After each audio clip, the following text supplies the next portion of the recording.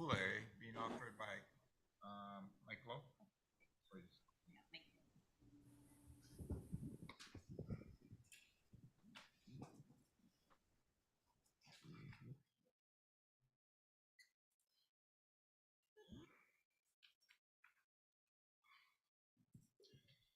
Good morning, Chairman, Commissioners, beneficiaries, and staff. If we could all please bow our heads in prayer.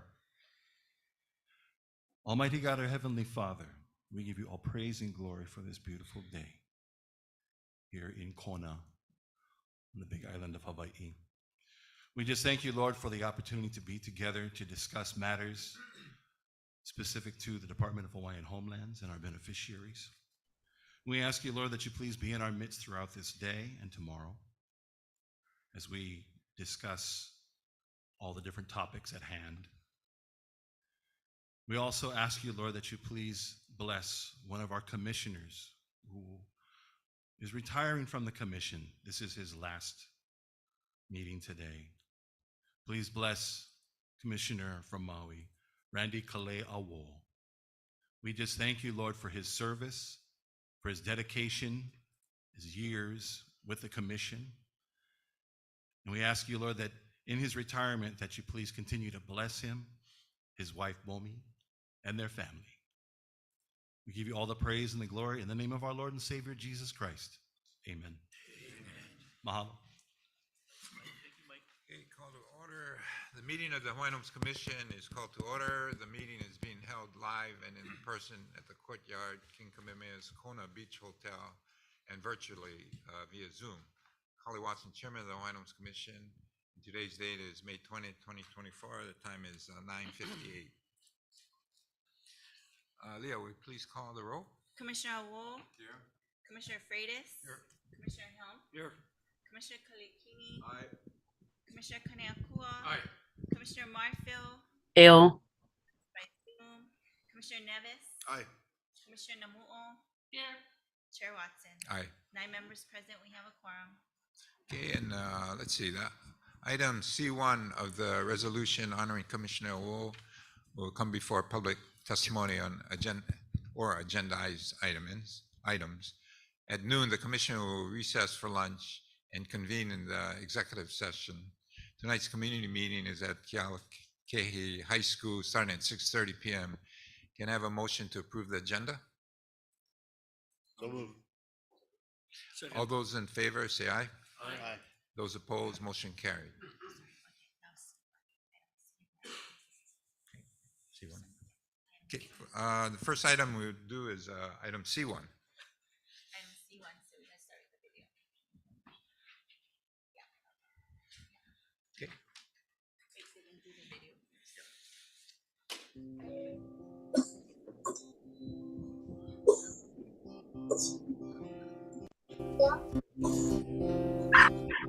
Kaulana pua o Hawaii Tupama hopeo kaina Hikimai ka elele o kaloko ino Pala pala anu me ka paka Kaulana pua o Hawaii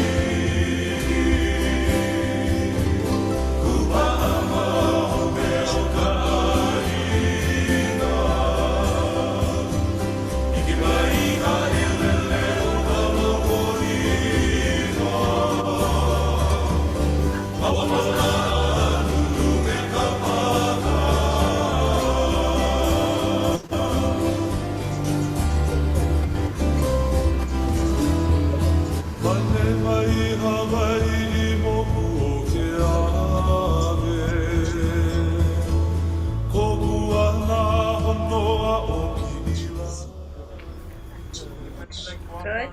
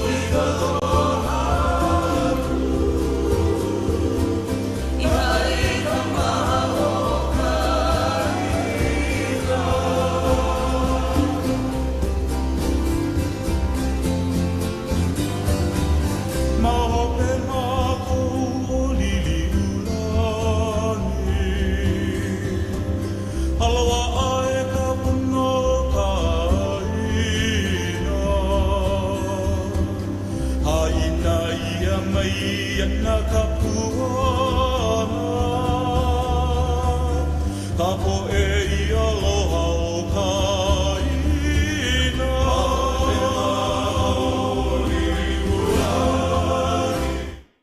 Nice to the end here.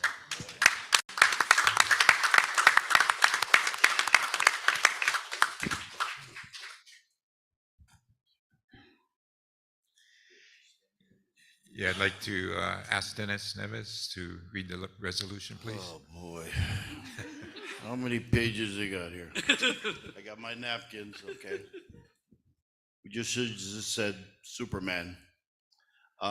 Anyway, I'm going to read the resolution, Hawaiian Homes Commission, resolution number 309, honoring Randy Kale Aul for his service to the Hawaiian Homes Commission. Whereas Randy Kale Aul was appointed to the commission on September 18, 2017 by Governor David Y. Ige. And whereas Commissioner Aul was born on May 5th, 1952 to George Washington Keoki Aul and Lillian Keeukai Mahi Aul, and raised in Hawaiian homestead lands in Waimanalo, Oahu. And whereas Commissioner Aul graduated from St. Louis High School in 1970, he and his wife of 44 years, Momi Poras Aul, currently reside in Hawaiian homestead lands in Waiuko. Together they have 3 children and so far 6 mo'opuna. And whereas Commissioner Aul attended the University of Hawaii Manoa, achieving a bachelor's degree in political science in 1980. And whereas Commissioner Aul's 26-year career in public service, a shining example of dedication and commitment, began in 1988 as a field officer on Maui with the Department of Land and Natural Resources, Division of Conservation Resources Enforcement, DOCARE. His commitment to Malama Aina is in essence in his very being. His strong cultural foundation and values were passed down from his grandfather and uncles, who were fishermen, his father, who was a fishing game warden. It was only natural that he soon became a field supervisor and eventually the Miami DOCARE branch chief for Maui Nui. Whereas Commissioner Aul, after 22 years of caring for his Maui Mokopuni, became DOCARE statewide administrator in 2010. Besides planning, directing, and managing statewide law enforcement operations, he took special care to establish and maintain strong and meaningful government and community partnerships, a testament to his collaborative spirit and dedication to serving the community. And whereas Commissioner Aul, during his career as a conservative,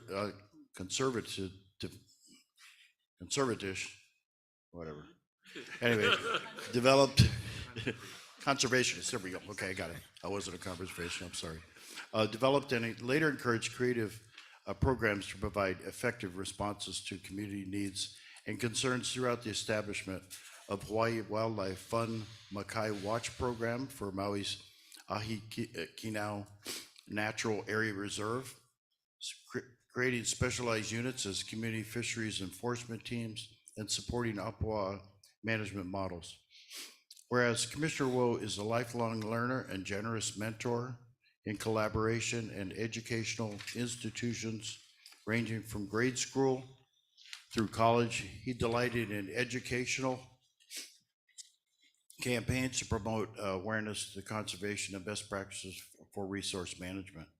He utilized interns from the University of Hawaii Law School to help bridge the gap between resource protection and public access rights. He supported the creation and development of certificate earning pathway geared toward management and protection of Hawaii's natural resources. He collaborated with grassroots community organizations, state legislatures, and legal scholars to support the establishment of Hawaii's first environmental court.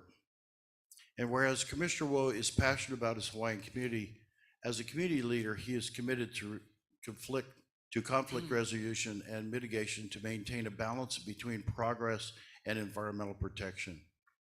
He was instrumental in negotiations between ocean users and commercial entities of the Maui North Shore Ocean Recreational Management Area, resulting in rule proposals to mitigate future conflicts. He helped facilitate contentious hearings between East Maui taro farmers and East Maui irrigation for water redistribution conflicts. And whereas Commissioner Aul has been recognized for his leadership in conservation by earning both Team and Manager of the Year awards during his DLNR tenure. From 2007 to 2009, he was awarded the Onipa'a Award for Maui by the Maui Sierra Club and the Maui News 2007 People Who Made a Difference Award. Dual accolades from Maui's publishing community, becoming Maui's Tomorrow's Person of the Month in 2010, and Maui no Ka'oi Environmental Hero in 2009. And whereas Commissioner Aul's 2,436 days on the commission, we're counting the days, hours too. How many hours left? And have been well used, he immediately went to work using his experiences to serve the beneficiary communities throughout Maui and beyond. He has been a member of the permitted interaction groups, Kahiki Nui, Native Hawaiian Qualification, General Plan Update, King's Landing, Right of Entry, and Development of Commercial and Industrial Properties, and serves the chair of the Safety and Enforcement on Homesteads Permitted Interaction Group. He also served as vice chair for the commission since July of 2022. Whereas Commissioner Aul, raised in Hawaiian homes, is a strong advocate for beneficiaries regardless of their economic status, he supports the basic principles of the Hawaiian Homes Commission Act and Prince Keio's desire to return Native Hawaiians to the soil. He supports the equitable, creative, and legitimate use of NAHASDA funds to create affordable housing opportunities that result in timely issuance of leases. He supports beneficiary consultation and the involvement in developing communities for future generations. He regularly participated in monthly Maui Mokapuni meetings, a forum established to provide beneficiaries with an advocate for questions and concerns. And whereas Commissioner Aul took immediate action following the Lahaina wildfire by coordinating emergency activities for beneficiaries with public and private organizations to address the deep physical, economical, and emotional trauma affecting Le'ali'i and the broader community. Despite health and safety concerns, he entered the burn zone to deliver supplies and establish, how many pages you got here, bro? And establish communication networks with beneficiaries to help establish the Kako. He helped establish the Kako Le'ali'i Recovery Center, a modular trailer on THHL land next to Le'ali'i to support post-fire recovery activities, incorporating federal agencies from FEMA, financial and support services from Hawaii Community Lending, CNHA, and programs administered by Hui Ho'omalo to provide Native Hawaiian wellness and healing by utilizing traditional Ho'oponopono and Lomi Lomi practitioners to service our beneficiaries as well as others in need. And whereas Commissioner Aul is known for his passion and empathy, his physical presence, characterized by his tall, dark, handsome, contrasting, starkly with his gentle introspective and complaintive manner, he is a huge heart, which is maintained by his humor, integrity, and aloha. And now, therefore, be it resolved, the undersigned duly recognize the chairman and members of the Hawaiian Homes Commission to set forth their signatures in the recognition of Randy Kalea Aul and his service to the legacy of Prince Johanna Kuhio Kalaniana Ola and the thousands of beneficiaries of the Hawaiian Homes Commission Act, adopted this day, 20th of May, 2024, Kailua Kona, State of Hawaii, by the Hawaiian Homes Commission at a regular meeting and assembly. Mahalo.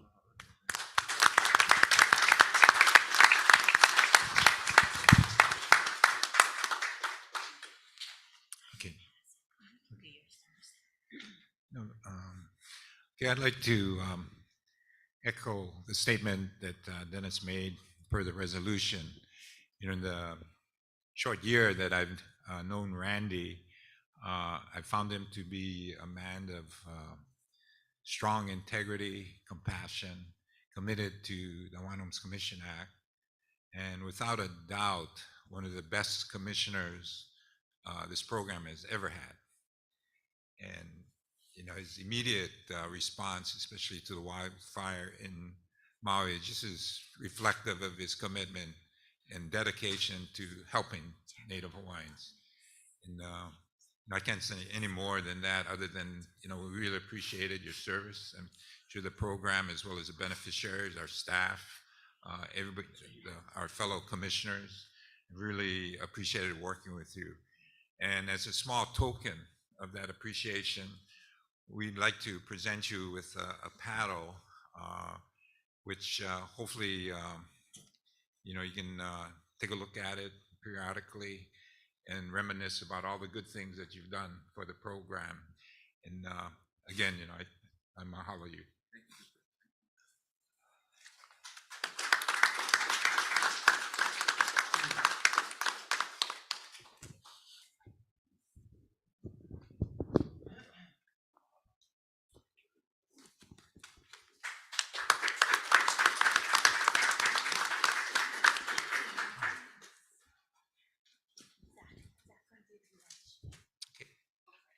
Go ahead, Zach. Yeah, thank you, Chair. Yes, Randy, it's going to be deeply missed. I have a plaque to present to you from the state legislature. Randy? Maybe read the first line.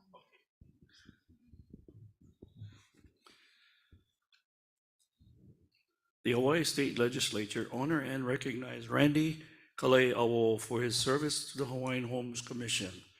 Whereas the Hawaii State Legislature takes great pride in recognizing those who have shown commitment and dedication towards their community. Randy Kalei Aul is one such individual whose career in public service has spanned over 26 years and has contributed towards the betterment of the island of Maui and its people.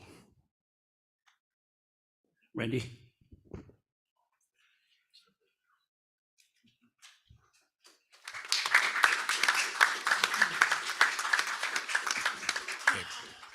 Okay. We're going to do the Momi Aul presentation.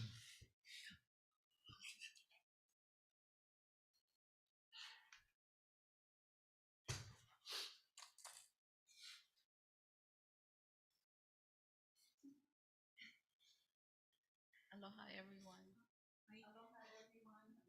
Hello. I want to thank all of you for your support of Randy and of our people for many years that Randy's been involved in leadership and even beyond that. All the past work, the current work, and the future work relies on all of us to make Hawaii better. And I want to acknowledge Kali as the chairman of the Hawaiian Homes Commission. Mahalo for your dedication to our people as well, and for the kokua and partnership and dedication to this body. Mahalo so much for all that you do for our people. I just feel tremendous gratitude for the years of service that Randy has dedicated, not just to the commission, but especially to the beneficiaries and to the future generations, to the children yet to be born. So I mahalo all of you, and I wanted to just, Randy doesn't know this, but my sister and I worked on this special for this occasion. So we want to present this to Randy. But you have to come sit down.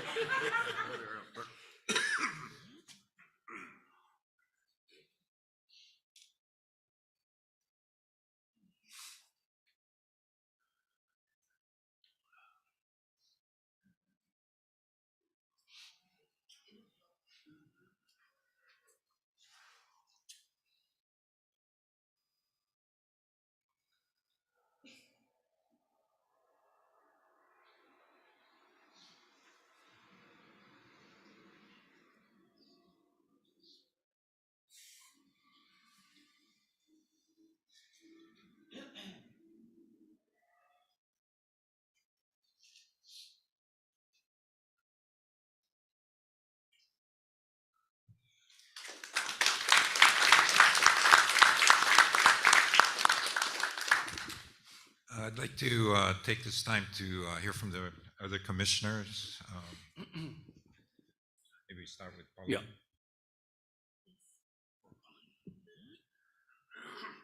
I am actually very sad that we're not going to have Randy here anymore. I have learned a lot.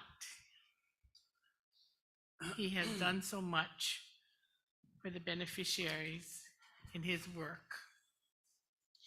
And I was hoping that he would stay on longer, but I guess that was not meant to be. But Randy, you and your family have been so good to the commission in your work for all these years. We send our love and thank you so much. Chair. Yeah, mahalo, Chair, for allowing me to speak in honoring Randy Aul. But first of all, I'd like to extend my mahalo to his wife for allowing him to sit on this commission for the past 7 years. So it's a huge sacrifice. And Randy, to me, he's the general. I look at him as he's so knowledgeable about the Hawaiian Homes Commission Act, and he sticks with his guns, and it's kind of hard to replace a guy like this. But I've learned so much from Randy, and without a doubt, he is for the beneficiaries, and that's his number one priority. So we're gonna miss you, but we will still keep in touch, Randy. So mahalo for all of your service for all these years. Thank you. Oh, boy. I think earlier I had the chat with the chair. So you guys tied at the hip. And I'm gonna miss Randy. But I know the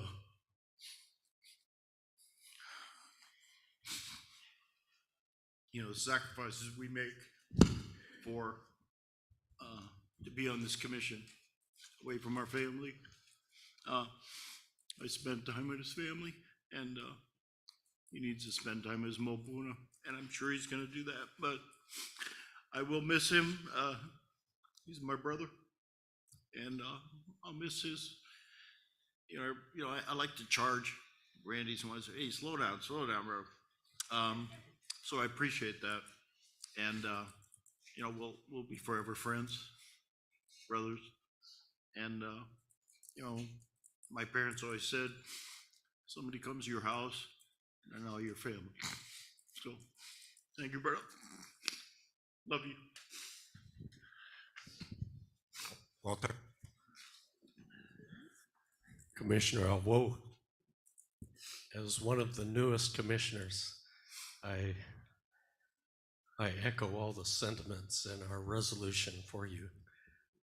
With your permission, I would like to address Momi, though, and our gratitude for your hospitality and what you reflect as the Aul family, your generosity and your heart for the people of Hawaii, and in particular the Hawaiian people, the community that you represent, that you reflect in Randy's work, the legacy that goes to those generations yet to come, unborn. And so God bless you and Randy in your future, which is bright and rich and has lots of longevity. But mahalo nui for lending us Commissioner Aul. And Randy, I say imua and go forward, and mahalo, brother.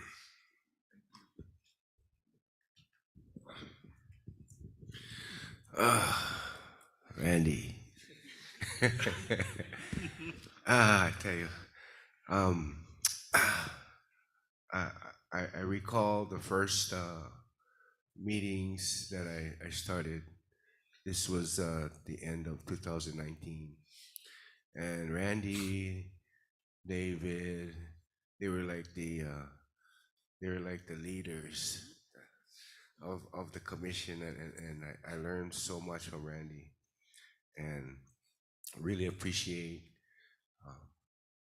him being really firm, considerate for beneficiaries, sticking to the Hawaiian Homes Act. Learned quite a bit, and I'll always remember that. And whoever did the video, that was a great video. Randy, you had beautiful hair. That was a nice picture. So I also like to add that I saw in the end of the video about the lost iPads and the phones. I delivered one from Hilo back to Randy. So I can attest to that. But good luck to you, Momi. You guys are such a great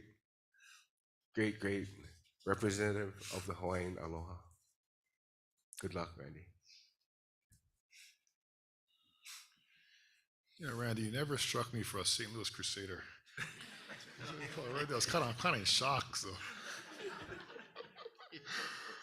but first of all, Auntie Momi, thank you for sharing him with us, and thank you, Ohana, back on Maui.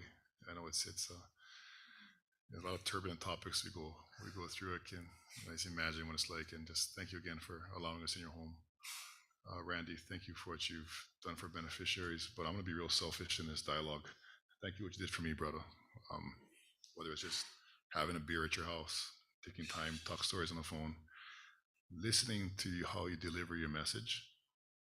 Try to take components of that and steal it, basically. But I'm definitely going to give you credit where credit's due. I've learned a lot from you.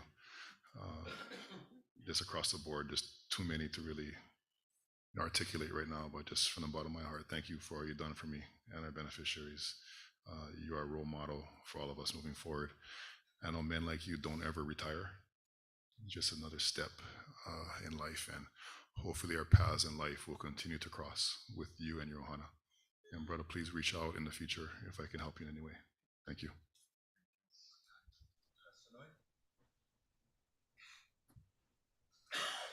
Aloha nui kako. Can you hear me? Commissioner Aul, I just want to congratulate you on this next big new adventure. Mahalo you for all that you have done for the department. I remember the first day I met you, we're at the elevator and you told me that it's going to take me 2 years to learn everything about the department. And so in 2 years, I challenge you to come back and check on me and keep me in check. I mahalo you for all of the wisdom, akako'o, everything that you've always said and emulated at each and every meeting. And so he wahileo mahalo ke ia nona hana nui I ho'ike mai I kako'o mai I ho'ea mai I nā la'apau aloha. I'd like to call up some of our staff that have worked with Randy over the years. I know Andrew, and for a short time, Richard. And so you guys would come up one at a time and maybe share your experience.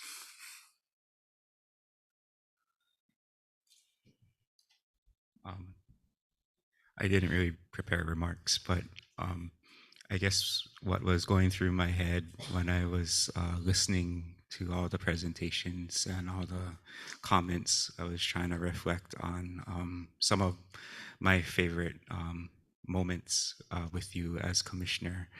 And one moment that surfaced to my mind was we were traveling to Lahaina one day, and in that car ride, I think we both reflected on that sometimes, or actually not sometimes, but most of the times when we deal with issues at the department or at the commission, oftentimes the genesis of those issues is a lack of communication, and that sometimes if we strive to communicate better, not just communicate our point of view, but make sure that we go out of our way to understand other people's points of view, that sometimes the issues that we face may not be that great. And then about a minute later, you received a call from Momi, and she was mad at you because you forgot to tell her that you left the house. I remember that. So I think it just paints a picture of the profound thought that you put into your position, but also sprinkles in some of the humility that you also exhibit. And I think that combination I will miss. And I wish you well. I know that this is not the end, but I wish you well and look forward to seeing you at beneficiary consultation meetings. Got it. Hello, Commissioner. Just want to echo the sentiments that everybody had shared. Proud to say that I'm from Wamanalo, and you born and raised Wamanalo, so Eo Wamanalo. And I also wanted to say, you know, behind every good man is even a better woman. So thank you. Okay? Aloha. Richard.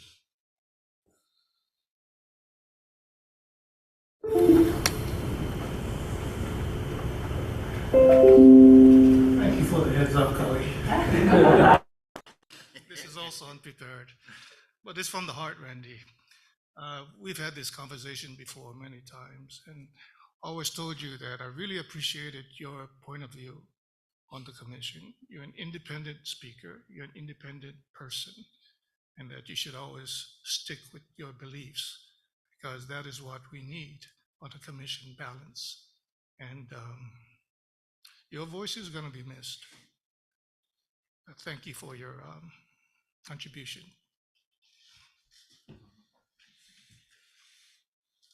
One.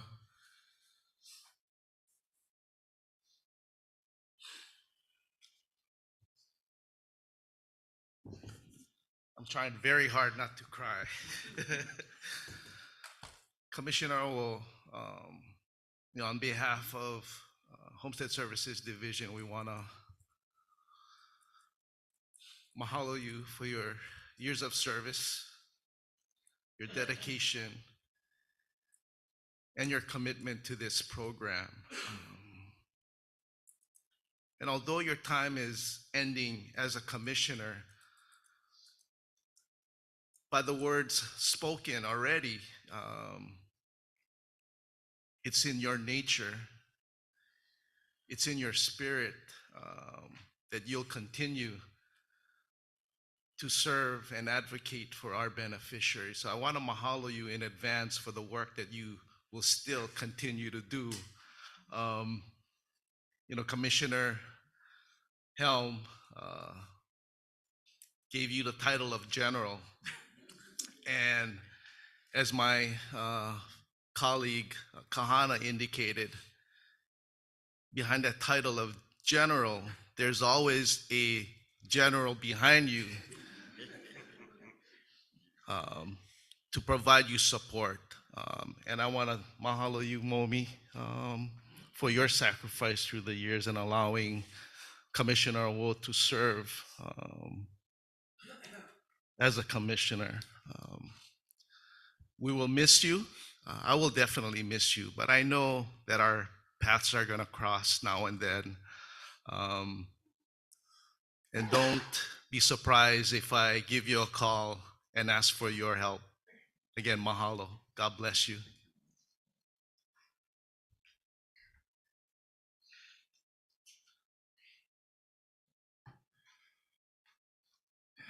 Good morning, commissioners. Just can't really, I don't want to echo what everybody's already said. Everybody said so much about you.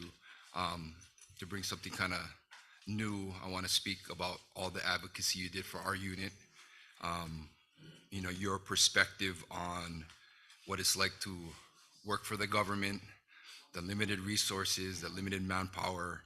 And I know the fight that you took on for us to try and get us more, always more. So from me and my unit, we definitely want to say thank you for that. And again, I told you this before, even though you're no longer to be a commissioner, I'm still gonna give you a call, still gonna bug you, still got, you know, you're still that point of contact. So unfortunately for you, you're not retiring from that either. So, all right, thank you.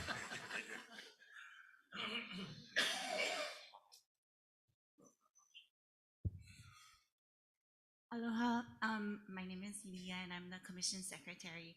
And I just wanted to say a few words about Randy.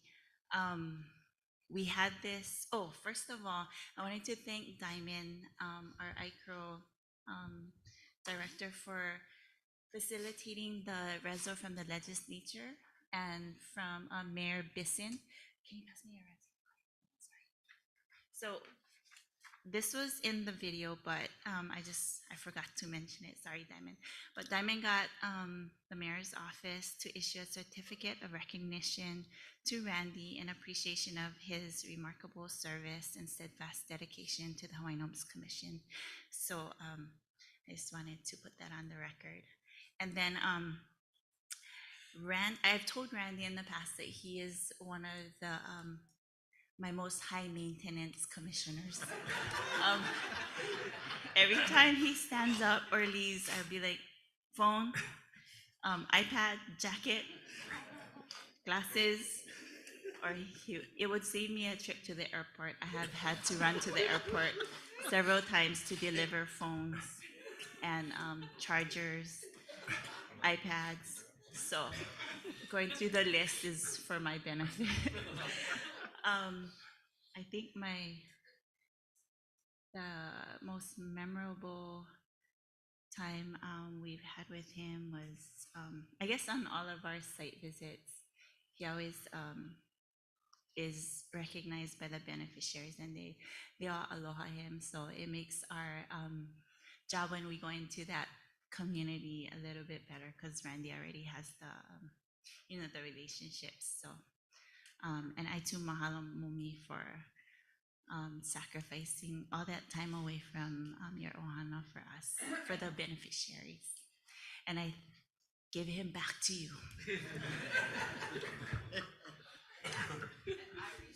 Yes.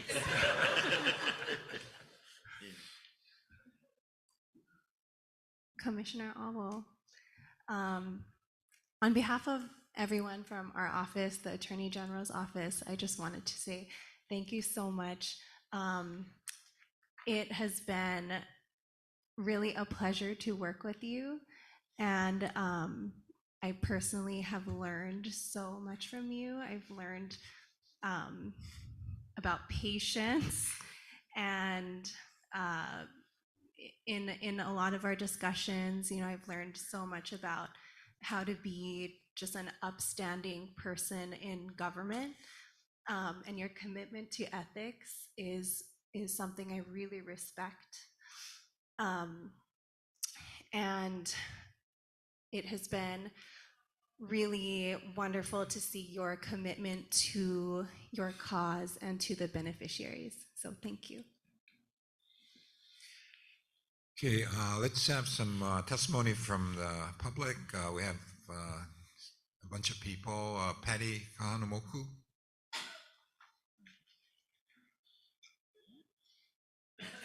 Video. Can't get the video. Hi, aloha kako. Can you hear me? Thank you. Thank you, Mr. Chairman, for this opportunity. Aloha commissioners, aloha beneficiaries in Kailua Kona. Aloha to Auntie Momi. And I don't know how to begin this, but like Commissioner Naumu said, it is a hard, sad day. It is always a sad day when you see good commissioners leave the department. But today I just wanted to, malama and thank Randy. He's been a legend and such an ali'i to me. When I started the commission in 2019, both Randy and David were just the leaders in our group. He assists me with a lot of areas that I had to tone down. He helped us through a lot of discussions, through a lot of tough decisions that we had to make. through our contested case hearings and also to face beneficiaries. But he gave us the strength not to give up and how to serve our beneficiaries, whatever island that we went to. You know, Randy, thank you so much for your friendship, your guidance, your discussions, your laughter with me, our tears. We stood up. Um, we manage a good fight.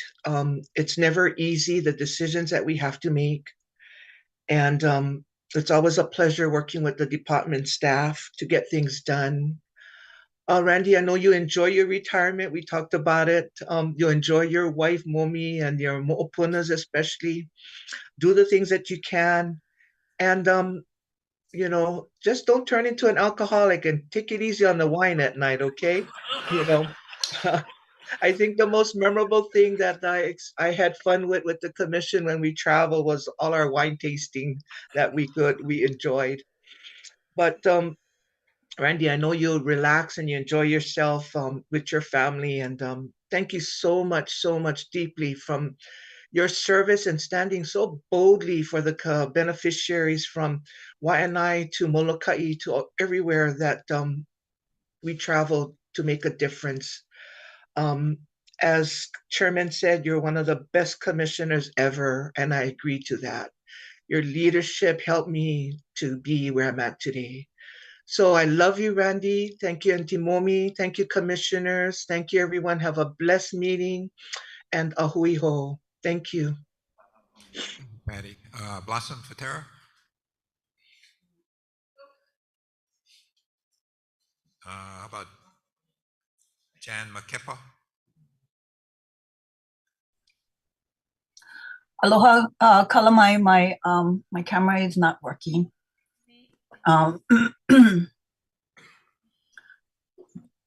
Aloha Chair, Commissioners, staff, and Akako. My name is Jan Makepa, and I am with the Waianae Valley Homestead Community Association. Whew. Are we all ugly crying right now? So glad my camera is wonky this morning because I am not a pretty sight at the moment.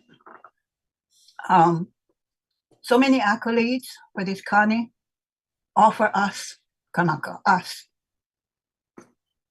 Mahalo, Commissioner Aul, to you and your ohana. To you and Momi, such an awesome power couple and everything we all hope to be. Mahalo for all the sacrifices. We are humbled. Being a newbie on the block, I continue to learn so much. Mahalo, Commissioner Aul, for making the transition smooth for me and giving me the courage and strength to holomua for our homestead with grace, of course, or at least I try. I'd like to read a leka mahalo from our Waianae Valley Homestead Community Association.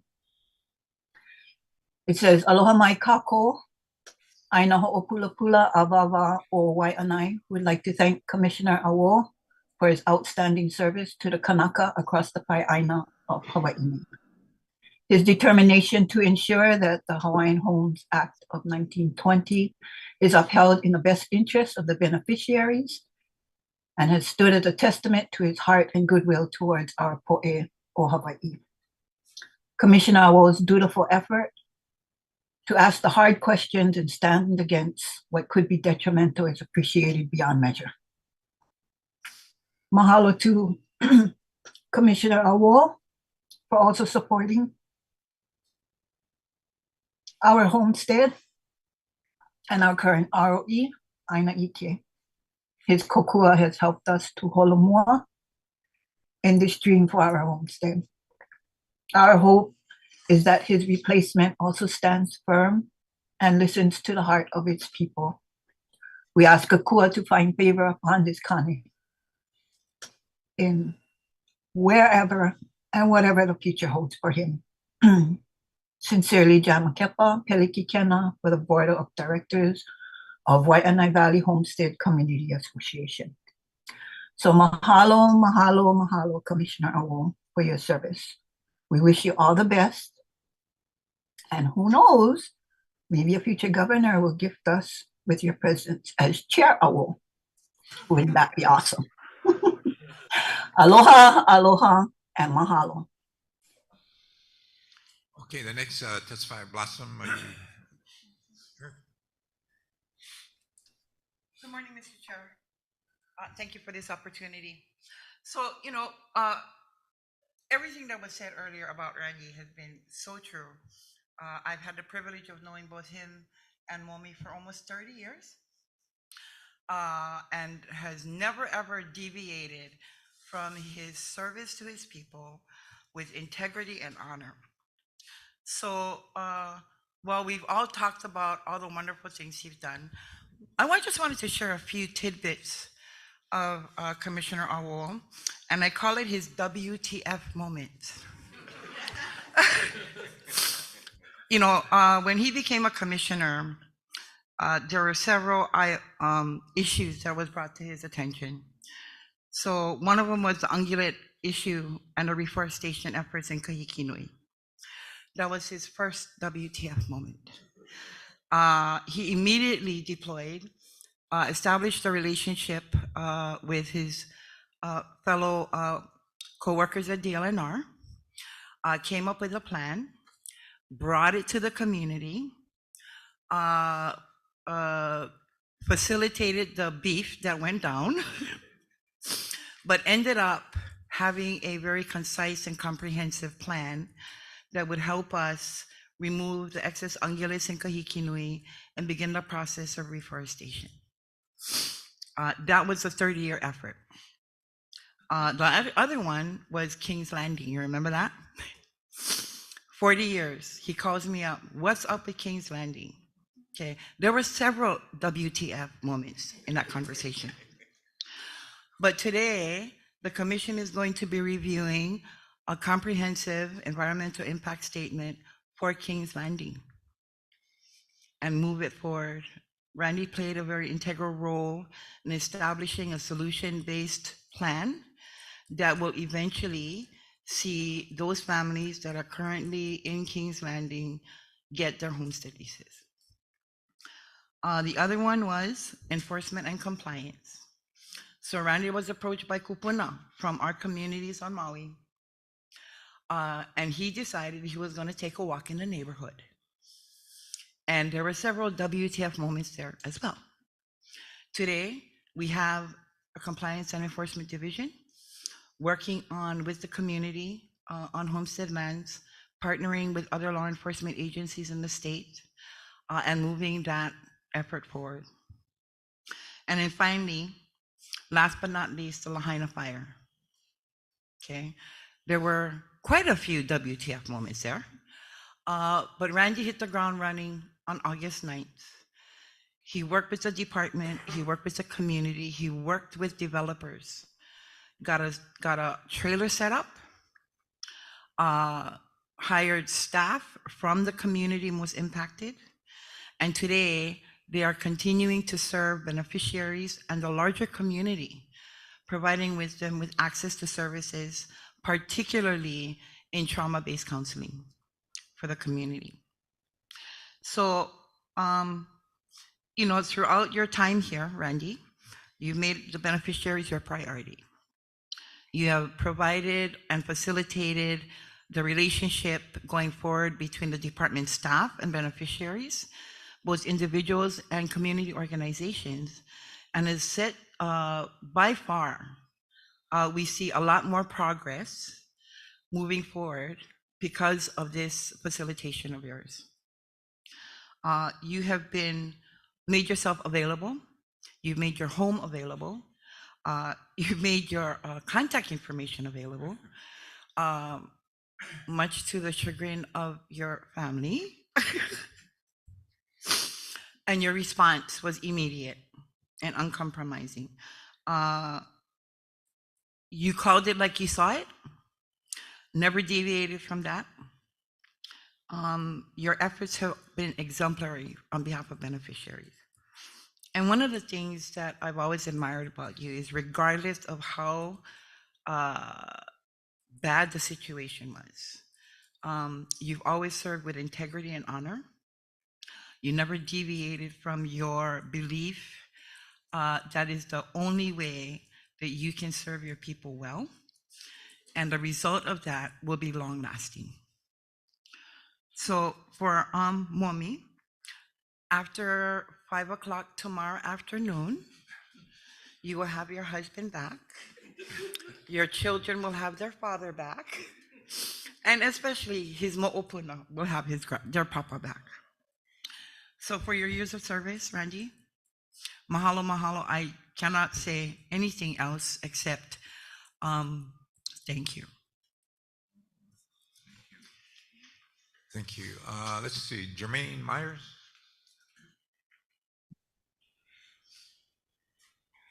Aloha, commissioners. Can you hear me? Oh, can you hear me? Okay, now I can see the video. Okay. Aloha, commissioners. My name is Jermaine Myers. I'm a Nanakuli Hawaiian Homestead lessee and advocate for waitlisters. Myself and many beneficiary advocates are saddened that this month's Hawaiian Homes Commission meeting will be the last for Commissioner Randy Aul. Since he started in September 2017, he has shown the beneficiaries that he seriously embraces his fiduciary duty to the beneficiaries of the Hawaiian Homes Commission Act. He is a true servant of the beneficiaries. His actions as a commissioner show us that he never sought political power and personal benefits for himself, his ohana, and his friends. Commissioner Aul has created a legacy and have tirelessly shown up at the Hawaii legislature to advocate for a DHHL enforcement team similar to due care to sufficiently protect the 200,000 plus acres of Hawaiian Homes Commission land and on all islands in the state of Hawaii. He seeks enforcement of all leases, not just homestead leases, but also the enforcement of commercial, industrial, and community use leases, right of entries, and revocable permits. Upon reviewing Commissioner Aul's record for the past 7 years, you'll see he honored the Hawaiian Homes Commission Act with a focus on its purpose.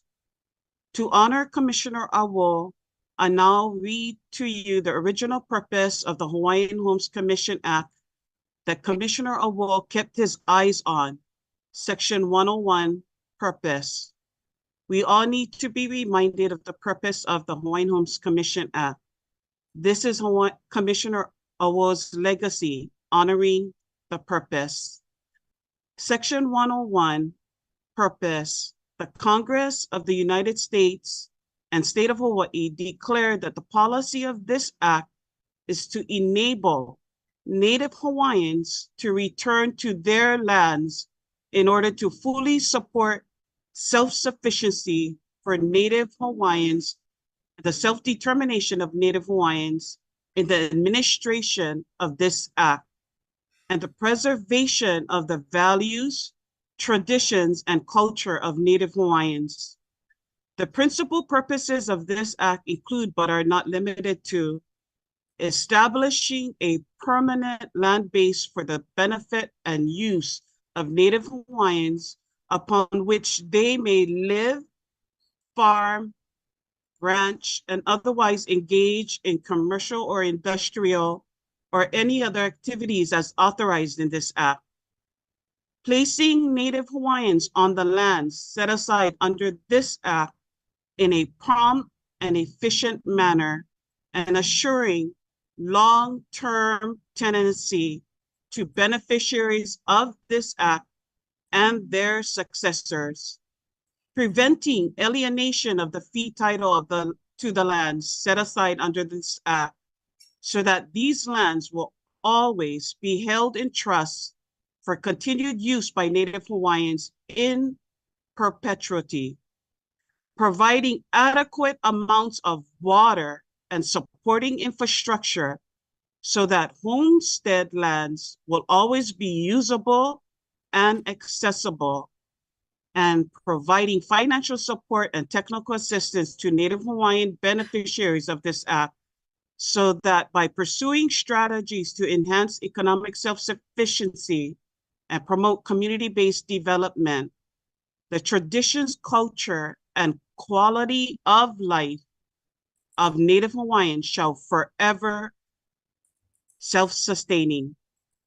In recognition of the solemn trust created by this act and the historical government-to-government relationship between the United States and Kingdom of Hawaii, the United States and the state of Hawaii hereby acknowledge the trust established under this act and affirm their fiduciary duty to faithfully administer the provisions of this act on behalf of the Native Hawaiian beneficiaries of the act. Kia kua pu, Commissioner Aul. God bless you always. Thank you, Jermaine. The next testifier is Pat Kawaiola'a.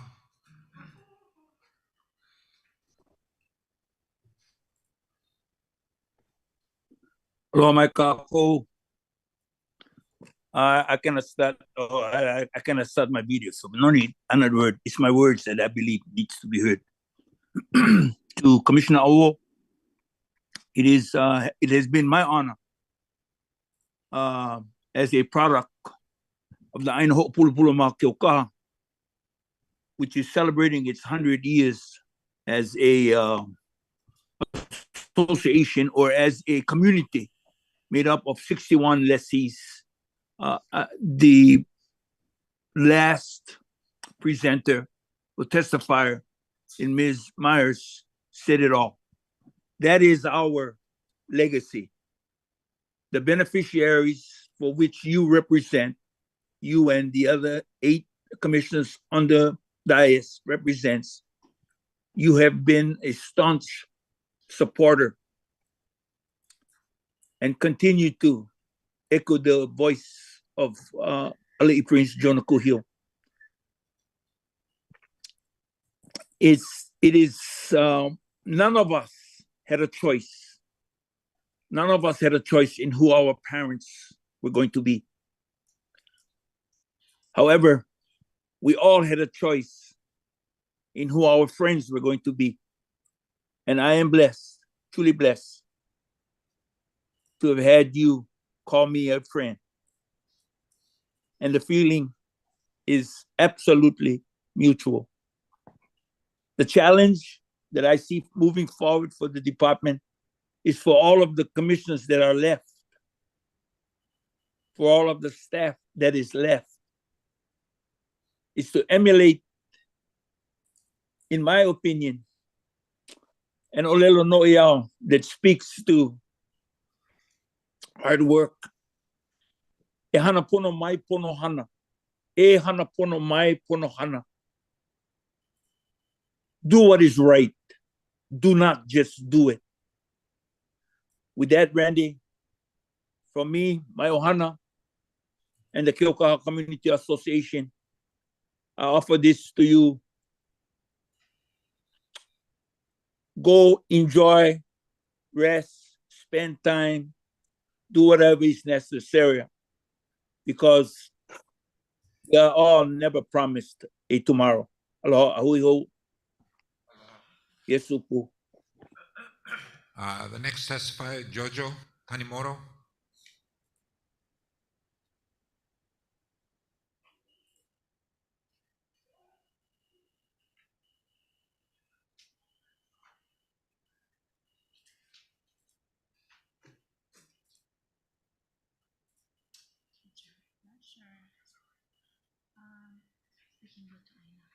Yeah, let's see.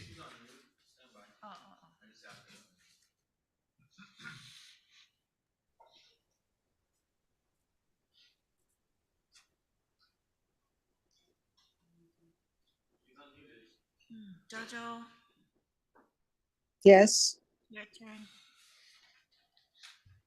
I can go ahead. Okay, great. Thank you very much for coming to Kauai High yesterday. We really appreciate your presence in Kauai High. I'd like to thank all of you for keeping us in the radar, because I know Kauai High was not part of your site visit this month. And even though I tried to get you guys to come down here. So my first testimony is on, I guess it would be F1, approve the renewal of the ROE conversion Jojo. and conversion to RFP. Jojo. And my Excuse me. number, yes. Excuse me, Jojo. We're just talking about C1, the resolution honoring Randy Aul. Yeah, that's why I Say asked anything if on you that? wanted me to Yeah. start or just wait until you're ready for me. Wait till we get to that. Okay, thank you. Okay. The next testifier, Aina Aloha Ioni. Aloha mai kako. Aloha. Aloha.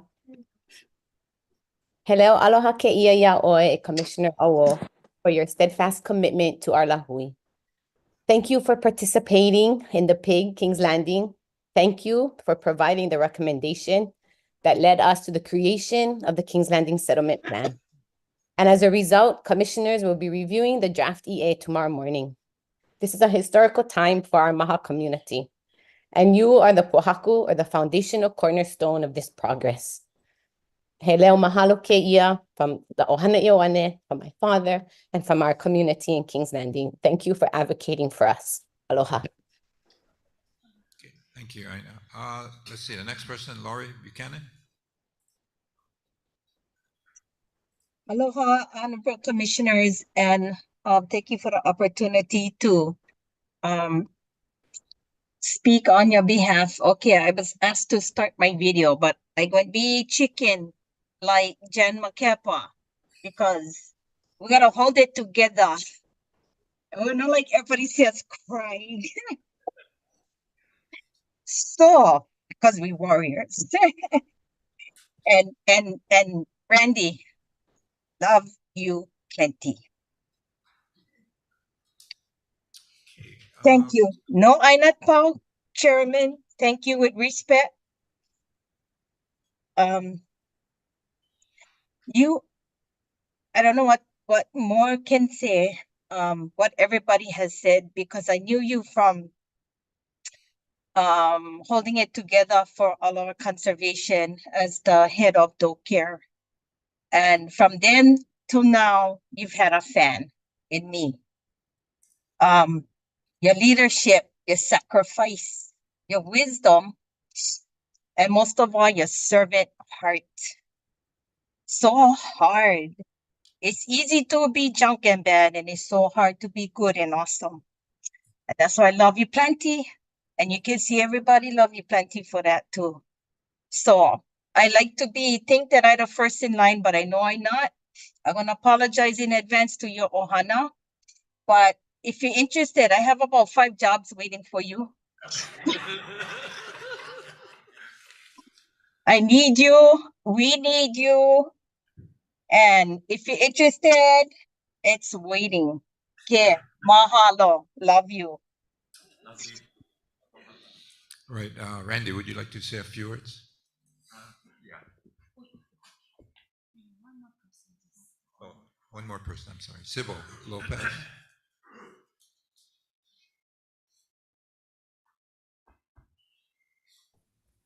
Aloha, Chair, mahalo, commissioners. Can you hear me? Yes, we can. Okay, I would, first of all, I'm Sybil Lopez coming from the island of Molokai. I too will probably shed some tears, so I hope I can contain myself as I mahalo our Commissioner Randy Aul, the island of Maui. This comes from my heart. I'm sorry I never write anything because, you know, he was very, very instrumental in so much in the past that I've learned so much from this man. You know, the Kiai o Maui, I would consider him. Being able to get to know him personally and where his heart is and how much he taught me and how I've grown a lot through this journey on you know, commission, understanding the nuances of the Hawaiian Homes Commission, the Hawaiian Homes Commission Act, you know, we've been through a lot of different battles, and I appreciate the service that you provided to our people. Beyond Maui, beyond Molokai, beyond Lanai, and I echo what everyone else has been saying. And just like Auntie Laurie says, we need you in any kind of capacity, but we know that you also have to malama yourself and malama your ohana. So I just wanted to take this time to just mahalo you plenty for teaching me a lot, and and befriending me, and considering me as someone that you would consult, and we and have that level of talk story. So I appreciate all the services that you have, and I hope we can continue the relationship that we created. So from Molokai Nui Ahina, mahalo. Let's see, we have a couple more people that jumped in here. Kainoa McDonald.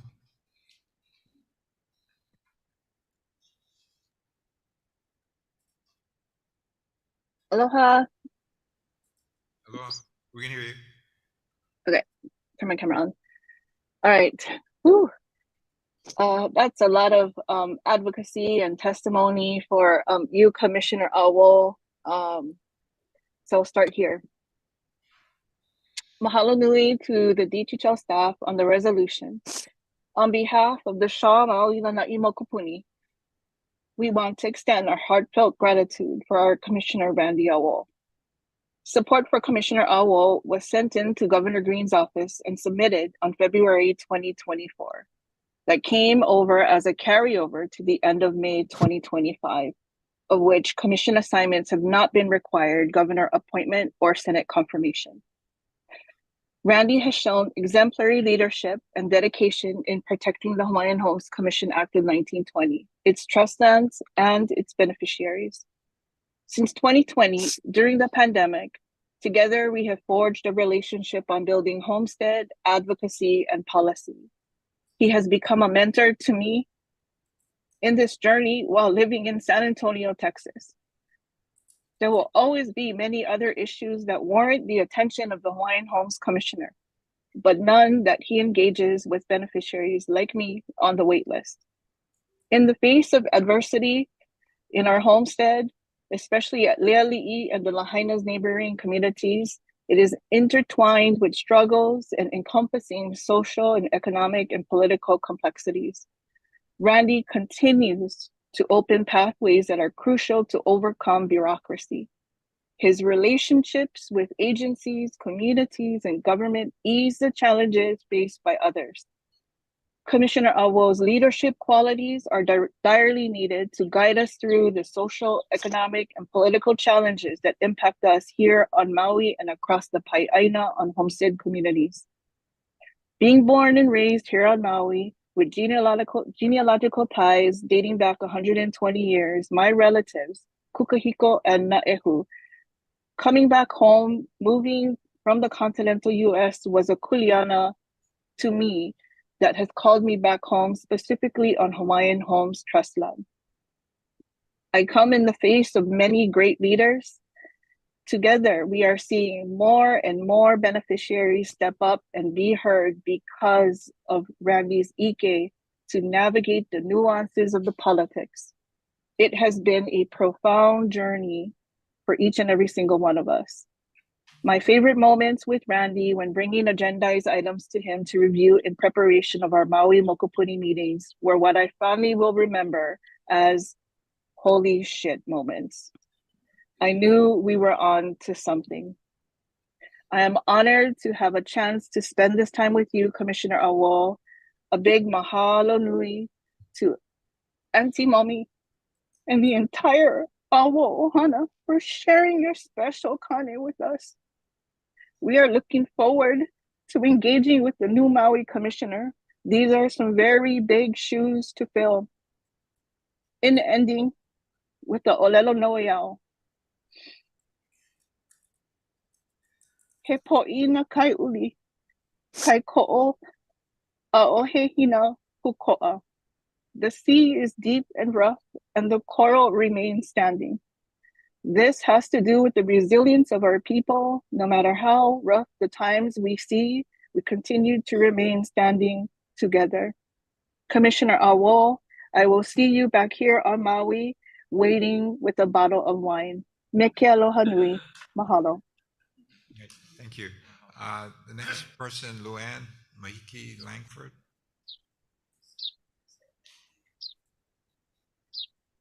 Aloha.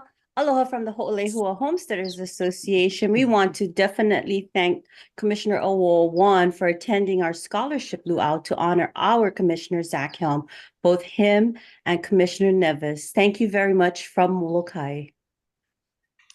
Thank you. Last testifier, Paula Ayla.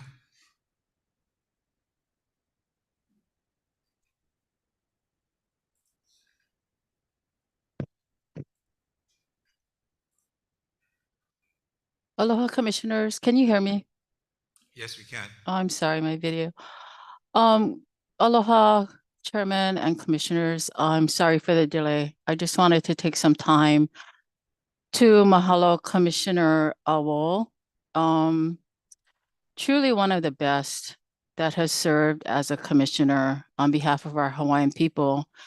And more importantly, on behalf of our trust. Some of the words that come to mind when I think of Commissioner Aul is just a moral compass, dignity, respect for everyone, composure and balance, especially in the middle of the storm. And we've had our share of many. And watching him over the years, his composure and his ability to navigate through some of the most difficult conversations and decisions, some that were just weighed on his heart and for all of us. But at the end of the day, he always came down on doing what's right for our Hawaiian people and for our trust. And for that, I always have the utmost respect for Commissioner Aul and for his wife, Momi, who provided the support for him to do what he's done over the years. There will be few like Commissioner Aul that come before us again. We had moments back in the 70s when we had warriors like Aul and others that represented our people. And in my opinion, there's been a gap of that type of representation with all of the skill sets and the values that come with that. But Commissioner Aul was one of the few that brought that to the table for all of us. And most importantly, he always treasured his family and Okua. And I just want to mahalo him again. I apologize that I'm not able to be there, but from one Nalo Ohana to another, I just want to say you make us proud. God bless. Love you, Commissioner. Love you too. Mahalo. Randy?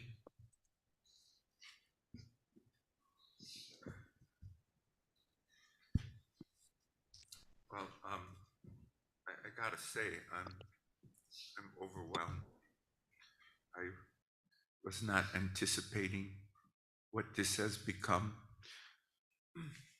but I stand in tremendous gratitude to all of you. I was not anticipating a video, which I really enjoyed. It brings us full circle to see and to experience through that kind of presentation, the journey. And thank you for that. And thank you, everyone, for your mana'o, your kind words. It is quite overwhelming to be present in that. But I'm grateful.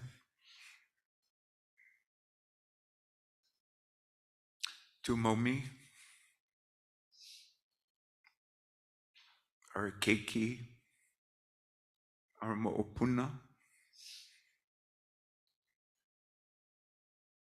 mahalo for your support, your understanding in this 7-year journey.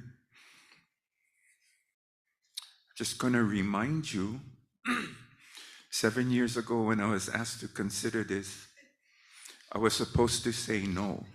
because I had just retired. I was 2 years into a very enjoyable retirement when William Isla called, asking me to consider. I wanted to be polite, and I told him, I'll get back to you.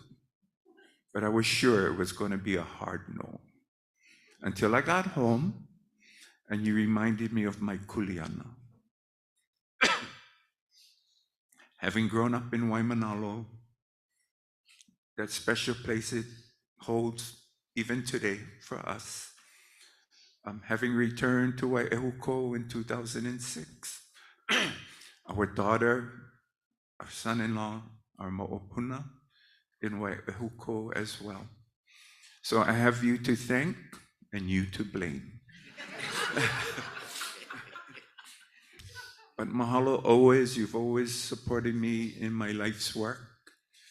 To my mo'opuna especially, this is not what I had planned for you.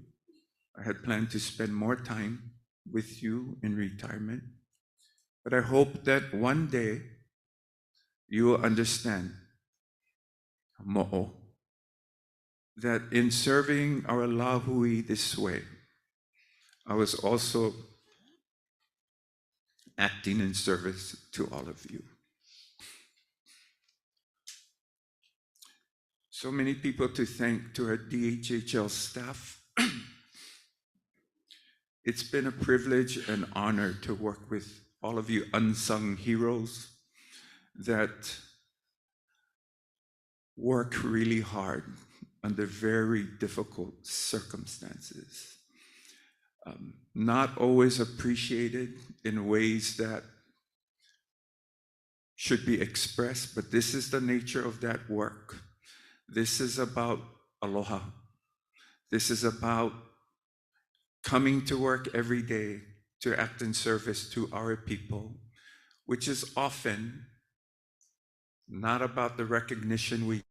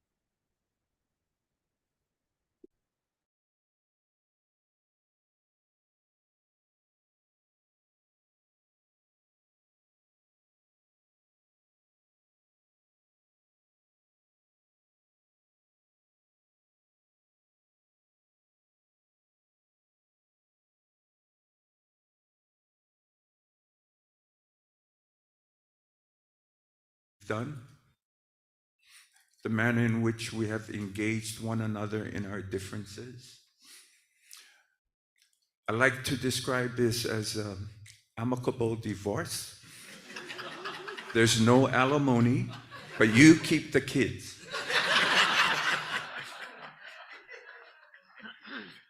To our beneficiaries, I have learned so much from all of you.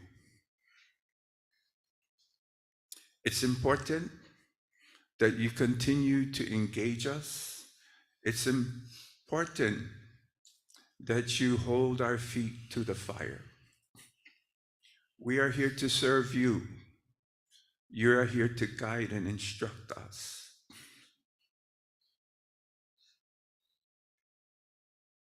It's important that beneficiaries that assemble here, that are engaged, that you continue to grow your voices. No one's coming to save you. You have to save yourselves.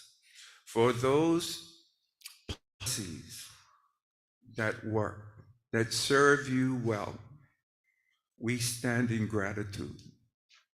For those decisions that do not serve you well, You must be present to win. Nobody's handing out door prizes. Be engaged, be present, and advocate for yourselves. To Leah Burrows Nu'uanu, mahalo for picking up after me all these many years. I think thanks to you, I've only lost one jacket, but that was my fault. Leah, we stand, commissioners past and present. We are so grateful for what you have done for us, what you will continue to do for others. Thank you so much. And last, to our Leali'i beneficiaries, we know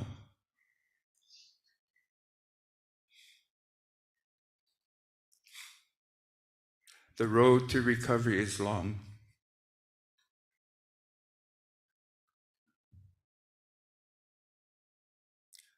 The kaumaha is deep.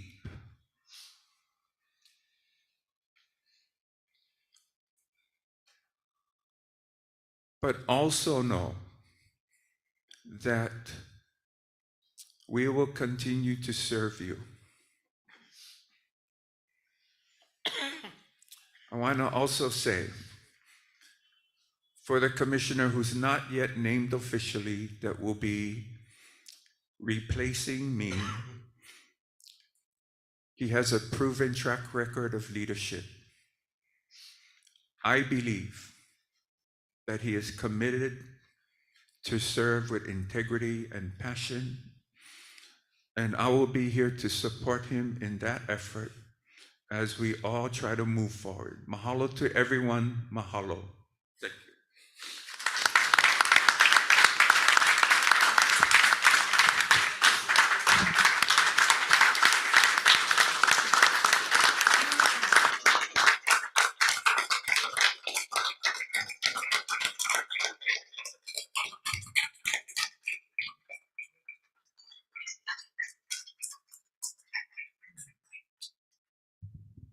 The chair will entertain a motion for this, approve this resolution.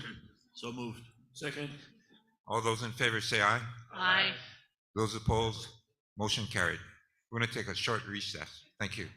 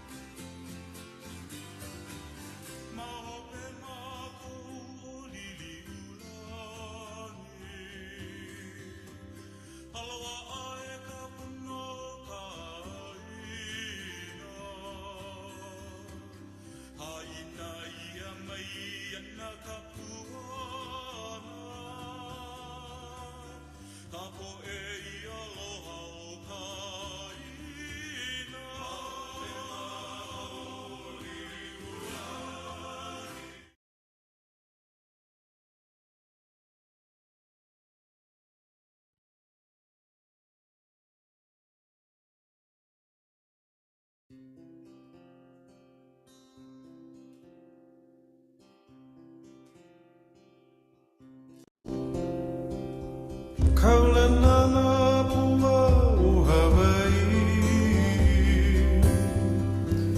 Tupa maho pe o ka aina Hiki mai ka elele o ka loko ino Pala pala anu me ka paka Kaulana pua o Hawaii Kupa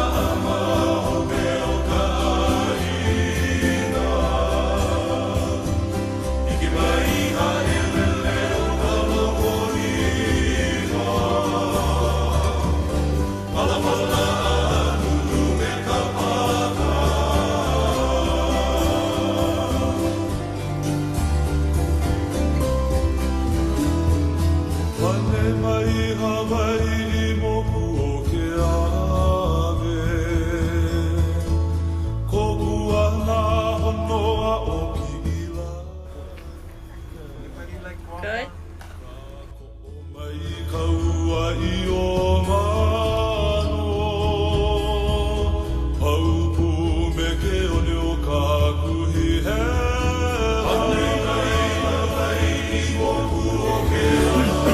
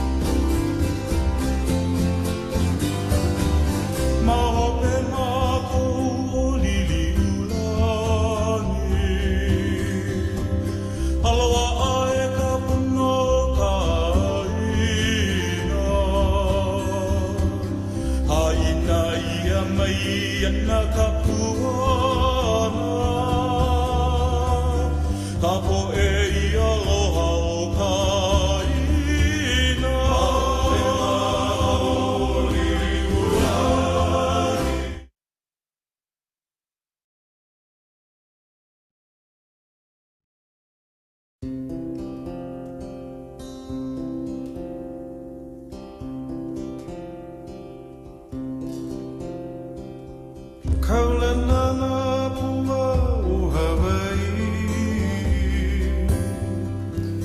Tupa maho e o ka aina. Hiki mai ka elele o ka loko ino. Pala pala anu me ka paka. Kaulana pua o Hawaii.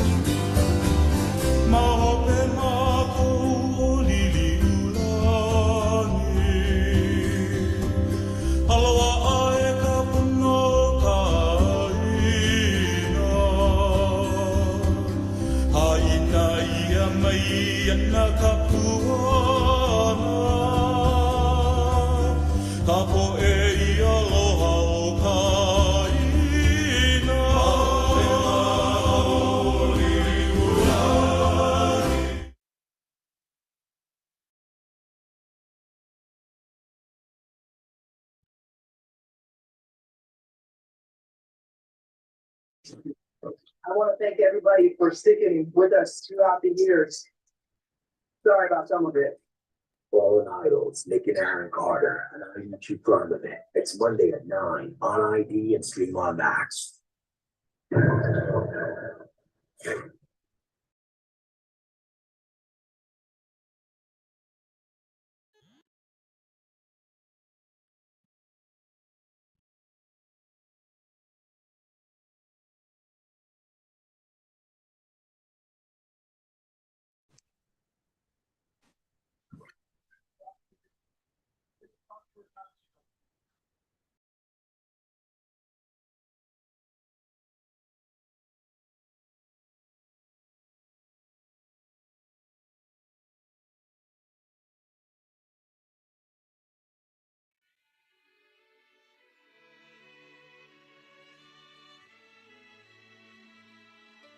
Maybe I've done the wrong thing, saying that I love you.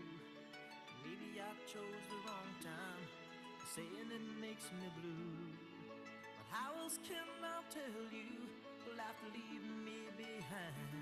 And time can't heal a broken heart, so I'm laying it on the line. 'Cause you make it.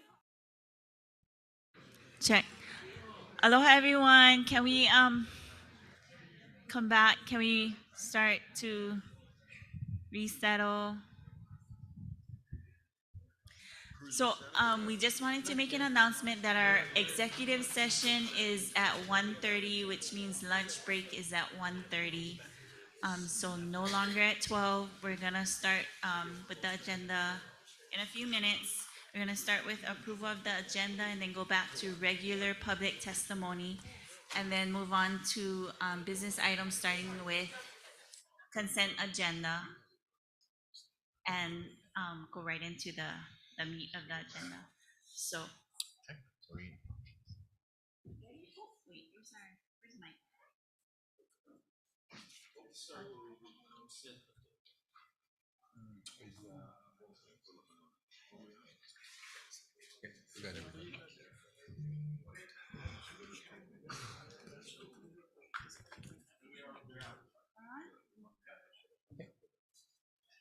Okay, we're reconvening here. And for the first item is, are there any edits or amendments to the April 21st, 22nd, 2024 Hawaiian Homes Commission meeting minutes?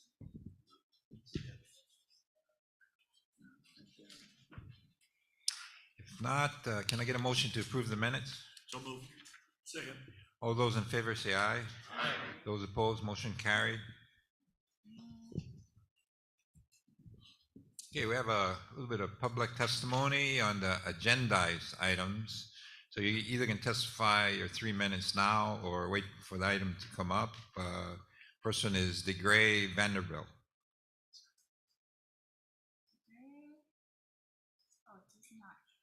Okay.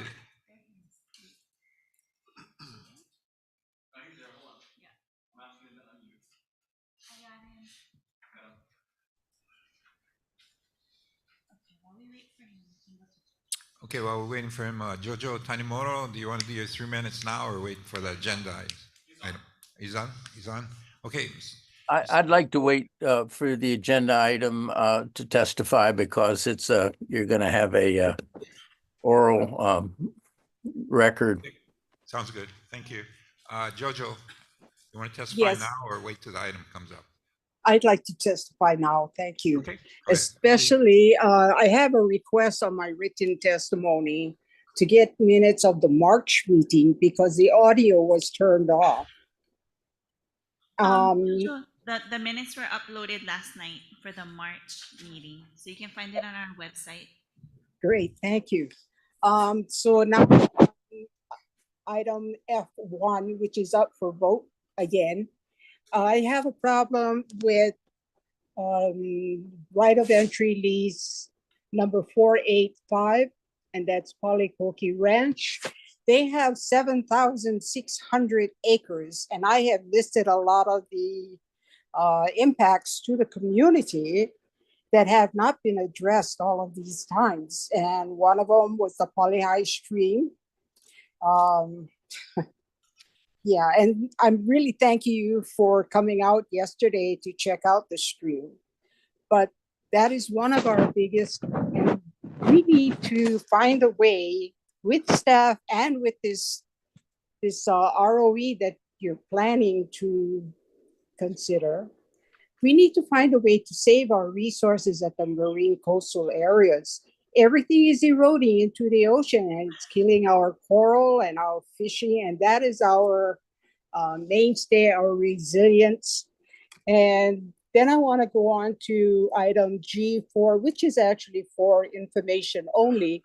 But I noticed in example A, exhibit A, that there is nothing included about the Lalamilo water tank that's going to be coming down to the harbor, but there's nothing for Kauai High beneficiaries. And I'd like to see the commission ask that we get, water, because water is what we need here.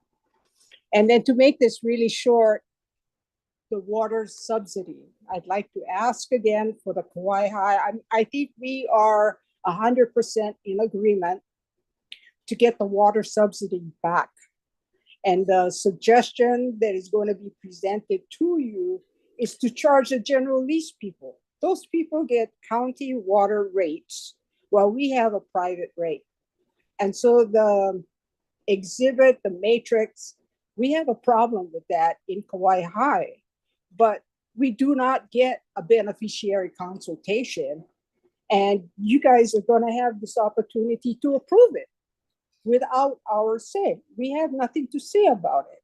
So I'd like to ask Commission's help for this community because we're all in alignment on this water subsidy and accessing water resource.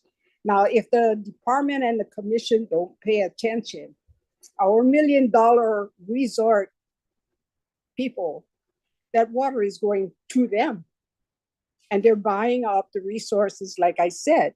So Kauai High don't have too many places to access water. Otherwise, we're going to end up going back to Kona or going back Kohala. And then it's going to be even more expensive. And so that's the 3 items that I wanted to bring up. It's on the agenda. And I asked for the commission's help in making that consideration. Do you have any questions for me? Any questions?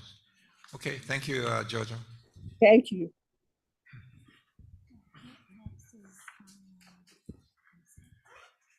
Okay, the next agenda item, the consent agenda, Juan Garcia.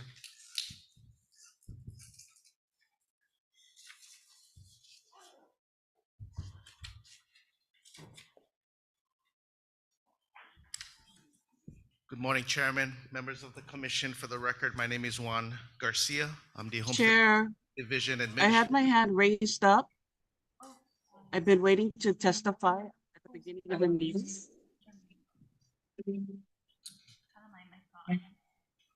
I'm sorry if my hand cannot be seen, but I thought I raised my hand to be testifying at the beginning.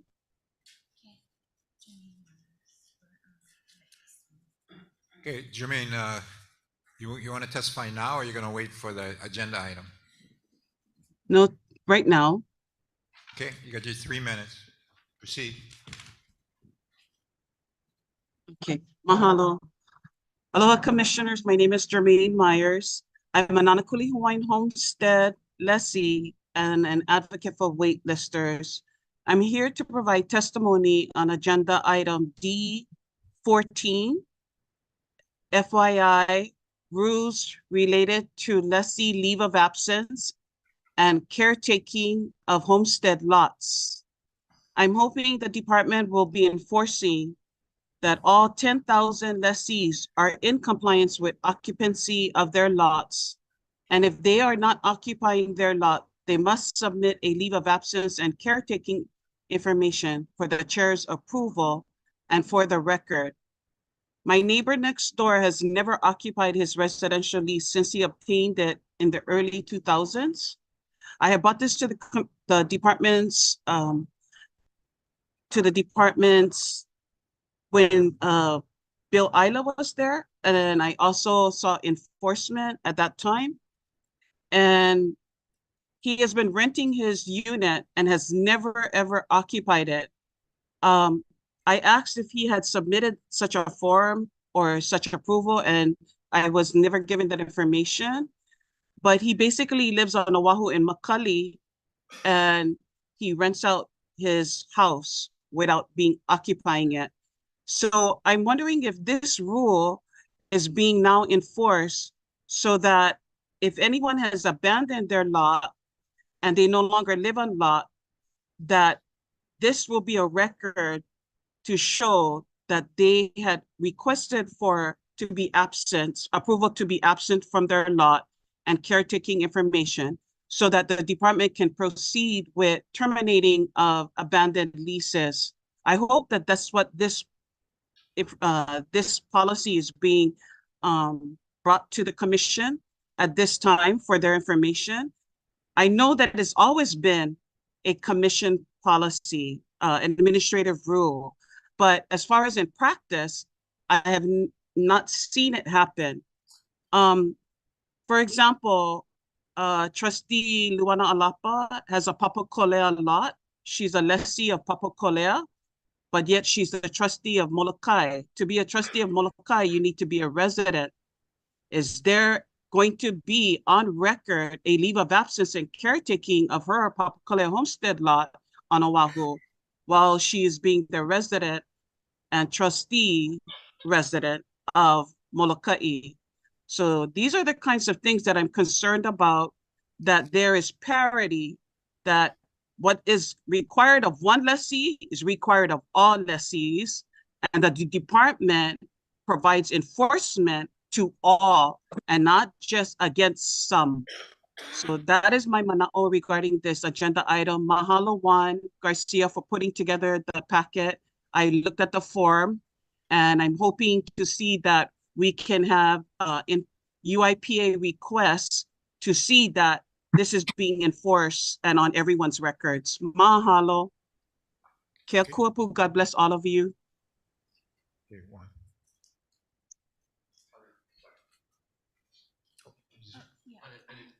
We're gonna call you with one, so you can sit with him. I'll start over. Again, for the record, my name is Juan Garcia. I'm the Homestead Services Division Administrator. Aloha, Chair Watson, members of the Commission. Homestead Services has 11 consent agenda items for your consideration this morning. If you have any questions of any of those items, I'll be glad to respond to any of your questions or concerns at this time. Chair. Commissioner Aul. Aloha Juan, D12 is the successor on the property right now. Ka'anoi. The property is not occupied, Commissioner. This is part of the Naiva development that is currently with our Land Development Division to provide infrastructure improvements. Thank you.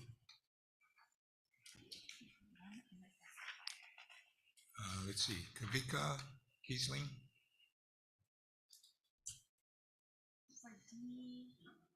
Yeah, they're here.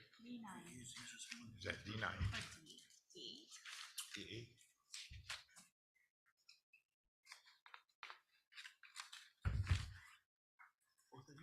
I'll get another chair.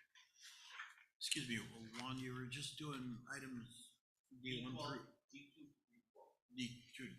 Okay, thank you. Aloha, my name is Kavika Kiesling. This is my wife, Carrie Kiesling. We are from beneficiaries from Lahaina, Leli'i. I like to start with a scripture. For everything there is a season and a time for every matter under heaven.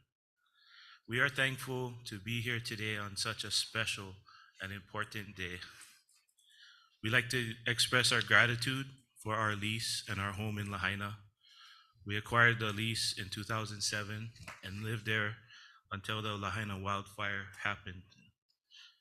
My wife and I were married there. We raised our children there. We had a business and a ministry to Lahaina. The August 8 wildfire took our home, our possessions, our business, our community, our children's school. Everything that our children knew disappeared that night. Even our friendships, some of them. Even though we lost everything, God has spared our family. We got out of Lahaina safely, and since that day, the Lord has blessed and provided for all of our needs. For 7 months, we have been trying to rebuild in Lahaina. It has been very difficult. We're still unsure that it's a safe environment to live in our Leali'i community. My wife has respiratory issues and they flare up when we go home. When we're concerned for our keiki's long-term health, the effects that all of the toxins have on our children. And many of our neighbors are sick and have moved away. By faith and through much prayer, our conviction is that our time in Lahaina has come to a close.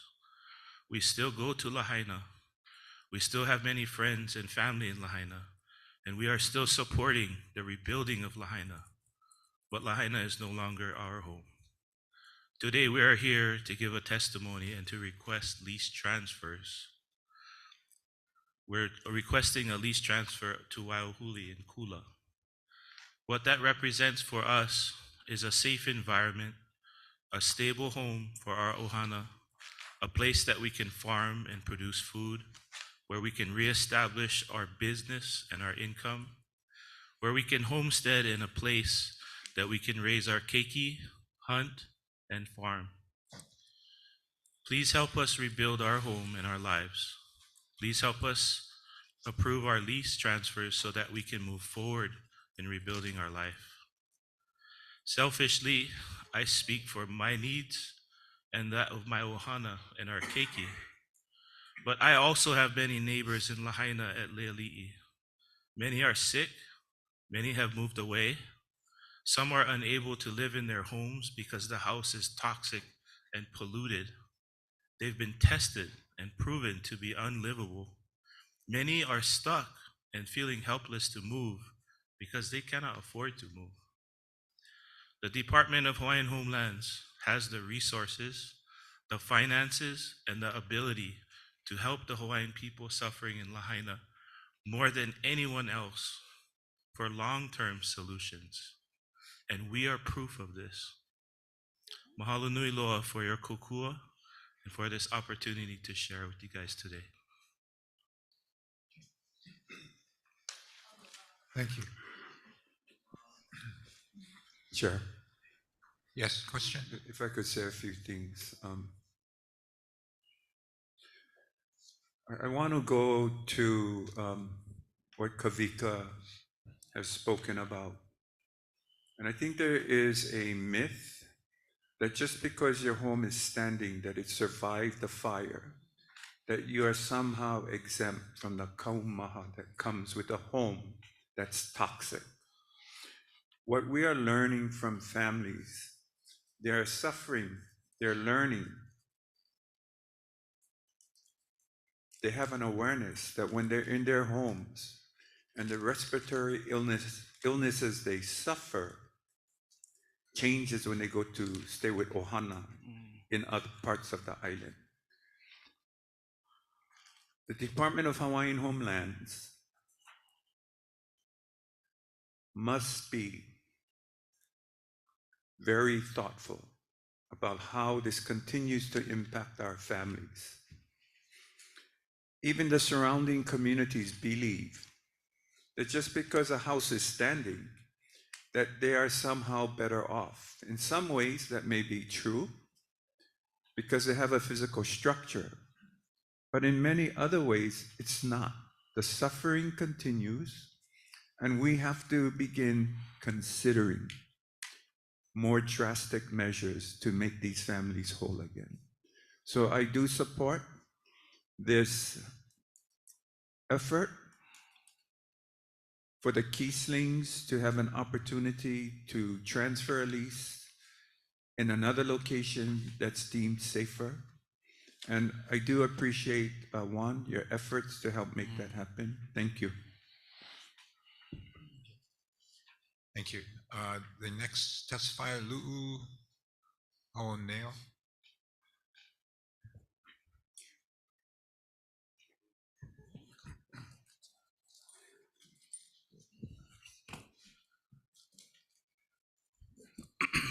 Luna Kanawai Hawanio. Aloha Kale.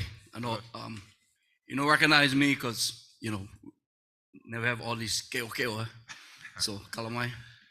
And almost all these last names now I see on top of the placard, I was like, oh, Choke Hawaiians now.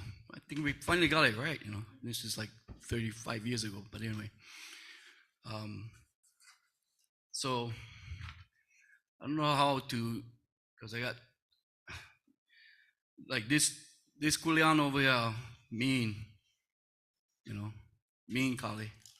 Anybody in here certified trainer in pandemics? Anybody in here? So you're looking at one.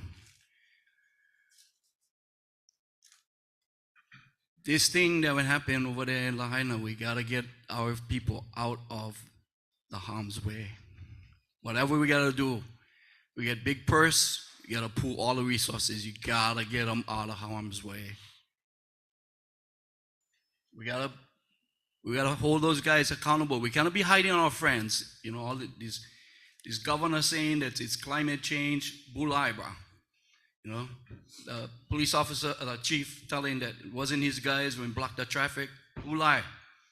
We gotta hold them accountable. They cannot be hiding their friends because their friends never maintain their aina.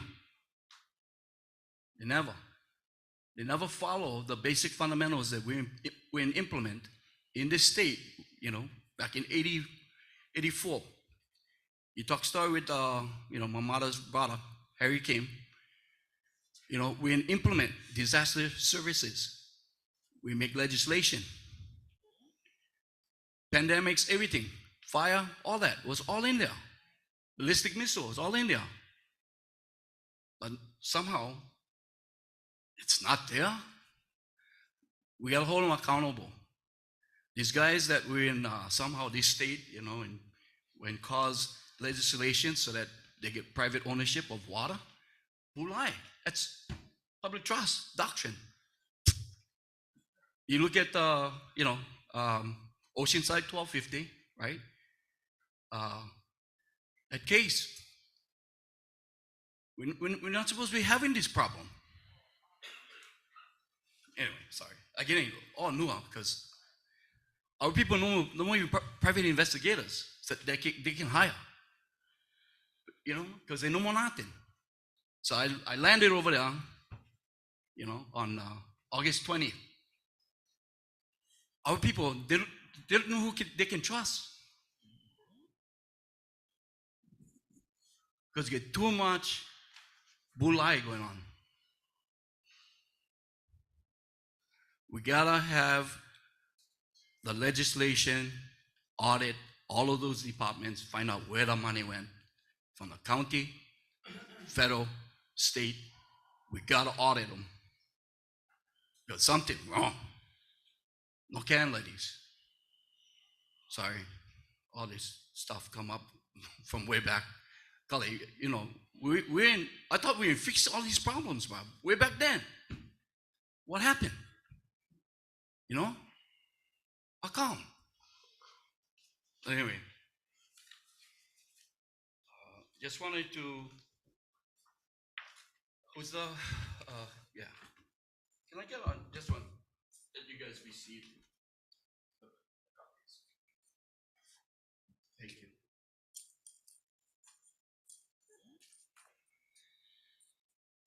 So I just wanted to share that the Commission 1921, a lot of stuff that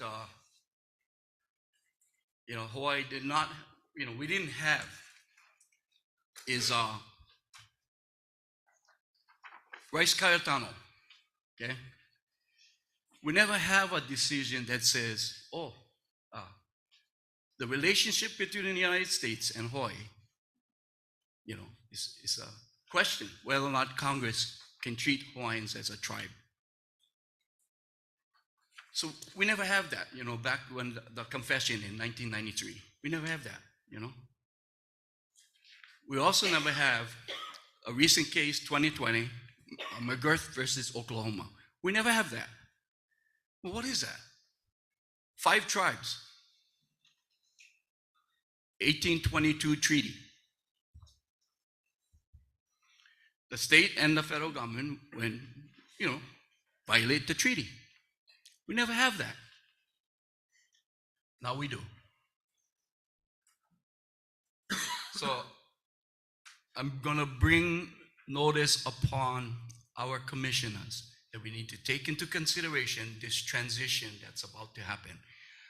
I was sitting in here, I was watching, listening to all of the different mahalos to Balarande, and it just reminded me of how awesome us Hawaiians are ready for the transition. So 2016, right? Naiapuni, right? They went ask us to, make this think about this document to transition, yeah, government or independent. So independent is right around the corner. It's quicker than all of us can ever imagine. Just watching how us, operate in this arena right here, we're ready. We're ready for that transition. We're ready for take our responsibility that Lilio had left behind for us. The documents that I've passed out is a reminder, from the Kalima case, that there are beneficiaries, right, that feels like they're being redlined, right, that they feel like, they're not, taken into consideration. Well, agenda can only hold so much. Meetings, only get a short period of time, and then, everybody trying to get into that space with a narrow funnel. I'm gonna just repeat what Randy always say. Oh, you guys gotta, have patience. Even though, the hair's on the back, you like be pit bull. We gotta have patience. I just want to go back one more time to Maui. To any one of you guys need help. My name is Luna Kanawai Hawanio. You can contact me at 808-990-7232. We do trauma, and we look at different financial strategies that you folks can get into to consider. And we have information when you get poisoned. We get Hawaiian medicine as well as Haole medicine for that. Okay? Mahalo. Okay. Thank you. Any other questions on the agenda items that Juan covered? If not, entertain a motion to approve. So move. All those in favor say aye. Aye. Those opposed, motion carried. Thank you, Juan. Thank you, Commissioners.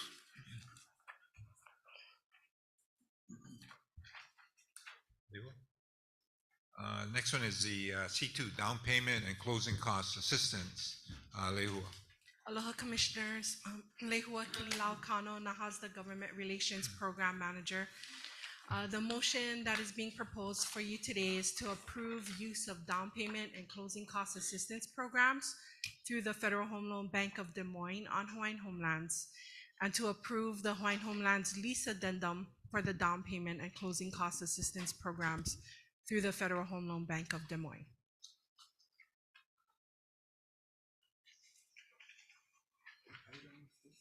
Item number C2. Sorry. Maybe you can just kind of So that was the motion. But basically, so the Federal Home Loan Bank of Des Moines is one of 11 regional banks that make up the Federal Home Loan Bank system. And these are funds outside of DHHL that can be used to assist beneficiaries. It was used previously in Wai'ehuko for families there, but it was through the Federal Home Loan Bank of Seattle. So again, the program is very similar to the program that was used for Wai'ehuko. And really the three products we're talking about is the Native American Home Ownership Initiative. It's called NAHI. It's for eligible households. They receive $25,000 for down payment and closing cost assistance. There are some program allocation and caps, but Native Hawaiians eligible to reside on Hawaiian homelands whose income is less than or equal to 80% of the median income are eligible for NAHI.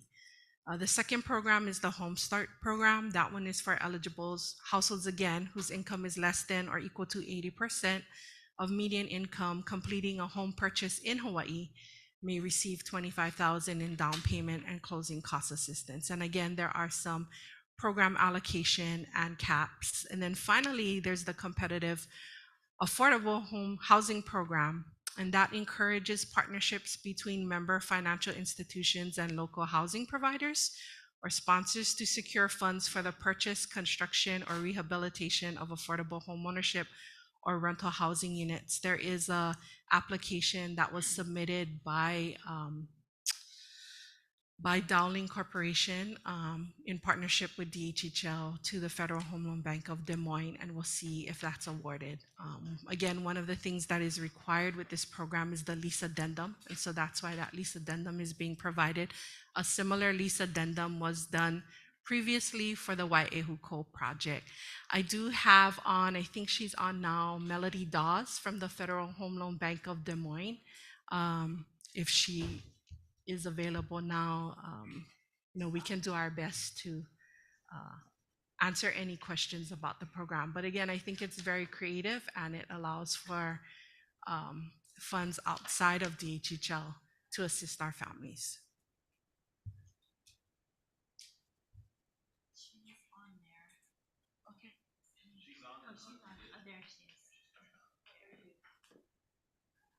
Hi, this is Melody Daw with the Federal Home Loan Bank of Des Moines. I am our down payment products manager, and I have been working with LAHUA for quite some time and DHHL in general to come to an agreement on a document that we could use to secure grant funds for Native Hawaiians on Hawaiian homelands.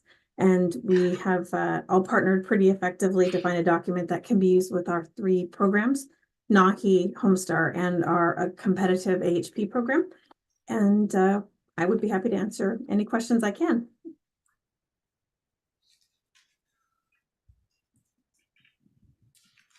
Yeah, so this is a form to, I guess, subsidize some of the closing as well as the down payment for people that are NAHASA qualified. Is that it, the 25,000?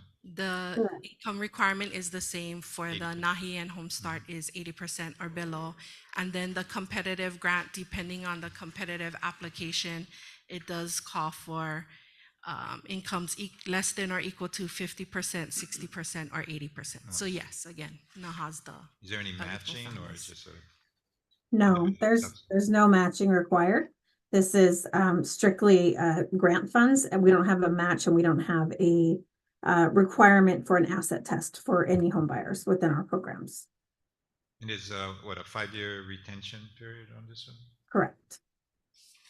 So as long as they stay in the house and for 5 years and I guess follow the whatever loan requirements are done, that 25,000 is non-refundable. It's I guess awarded and free and clear.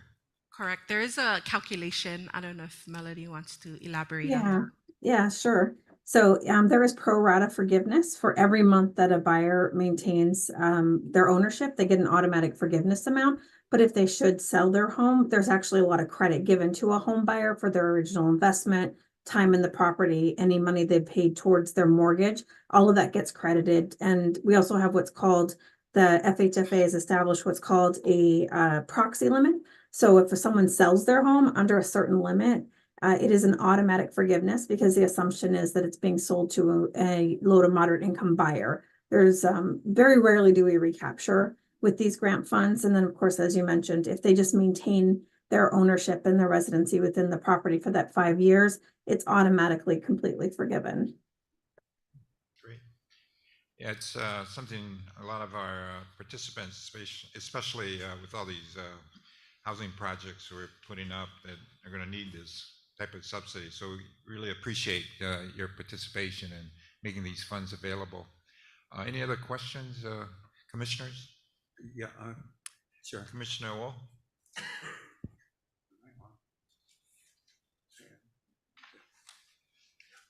So I think the program is good, but I think I'm hearing 2 parts.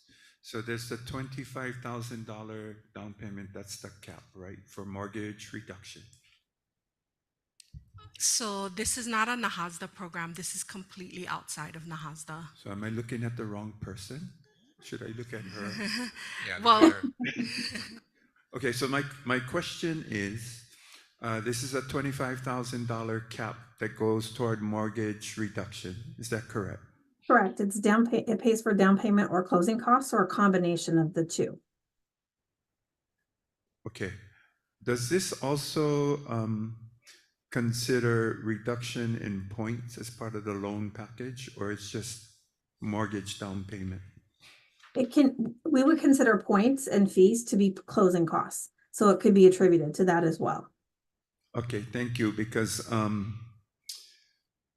I sat with a lender, must be maybe a month ago, and what we discovered, point reduction can be significant in what the monthly mortgage looks like and then significant reduction of interest over the 30-year period. That's why I'm asking that. Yeah, absolutely. And then I heard an application for a grant with the Dowling Company. Is that different? Is that a different program? It is. So we, all of these products we talked about, the NAHI and the Home Start, the Native American Homeownership Initiative, are my program that I manage. That is direct on-demand individual home buyers who apply for funds through one of our member banks and then receive those grant funds. The application with the Dowling Corporation and their that they put into our HP program, our competitive program, that is project-based funding, and it's scored and awarded competitively. But this document would still work with that project for those individuals participating in a home ownership project. Okay. So are you able to give us an idea if the grant is awarded, for example, to a Maui developer, do you have any idea on the percentage roughly that it might bring down a home? 30%, 20%? Can you comment on that? Are you referring to the project-based funding or the individual down payment grants? The project-based, the grant that Everett Dowling's applying for. I'm trying to figure out this. Yeah, I couldn't tell you because it depends on what they wrote up for their own project and what they proposed as they came in. So I couldn't comment on that. I don't know where that application is in scoring, and even if I knew, I wouldn't be able to comment on it at this point. Okay. Okay, thank you. That's very helpful. And of course, since I'm from Maui, I hope they get something. Chair, I have a question. Commissioner Neves? Yes, so and this has a, like you said, it has a 5-year cap. No, it's 5 years. You got to comply with it, and each year it goes down. Right. So what happens in a situation where a beneficiary passes and wants to and someone succeed? How does that work? In our situation, if a beneficiary would apply for this loan and within that 5-year period they pass, we have a successorship for a new person coming in. Would they be able to carry that on, or they have to reapply?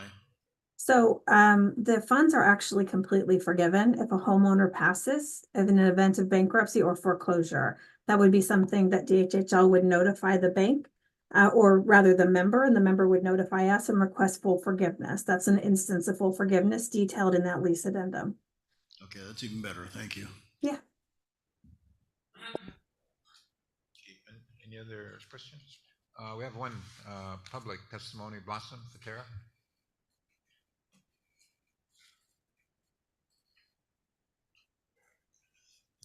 Mahalo, Mr. Chair, for the opportunity to speak in support of this item. I've had the opportunity of working with projects where this funding fortunately was available. And I can tell you that, you know, it made such a big difference for many of the beneficiaries to be able to have access to this kind of funding sources. And so knowing that there needs to be an addendum attached, even back then, right?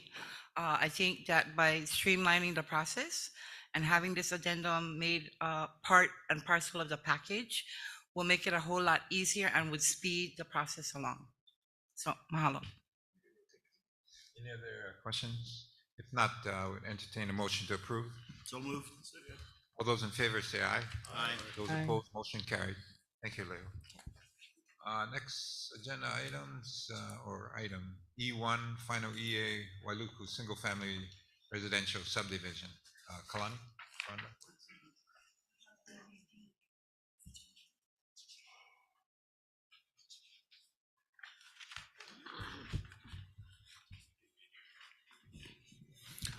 Aloha, Chair Watson and Commissioners. Hello. My name is Kalani Fronda, Acting Administrator for the Land Development Division. I'd like to start off with a heartfelt mahalo nunui to Commissioner Aul for your ongoing dedication and contributions. Today, I'm here to present the approval. I'm here to present agenda item E1. We're seeking approval from the Commission to determine that the Wailuku single-family residential subdivision project in Waikapu and Wailuku is not likely to have a significant effect on the environment. Accordingly, we request that you authorize the issuance and notice of a finding of no significant impact with the State Environmental Review Program. And if you have any questions, along with me is Darren Okimoto, Senior Project Manager with Dowling Company, Inc. And he'll be present here for any questions. Thank you again for your time and consideration. Morning, Chair and Commissioners. I'm Darren Okimoto from Dowling Company, and we're happy to be back before you to present the Wailuku single-family residential homestead in Central Maui. Kavika McKeague of G70, our planner, is also tied in by Zoom. Like Kalani said, the purpose of today's presentation is to request that the Commission issue a finding of no significant impact determination for the final EA. Next.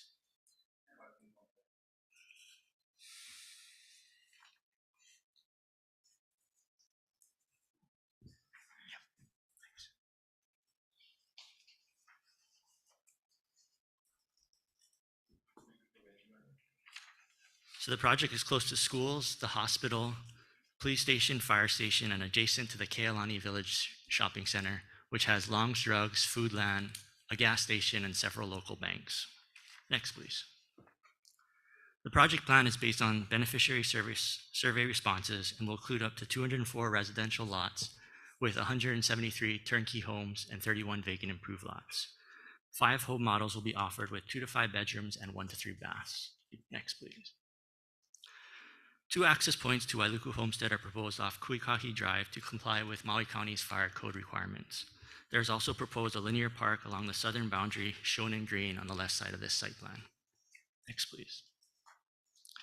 The proposed homes will have efficient plumbing fixtures, solar hot water, and 2-car garage. All 2-story models will have a bedroom and full bathroom on the ground floor to help beneficiaries age in place. Next, please. We went over the 5 house models back in February, so we're only showing the 5-bedroom model for reference. These next 2 slides are the list of over 74 federal, state, and Maui agencies, homestead leaders and associations, and organizations that were consulted with during the EA process. And next, please. These are the main items and technical reports covered in the final EA and the respective mitigations that the project will incorporate so there will be no significant impacts. These were discussed in the previous February Commission meeting, so we'll continue on with updates to the final EA. There are a few main comments brought up during the EA process. School capacity came up, but DOE's EA response letter stated that the schools that would service this subdivision are projected to operate below capacity in 5 years. Also, traffic. The project will provide necessary turn lanes into the subdivision so as not to adversely impact the through traffic in the project area. State DOT reviewed the TIR and commented that the project would not have adverse direct impacts on state highway traffic conditions, and they supported the TIR recommendations for roadway improvements on county roadways to improve regional traffic. Also, the planned Waiale Road extension and Maui Lani Parkway extension projects by others are anticipated to help alleviate regional traffic congestion in the Wailuku-Waikapu area. Wildfires. We consulted with Hawaii Wildfire Management Organization, and their memo with recommendations is included in the final EA. The project will be removing invasive grasses in fallow fields and replacing them with fire code compliant access roadways with 2 access points for ingress and egress, modern subdivision fire protection system with fire hydrants, and homes with fire-resistant materials such as asphalt shingle roofs and fiber cement siding instead of wood. The Maui County Fire Prevention Bureau did not have any comments on the final EA. Based on the extensive research, responses to consultation comments, supporting documentation, and technical report, the robust 1,400+ page final EA shows the project subdivision, homes, and land use are not anticipated to have a significant impact on the environment. We knew the Commission would take a hard look at the EA, so we wanted to make sure it fully addressed potential impacts, and the project will implement necessary mitigation measures so those potential impacts would not be significant. The project will install the necessary supporting infrastructure and will provide homestead opportunities that are consistent with beneficiary preferences and the goals of DHGL's general plan and Maui Island plan. The next steps are to secure a FONSI determination for the final EA today from the Commission and then publish. Funding has already been allocated, so we can continue with the design and construction. We anticipate submitting for permits next spring, with site work construction to begin summer 2026, home construction starting the following summer, so beneficiaries and their families are anticipated to start moving in spring 2028 and project completion in winter 2029. Mahalo for your time, and we're here to answer any questions the Commission may have. Thank you. Any questions, Commissioners? Commissioner Aul? Just comment, Darren, this is yet another really beautiful project. The Aina is highly desirable by many and least affordable by the Hawaiian homes beneficiaries we are trying to place on this Aina. You know, it's part of Navai Eha, which has very historic significance. And I am glad that we are returning beneficiaries to Aina from which they have been excluded because of the high cost. So I appreciate this project, what it's going to become. I have looked at the FONSI. It's always very thorough, very thick, a lot of information, but I do appreciate the deliberation that goes into your projects. My final comment, it would go against my character if I didn't make note of rent with option to purchase option. I like that it's an option, that it's not a mandate or a requirement, because I do believe as long as we have other ways to get leases to our beneficiaries in ways that are quicker, as long as we explore and deploy using those models first, and when all else fails, then we can go with rent with option to purchase. Just my mana'o. Mahalo. Thank you. Thank you, Commissioner Aul. Any other comments? We do have one testifier, Blossom Fatera again.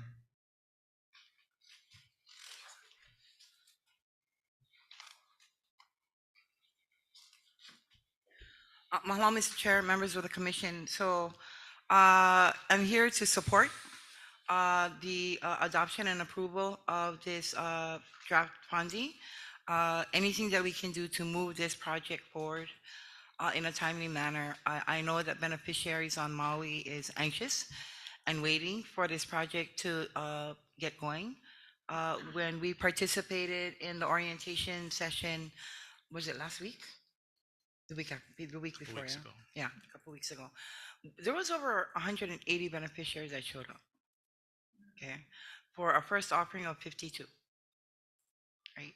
And many of them took advantage of applying for services, got their pre-quals that Darling Company made available for them to utilize. So we have beneficiaries on Maui that are ready, willing, and absolutely able to take these lots. As you all know, we have over 4,000 beneficiaries on our residential wait list. So this project, the Wailuku housing, this current project that's coming online is much needed, most definitely. So mahalo for your support. Any other comments? If not, the chair will entertain a motion to approve. So moved. Second. All those in favor say aye. Aye. Those opposed, motion carried. Thank you, Commissioners. Thank you. Darren. Aloha for agenda item. Thank you, Commissioners. Along for agenda item E2, I would like to introduce Michelle Hitzman, who will be joining via Zoom, and she oversees our housing project branch, and she'll be presenting the details of this agenda item. Aloha, Chair, Commissioners. We're good. So this is item E2. Sorry, Michelle Hitzman, Holly Manager, Land Development Division. This is item E2. Recommended motion is the approval of 2 residential lot lease awards in phase 2 of the Piilani Maikekai subdivision. Any questions?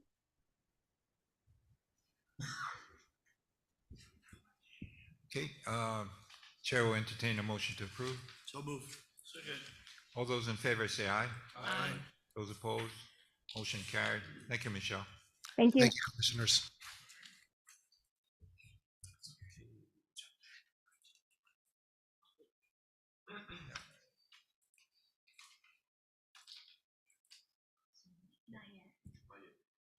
Next item, D3, Pukapu 1.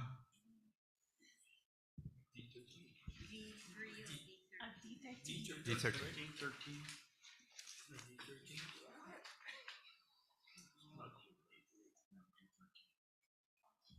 I'm looking around for Jim.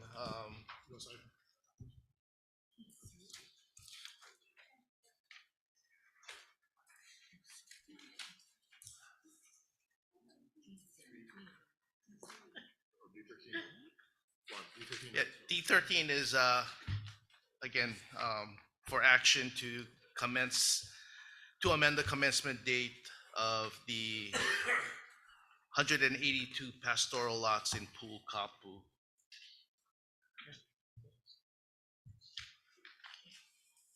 You guys want to explain? If we can maybe have a motion and then we can go into discussion. We can do that way too. Entertain a motion, then we can discuss it. So moved. Okay, discussion. Some of the commissioners were able to drive through the Pukapu pastoral lots yesterday and look at the condition of the roads and, hopefully understand what some of the concerns are of the residents in the area. And, there was a brief discussion about access to all of the lots. In 2022, there was a wildfire out there that was, 2021 rather, that, burned about 40,000 acres total. But a lot of that was in the Pukapu area. So emergency response is always a consideration. And there's been probably 3 or 4 wildfires over the last 20 years. And during each of those events, the fire department and the police department, as well as the county highways, do show up to address the situation. So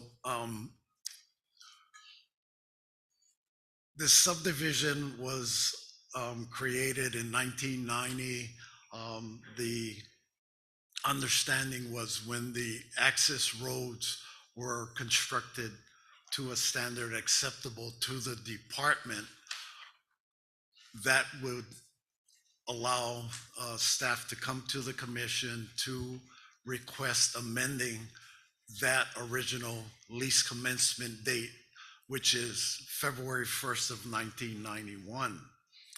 And so, again, if you do the simple math, we're at about 33 years since the awards. And the majority of the lot information, lessee information, hasn't been presented to the county. And the main holdup on that is the establishment of a legitimate lease commencement date. So this submittal is recommending that, based on the acceptance of the roads by the department, that June 1st of 2024 be the date that the lease commencement date amendment identify.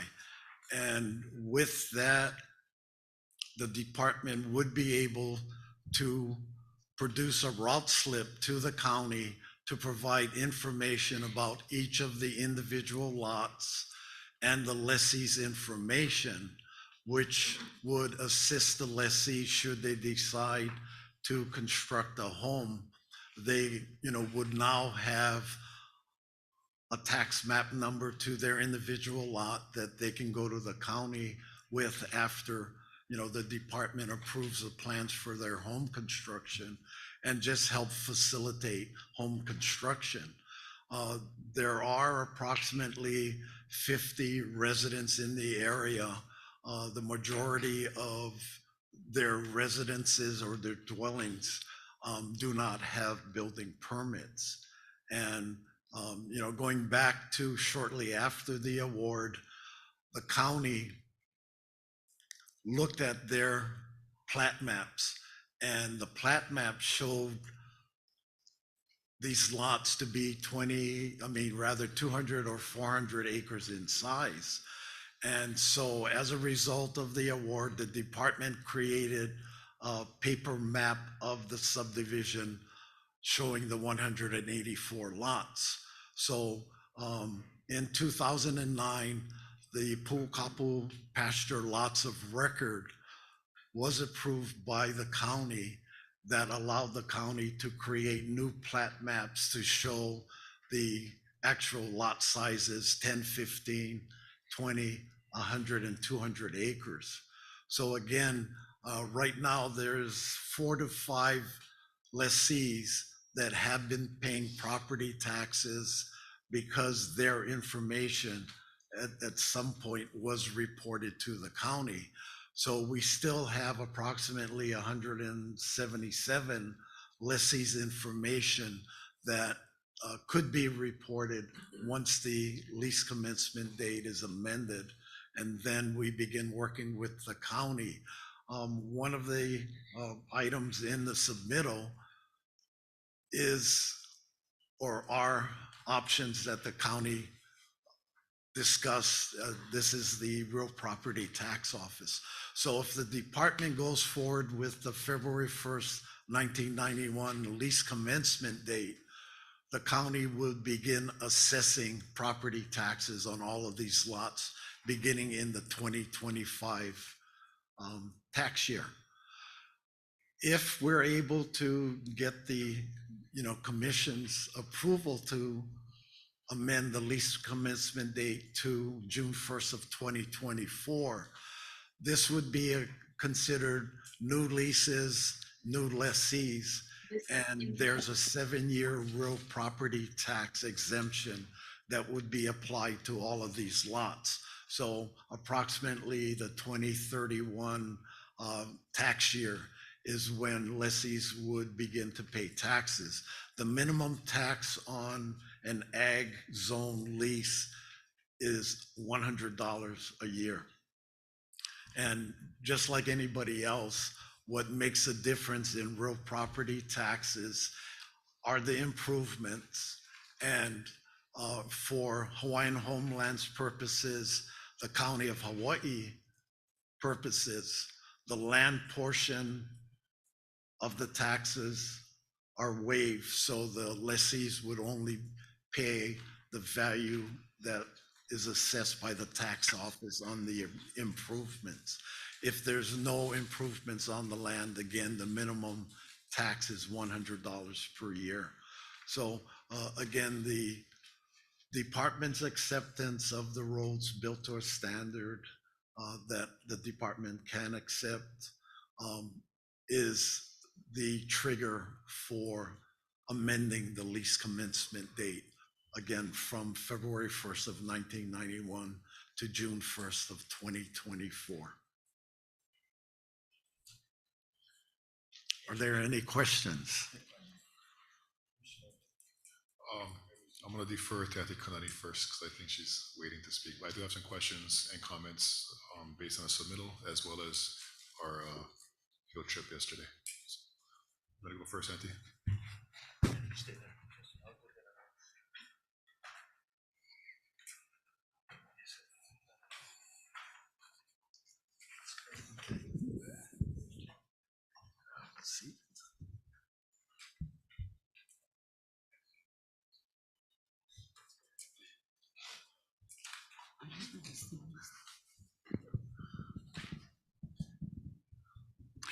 Aloha, welcome everyone. My testimony has been handed out. Approval of amendment of the commencement date of Pu'ukapu Pastoral leases. Lease offered and executed 1991. Like you did say, it's been 31 years or 33. I testify in opposition to D13 until further serious review is conducted on the purpose of, intention of, and implementation of Hawaiian Homes Commission Act, Section 208, 3, 4, and 8. Until responsibilities of Land Development Division should process for county subdivision approval be conducted before offering and executing leases, maps, road, water infrastructure. What is going now, in my opinion, seems to be kapulu and after the fact. Why should lessees be subject to property taxes for services which have not been nor can be provided due to lack of proper procedure and access? 1991 accelerated project area Pastoral was leased to Parker Ranch prior to 1991. We drove through pasture to be able to select and begin access and improvements. Comment was made regarding road access to 1952 awardees were just that. Mana Road to Kauai, Chong, somebody else, Bell, Kaohimanu, Andrade, Kialamakia, Anderson, and Akana. 1991 accelerated lots extended beyond those 1952 lessees at Pu'ukapu. There was no improvements to roads prior to the offering and execution of lease. Until, well, yes, improvements for access for 1991 Pu'ukapu lessees have progressed, but not to the satisfaction of lessees. Proper access to all lots, road construction, and safety. That addendum that was included in our lease document, roads satisfactory to the department, is ludicrous. Roads should be satisfactory to the lessees, those who have to use them, even if accepted upon lease execution. Until, before any consideration is subject to property tax, roads are to be properly constructed, accessible, and safe to traverse. Until we conduct a tour with EMS, police department, and fire department to have them certify that these roads are safe and accessible when they need to provide services to our community. Work with the county to find a reasonable solution. You all created the problem. The date you resolve, in my opinion, the date you resolve this issue is the date to begin the date you resolve this issue is the date to begin exemption from taxes, 7 years. Not when we got the land without any preparation. Thank you for this opportunity to share and bring to light. Aloha.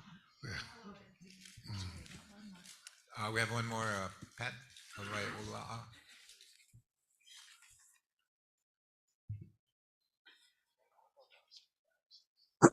Aloha, my kako. My name is Pat Kahawaiola. I would just want to, at this particular point in time, echo what has just been said by Kupuna Kanani. Only because my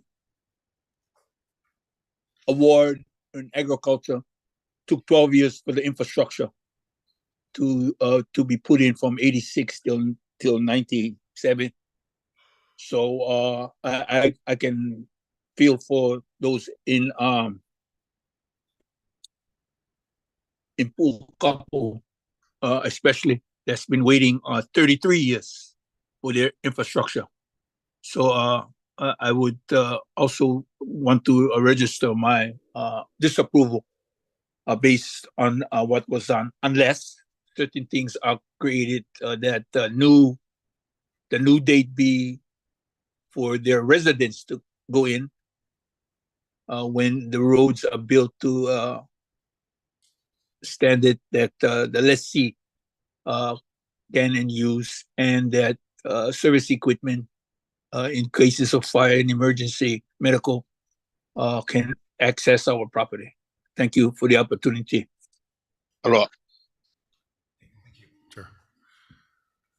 Thank you, Uncle Pat. Thank you, Auntie, for your mana'o on this. This is whichever way this thing goes, it's going to make a few people unhappy. There is no 100% answer that's going to make everybody walk out of the room high-fiving each other, for lack of better words. I had a chance to go up to this particular area a few times, once at the Kanani, and then, of course, yesterday. The issue is, you're right, there are things up there that need to get fixed, especially when it comes to the health and safety well-being of our beneficiaries. But we also have the issue where beneficiaries who want to build, who want to get off, who want to raise their families there, are not able to do that until this particular commencement date starts, right? So that's what the seesaw battle is here. I'm very thankful for the department that took time out of a long day yesterday to go and see exactly what's happening up there and to formulate a strategy to try to fix it and try to formulate a strategy that is a fair compromise for all the parties involved. Based on talking with Juan and Jim and some of the commissioners yesterday, I think the best option to move forward is to go ahead and start the commencement date with stipulations. Now, the amount of cost involved if we were to pave that whole area is astronomical. We don't have those funds, and the funds we do have need to go to waitlist reduction and so on and so forth. The last road we went down, I can't remember the name of it, before we made the last right turn, that dirt road. I think those are roads that need to get widened and become more safe. Also, I think we need to have dialogue with first responders in the district and sit down with them and talk to them with county officials at the table in the same meeting at the same time to discuss strategies on it's not if a fire happens, it's when it happens. What can we do in the meantime in working with the paramedics and fire department, police department, so that they have access to beneficiaries? I did speak with a particular beneficiary yesterday, and he mentioned to me that there is a lack of access to some of the lots. My response was, okay, how many and how long? The response I got back was, I'll let you know. I think we should approve this today with the stipulation I just said, and also check back with the department in a month to see what progress has been made. In that month, can we work with the Homestead Association up there at Pukapu, identify the leases that do not have access to their lots, identify if those are vacant lots or are those lots with homes on them, are those lots of people living on the island or people living on a different island, and let's move forward. How many lots are there again up there? And how many people are actually living there right now? Yeah, well, what's your question again? How many people are actually, the lots available? How many lots are available up there? Based on the water accounts, somewhere around 45 to 50 people have water. Okay, so we have over a nice round number, 100. We have over 100 empty lots up there. Yes. Okay.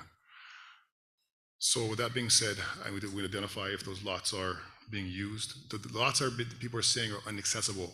Are there homes on them or not? I think that's a question needs to be answered. And then moving forward, talking to first responders, working together with the community and getting those roads safe and have access. And the reason I want to move forward this is to help the beneficiaries that cannot build and cannot build until this thing is passed. Thank you, Commissioner Freitas. From my understanding, each of the 182 lots, access to the lots are available. Now, if there are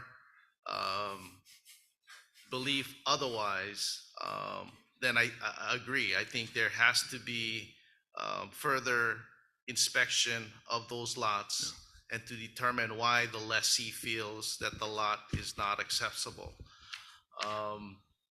We can provide monthly status reports following today if that's what the commission requires.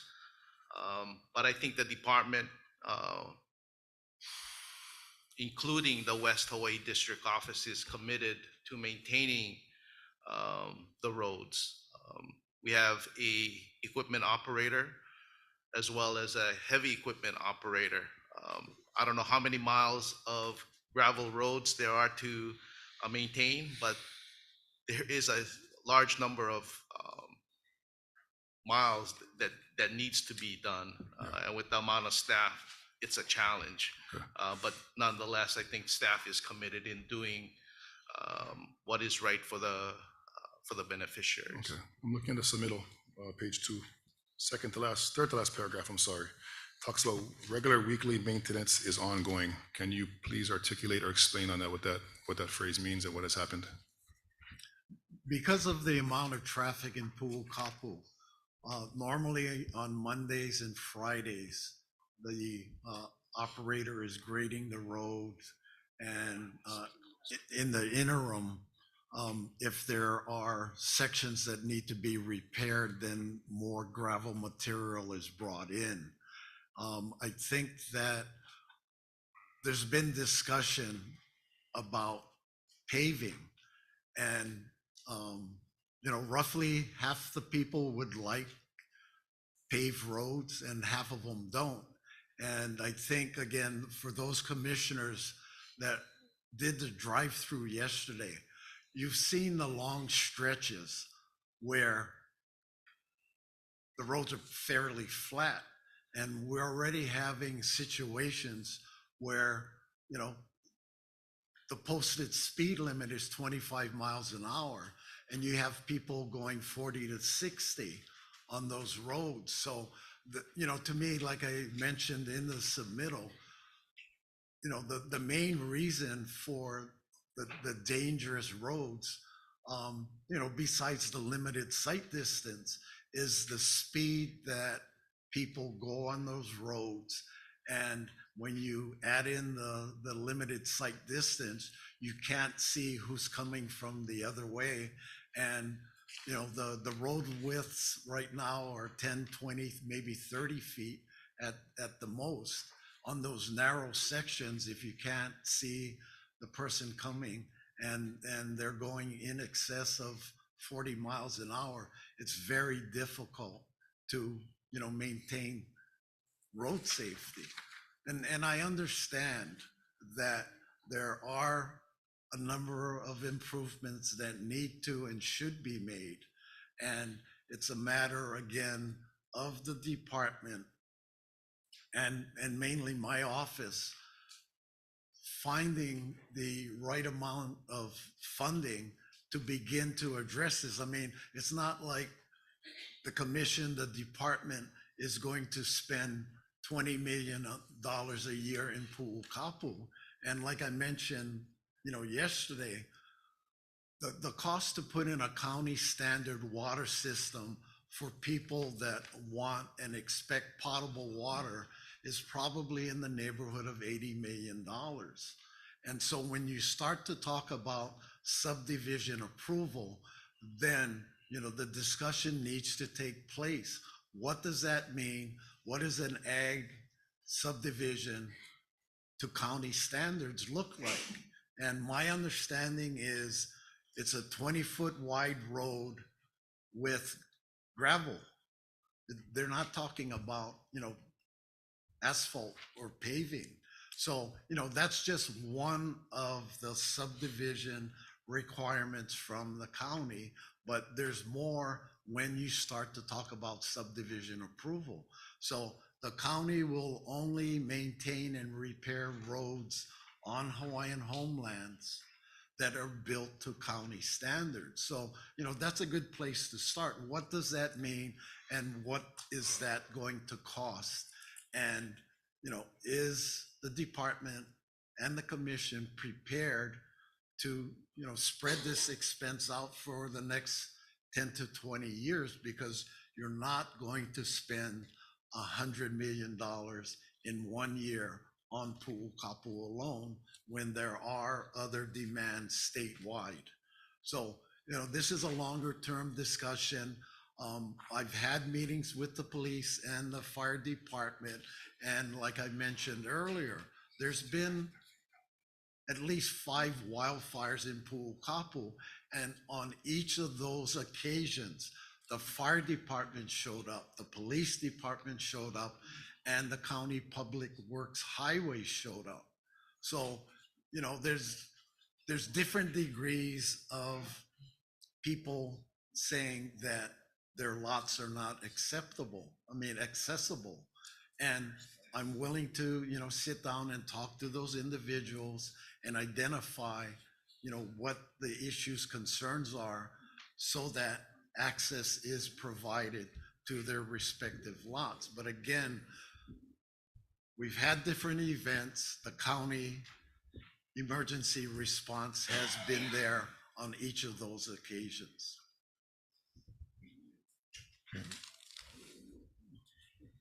Yeah, Jim, you know, I appreciated you showing the commission, including myself, around. And it is a large area.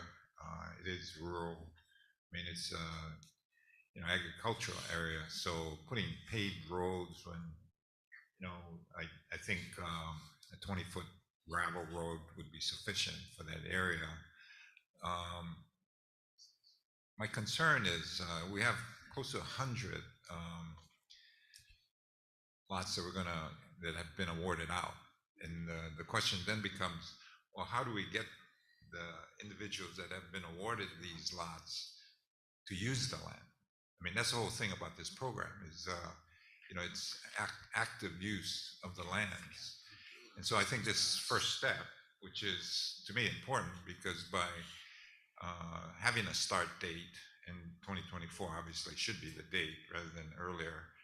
Then you also have the 7-year exemption, which is very helpful.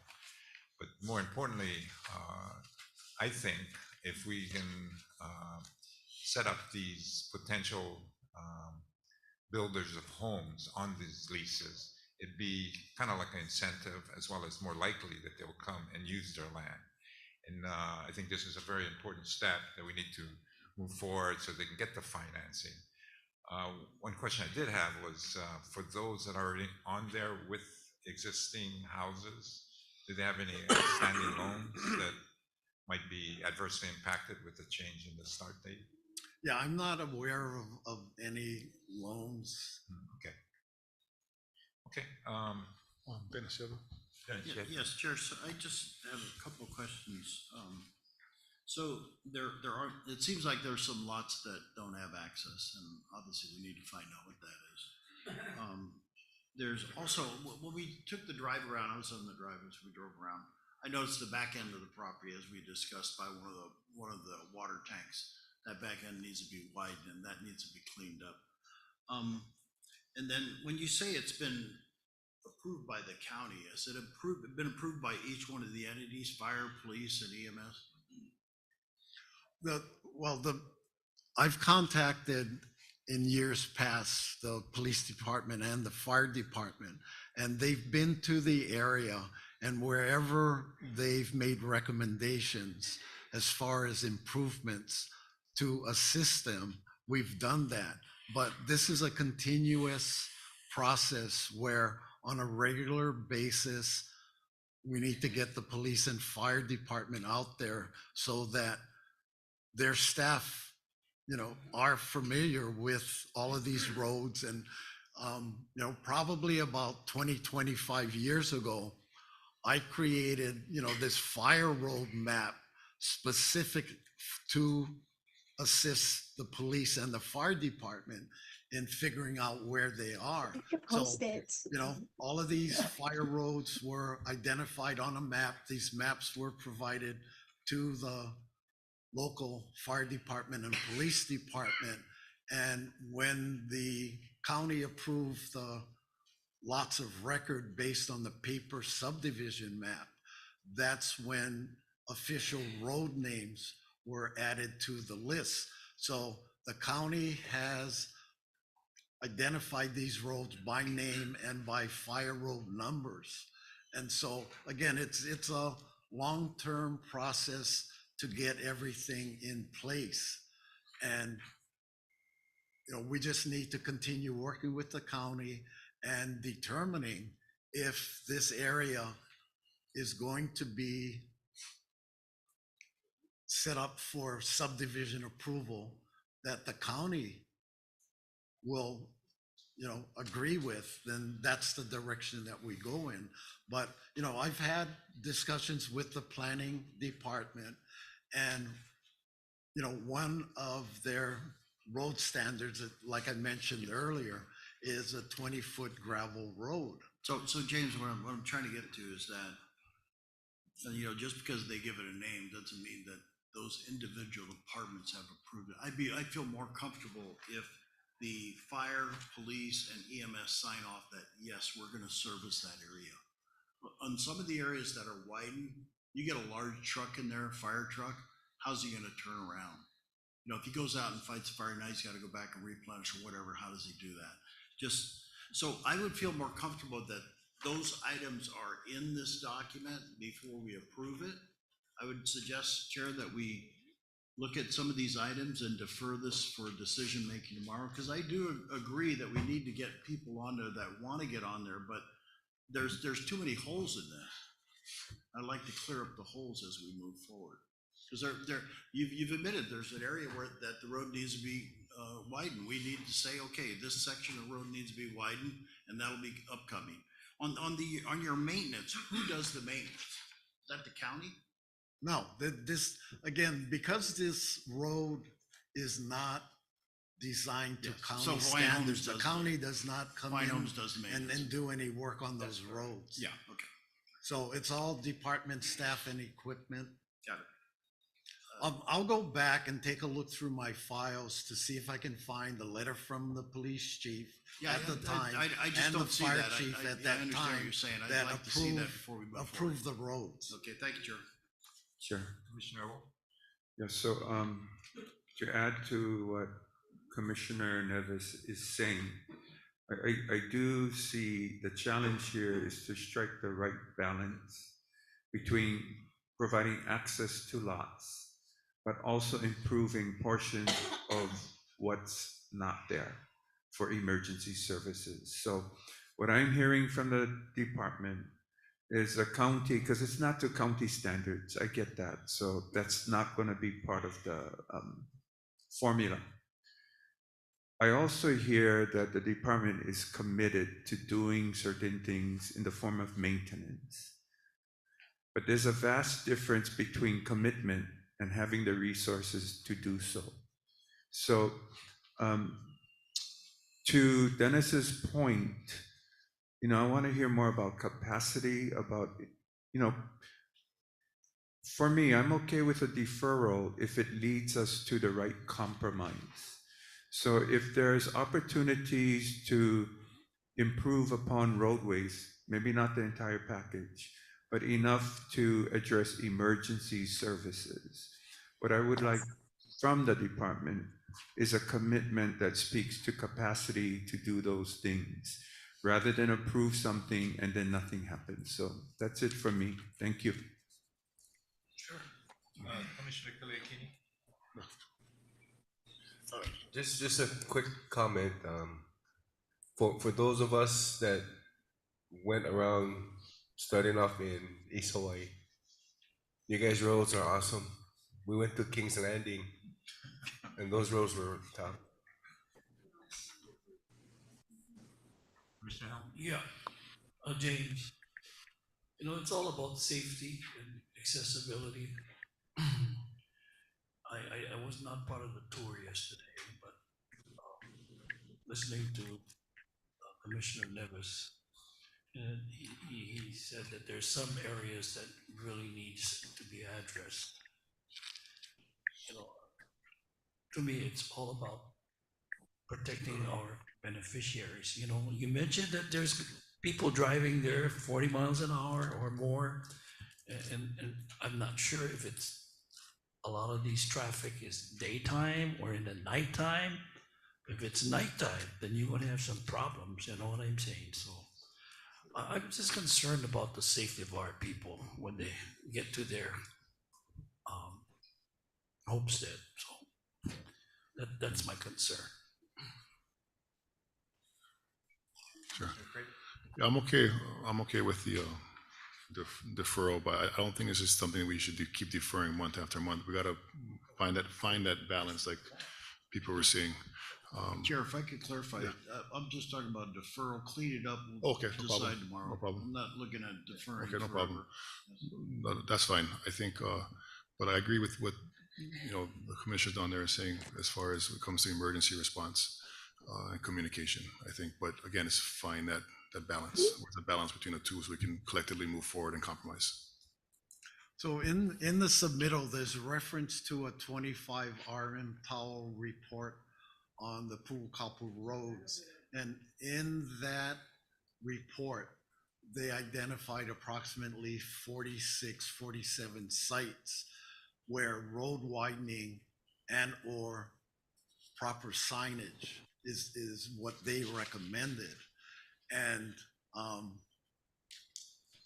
I put up a couple of signs and I heard from Kanani, it's not the best solution, because if you end up, again, for those that went on the trip yesterday, if you end up with 100 to 200 signs that says slow down, limited sight distance, this, that, and the other, it's basically ugly.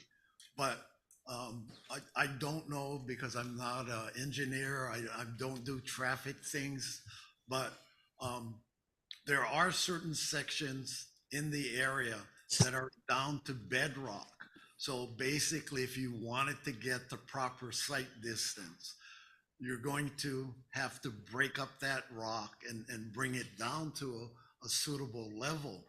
So again, there's no easy answers and there are no cheap answers.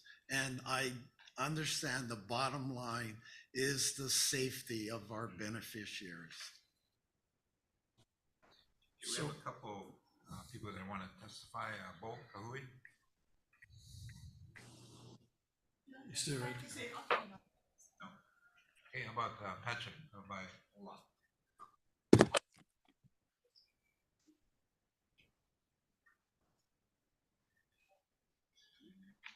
Aloha, mai kako.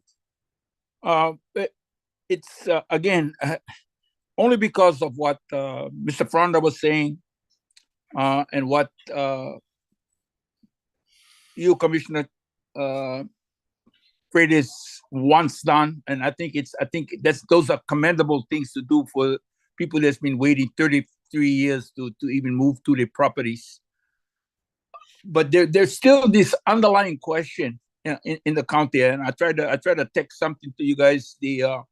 There's this document that was created by the Legislative Reference Bureau back in 1989, and that speaks to the roads in limbos and analysis of state-county jurisdictional disputes.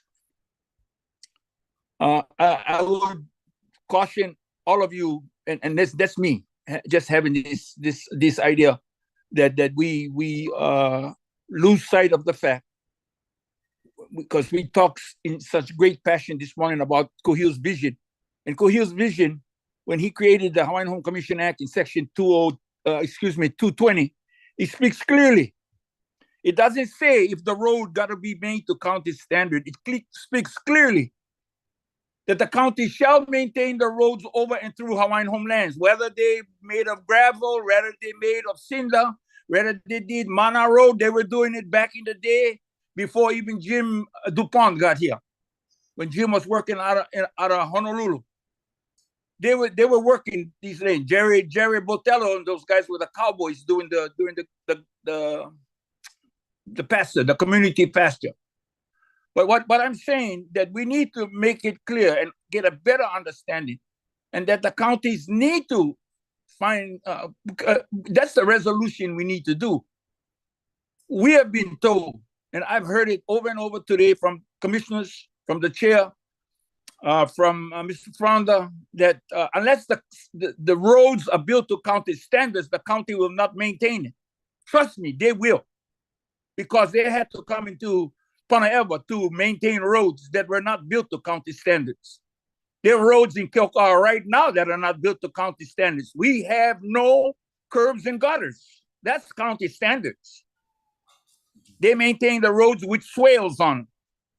So let us, get the picture. We're going to help Native Hawaiian beneficiaries, help them.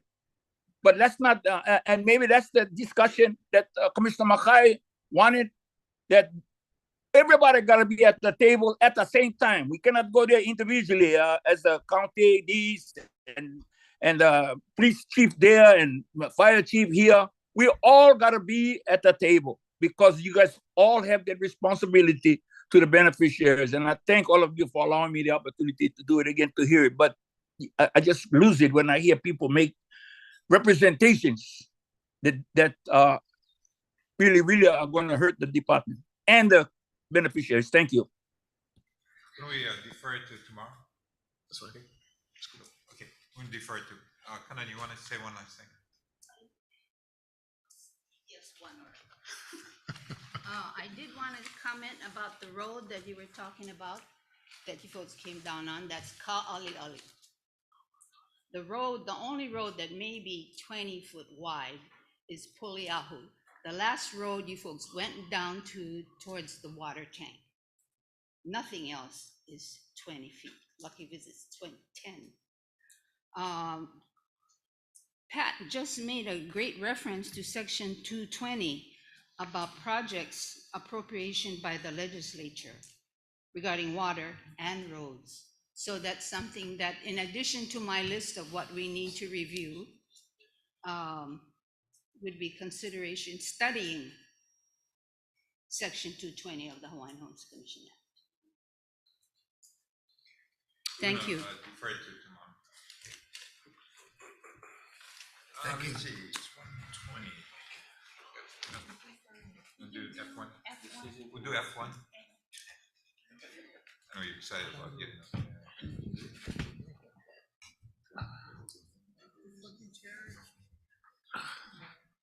Okay, F1. Aloha and good afternoon, Commissioners. Kahana Albino, Land Management Division. Land Management is seeking the approval to annual renewal of right of entry permits and conversion to revocable permits for North and West Hawaii Island. So the recommended motion and action is that the Hawaiian Homes Commission approve the following actions.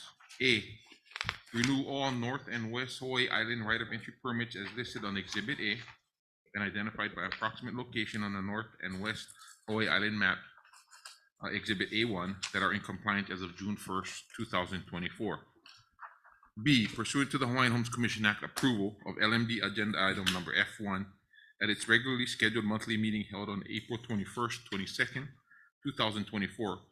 All renewed North and West Hawaii Island right of entry permits that have met compliance in accordance with its respective agreement shall be converted to revocable permits. Inspection report is referenced under Exhibit B attached here too. C, the revocable permit annual renewal period shall be on a month-to-month basis for up to 12 months, but no longer than May 31st, 2025, or at the next scheduled HHC meeting in North or West Hawaii Island. Should be North and West Hawaii Island, whichever occurs sooner.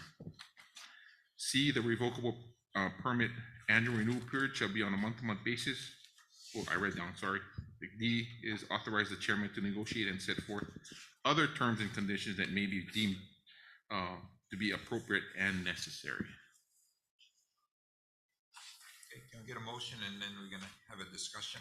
So moved. Okay, discussion? Chair, I just had a couple of questions. I Commissioner noticed on Kana, a couple of the items where they didn't have a COI, I'm sure that's insurance. Yeah, correct. In the report, Isn't that one of the requirements? correct. So in the report, there was a report done by Linda Chin actually went there and did the report. So there is, if you looked at Exhibit B, are you looking at Exhibit B with the reports? And we did confirm that all right of entry permits did have an updated certificate of liability insurance. Okay, because I'm looking at the budget. Yeah, correct. So And- these are incorrect? Correct. Okay, correctly incorrect? Correct. I'm sorry. It should be corrected to reflect that it's current. I'm sorry. That's where. Correct. And there's one other, that's the Parker Ranch. Understand. Park Ranch, yeah, that one, You didn't because have it's access? correct.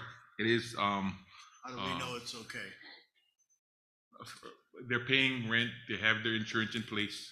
Okay, and And the it's in permitted excess. interaction group, we said we need to get on the property Hmm. and inspect it. Okay, So we need to call them and say, you're We need- subject to losing your right of entry until Okay. we have access. and I believe we sent out, I'm not sure if they responded to our letter. We did send out letters to each permittee, informing them that we'd be coming for Well, as of an this inspection. report, Yeah. they So- haven't let you in yet. Yeah, Just want to exactly. make sure that they're not all living up there. Okay. Thank you. Yeah. Thank you, Chair. Any other comments? Commissioner Kini. So, Kahana, thank you.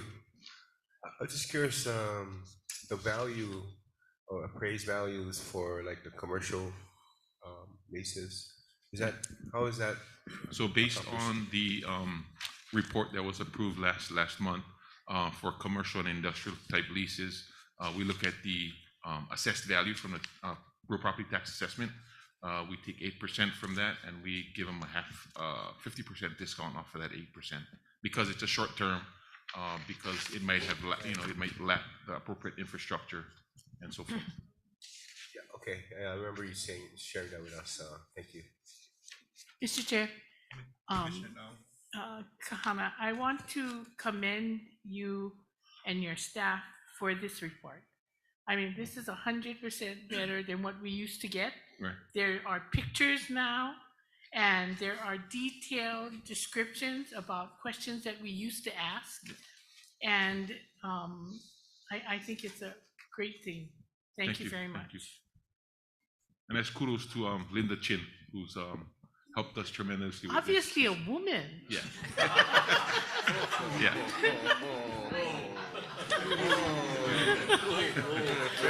Lunchtime, still lunch. But it is a very professional report that gives us all the information. And if we have questions, the questions that Commissioner Neves was going to ask, I was going to ask too about the COI and all Right. of that.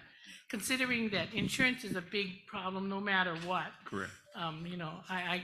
It was good. But thank you very much. Just to forewarn the commission too, as we get into June, I know we're going to look at the Kalai law, some right of entries, and that's a much bigger package than what we have here and the outer islands or neighbor islands anyway. So be patient with us, and we're working on it. Yes, Yeah. thank you. So, Jojo Tanimoto.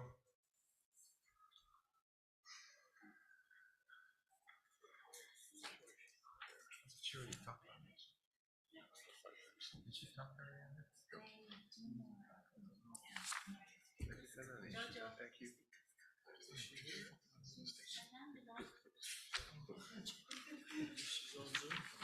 Two bites at the apple. Okay, I think she already talked. So Commissioner Neves, do you want a particular item deferred or? The whole thing, I or- request we For just 599. Remove 599 until we get it resolved. Okay. You want to make a motion to amend and exclude that? Yeah, I make a motion to amend item 599 from the list until we get the issue resolved and be able to actually get on the property and do an inspection. Second. Second. All those in favor say aye. Aye. Those opposed, motion carried. An amended motion. Any more discussion? Can we get a motion for that? So move. Is there a second? Second. All those in favor say aye. Aye. Those opposed, motion carried. Thank you. After you, wanna do one more? Okay, one more. Okay. F2. Thank you. Item number F2, we have, Land Manager is recommending a motion action that the Hawaiian Homes Commission grant its approval for a 10-year extension to the lease and modification of the ground lease rent as authorized under Chapter 17136B Hawaii Revised Statutes as amended, so that the aggregate of the original 55-year term and the extended 10-year term span a total of 65 years for general lease number 217 identified below, located within Kauai High, Island of Hawaii. See Exhibit A for the purpose of obtaining financing for the property. And with me, I have Brigida Eisen to answer any questions the commission may have with regards to this submittal. Can we get a motion so we can have So discussion? moved. Okay, discussion? F2.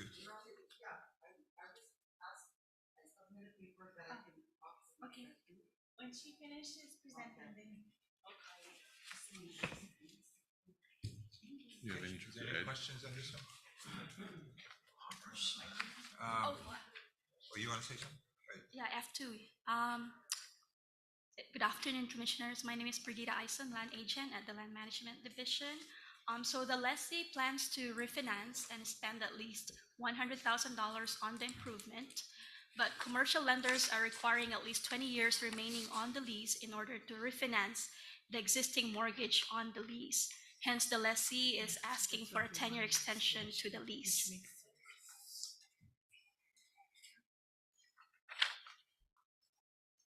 So if you would look at his original lease term, it's actually set to expire in 2039, but with this proposed extended term and date, it will expire in 2049, giving the lessee a total of 25 years to qualify for that refinance of the existing mortgage.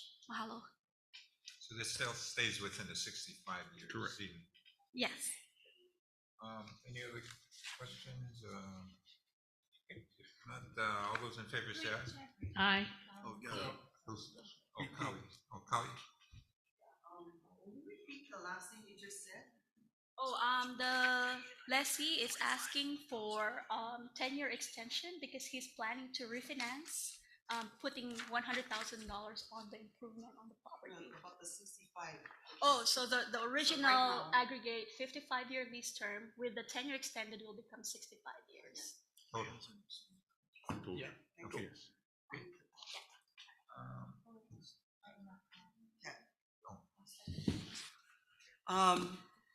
I'm coming up to actually talk about F2, F3, F5, F8, because it's all relative to the extension that in 2021, the Department of Hawaiian Homes was notified that there was a disagreement between the Department of Interior and the notification to the governor.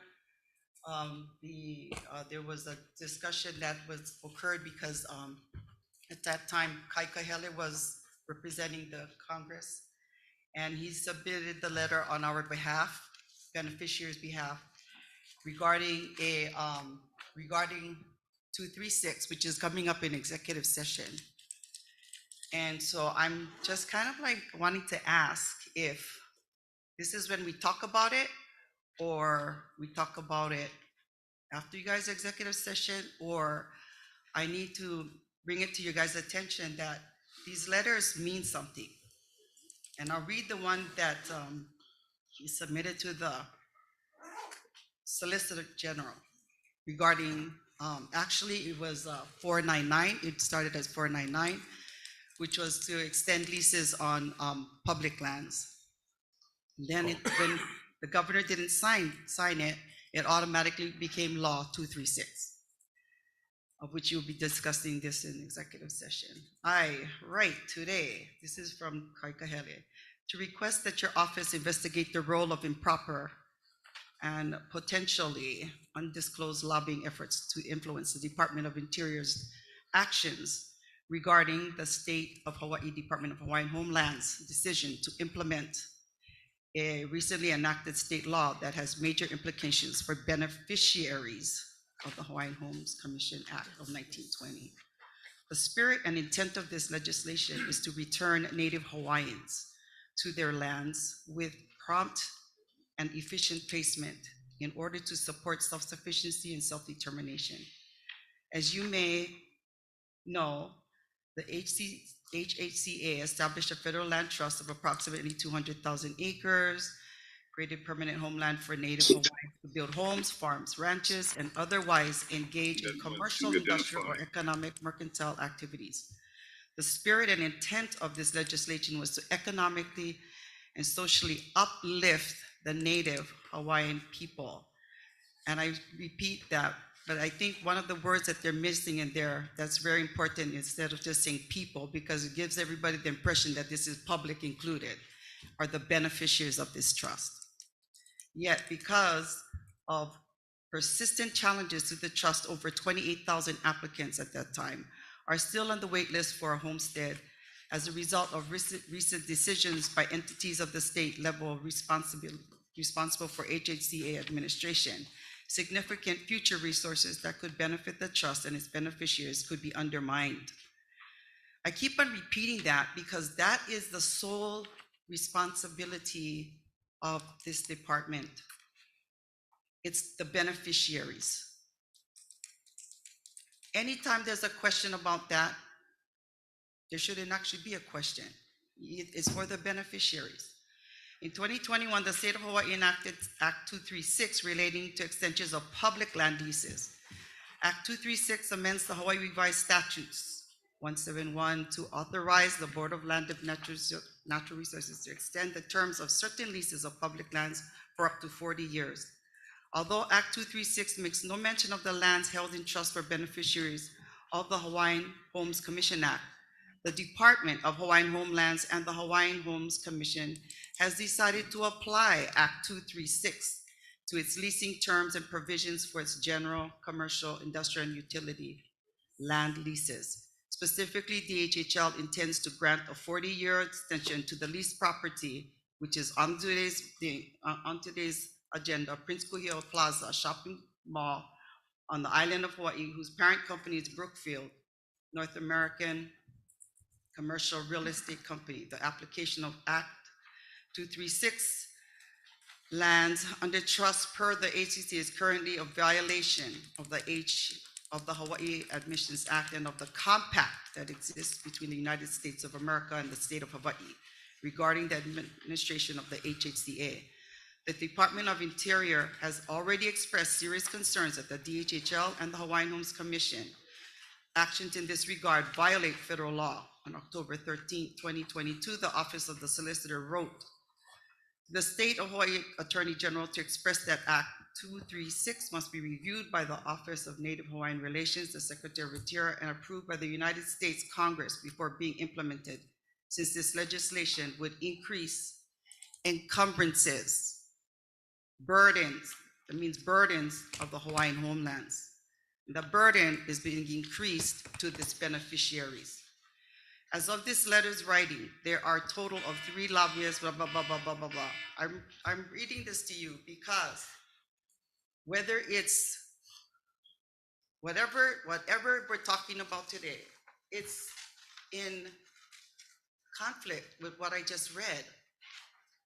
I'm sorry that these people did not pay attention, or maybe the department was just automatically giving them their extensions, and so they got ma'atu that. And now they got called on it.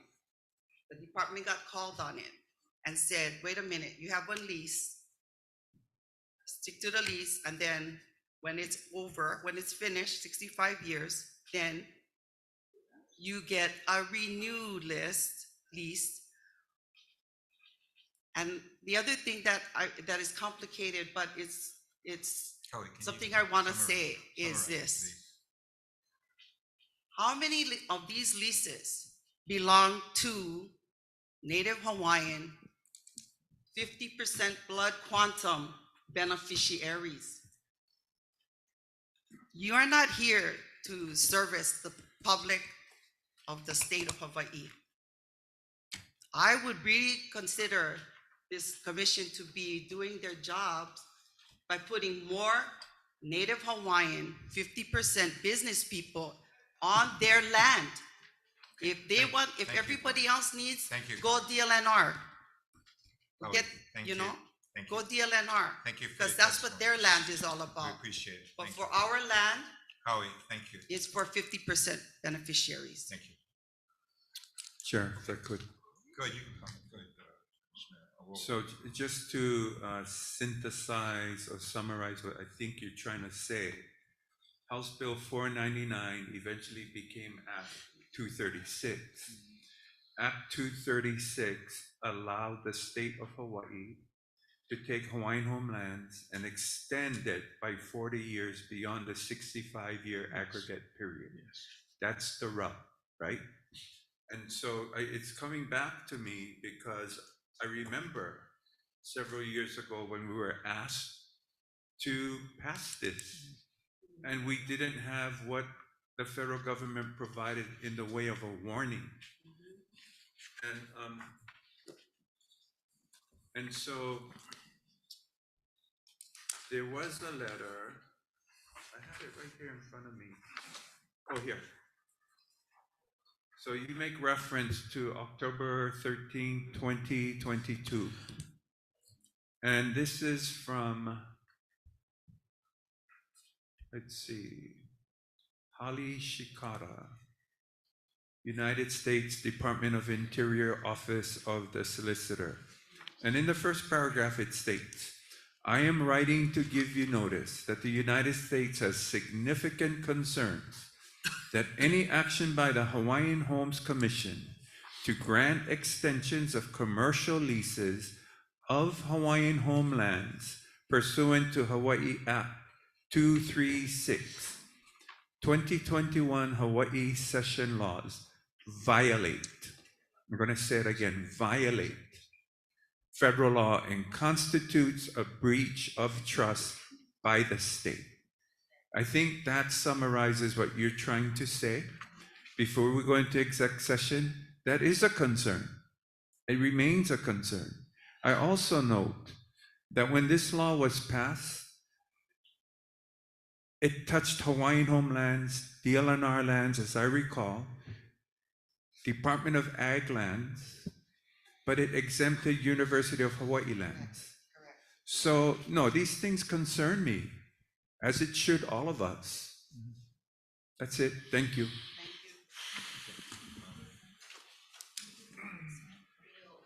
So commissioners, just for clarification real quick, this subject item that we're presenting is outside of that 40-year extension that they're requesting for. We have an existing 55 years. The lease allows for, or the section 17136 allows for an additional 10 years for a maximum 65-year term.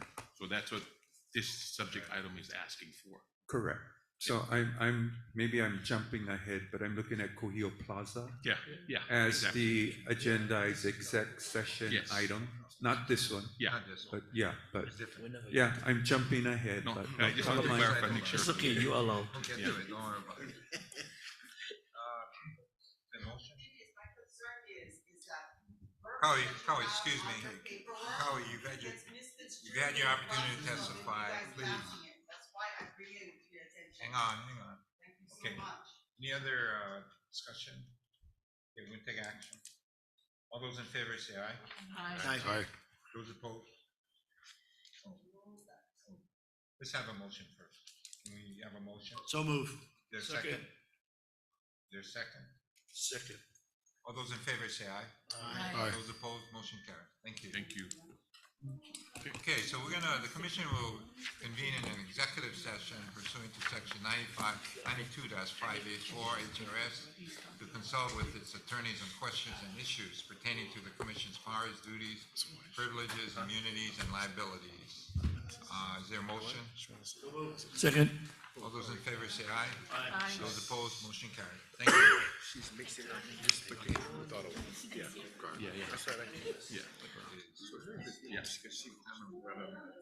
Yeah, understand. We'll be back at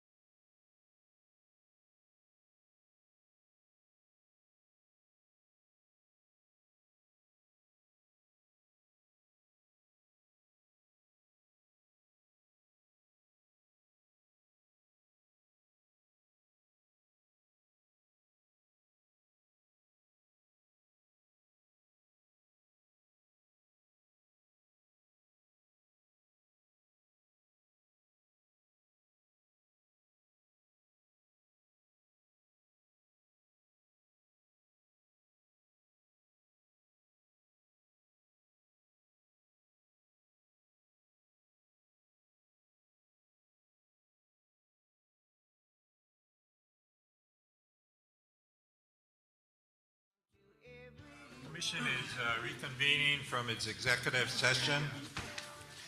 The commission discussed its powers, duties, and liabilities related to the status of telecommunications in Hawaiian homelands, and its powers, duties, and liabilities related to the U.S. Department of the Interior and the State of Hawaii Attorney General's position on Act 236, Session Laws 2021.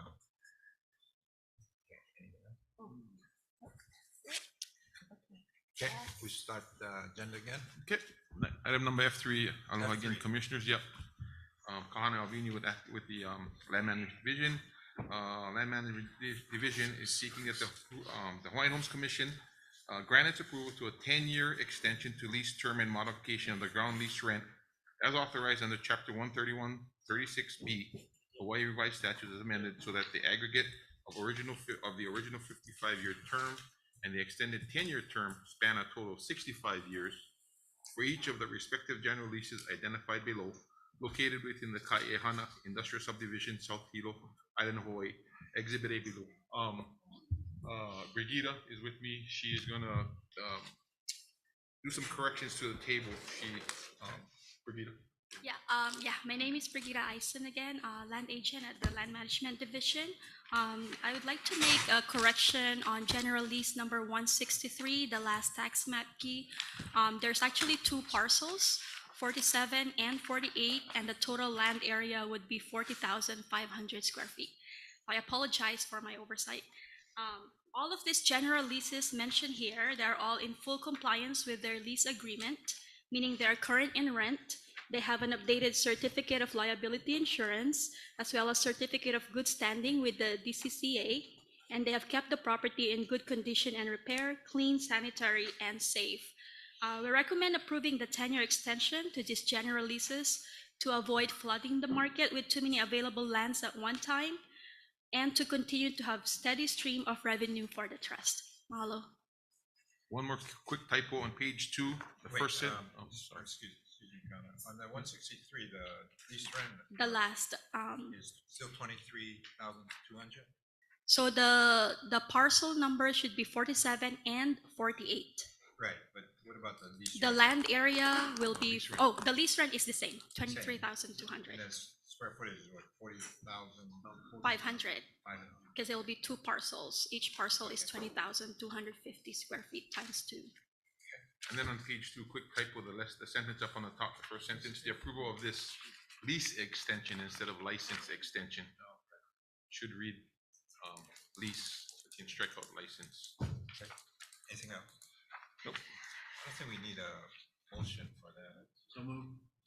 No, I'll move for the thing. Okay, it's been moved and seconded to.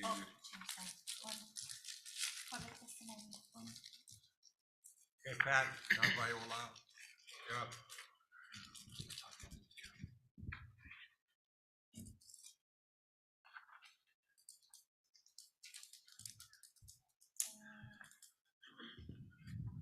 Uncle Pat, are you testifying on F3? Yes, ma'am. I'm sorry. I'm sorry. I couldn't get my video started, but the reason I'm asking on this portion F3, is there a possibility? I read through what was submitted by the land management division. And you know what it took to go through to find out who all of these people were. Is there some way in the future, maybe, that these businesses, these general leases are by name, the name of the business, along with, I don't know if that's a proprietary kind of, that these names cannot be forthcoming on the agenda, because I had to take every tax map key and then go through it and look through the annual report and every tax map key to find out who those people were to be sure that that these people were indeed up based on what Mr. Albino was talking about. They're up to date with all of the things and in compliance with all the laws for it. My only question with this for this pending approval by LMD is why the extension, and is the extension part of law, or they've reached their first 55-year lease, or is it because of what happened with 236 or 499, where Hawaiian homelands were then included in the legislation that was to go to the Kanoilehua Industrial Park, or the KIAA, and include Native Hawaiian homelands in this proposed bill, to extend if they made some amount of improvement to their lots, they were automatically given an extension. So it's just for clarification purposes. Is this part of it, or is it the end of their lease? And I'll end by saying, are any of them Native Hawaiians as defined? Because I sure wouldn't want another extension of about 20, 30, 40 years to somebody, and a Native Hawaiian could possibly be the next person in line. So again, thank you. Thank you for the question, Uncle Pat. With regards to that second question, Native Hawaiian, to my knowledge, none of these are of Native Hawaiian or small and Native Hawaiian entity. Brigida here is showing me Jason Sanborn might be, but we haven't checked. I have no idea if he meets that. But land agent over here, Brigida, is mentioning that he is Native Hawaiian. It probably would be his. I know him. Yes. Okay. I know the family. Yes. Okay.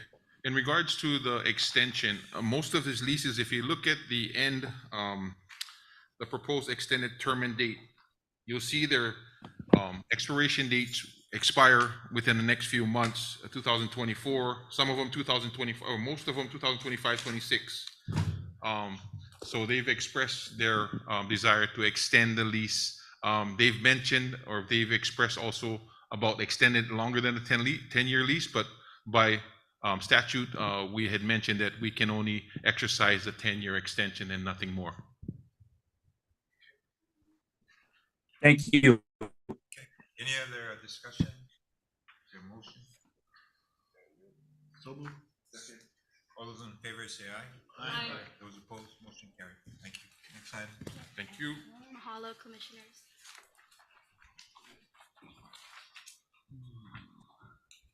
Next item, F4.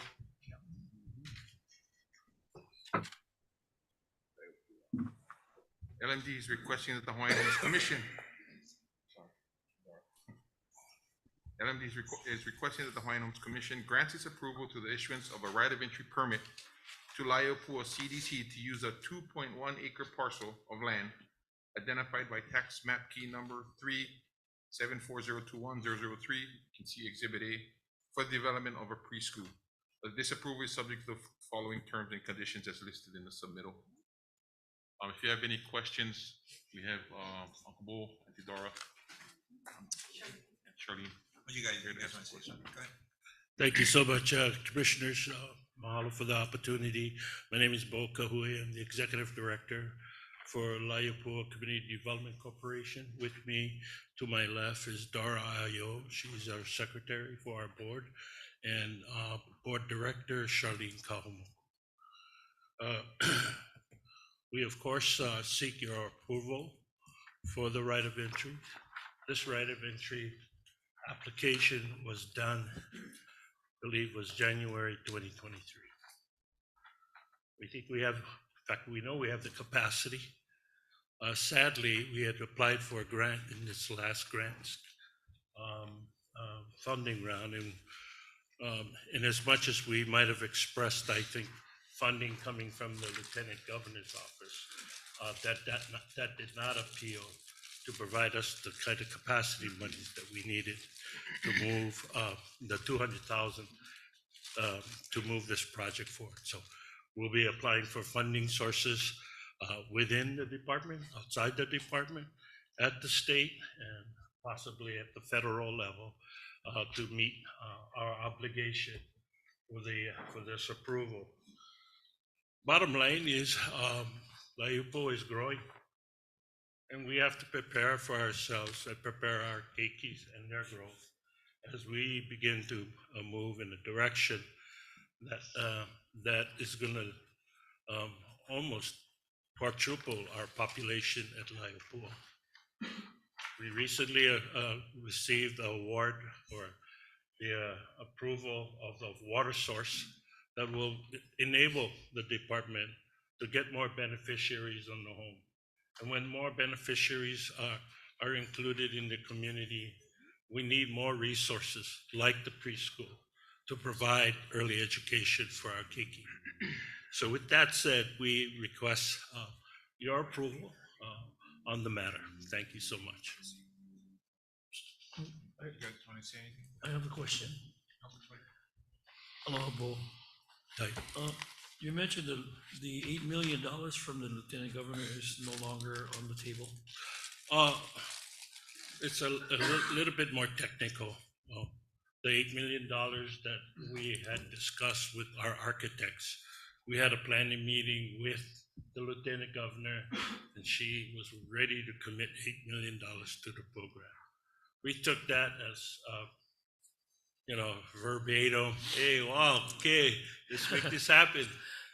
But it's a little bit more technical. We have some due diligence to do. We got to get the approval of the Public Charter School Commission to adopt our commission, charter school, native-based, culturally based educational preschool. So we think we can do this. There are models on our island and models across the state that we think we can replicate to provide early childhood education. So what do you think the cost would be to build this preschool? $12 million. So the initial $8 million is going to be for four-year-old classrooms and 4 3-year-old classrooms. And, it's all about leverage lending. So, or leverage success. If we build the first 8 classrooms, we believe we'll get the rest of the money to complete the project. Thank you. Wasn't Commitment Schools at one time? That is correct. What's the start of that? The parcel, and by the way, I'd like to make a correction for the record. The parcel is 37-4-021 semicolon 002, not 003. I checked the record, so it's 002, and it was subdivided out of 003 when Kamehameha made the request to put the preschool in. And then we were going down this track, and the department even gave them 34 water units to ensure that the preschool get built. Then overnight, the Kamehameha Schools decided not to because of its preference policy and the risk to its preference policy related to federal funding that was put towards the department under this particular subdivision. That is the quick walk just that I get from that. I know that they weren't going to do any more preschools across the state because of this preference policy and the risk that it would bring to Kamehameha School. They have quite a few preschools. They have them now. Yeah, quite a few. Yeah. Close to 30. Yeah, and we Then they don't have understand the, why. Multi-service center. We didn't understand why. Kalaniho Kaha Cultural Learning Center. Yeah, we didn't All these- understand why. So why wouldn't you want to do one? You're saying That was the core, that was the core answer I got. Who do you get that from? You remember the guy's person's name? Scott Abrigo was the planner for PBR Hawaii, and he actually did the planning guide for that. And then he became the principal for Kamehameha Schools in building the preschool. So Scott Abrigo might be a good source to go to. Any other questions, commissioners? If not, entertain a motion to move this along. Chair, just to clarify again, what Bo had mentioned is parcel number 2. Yeah, okay, Sorry about that, yeah. with amendment 002. You guys can change that. Okay, all those in favor say aye. Aye. Those opposed, motion carried. Thank you. Thank you, Commissioners. Hello. Item number 5, land manager is requesting that the Hawaiian Homes Commission grant its approval to amend license number 705 to the State of Hawaii Department of Human Services that will further extend the original and extended term by another 5 years from April 1st, 2024 to March 31st, 2029. This will allow licensee to use portions of Hawaiian homelands located at Kalaeloa, Oahu, and Wailukumau to continue to operate a youth social services program in 2,000 square foot single-story dwelling units that they constructed in 2008 on each island. LMD recommends the following terms and conditions as noted in the submittal.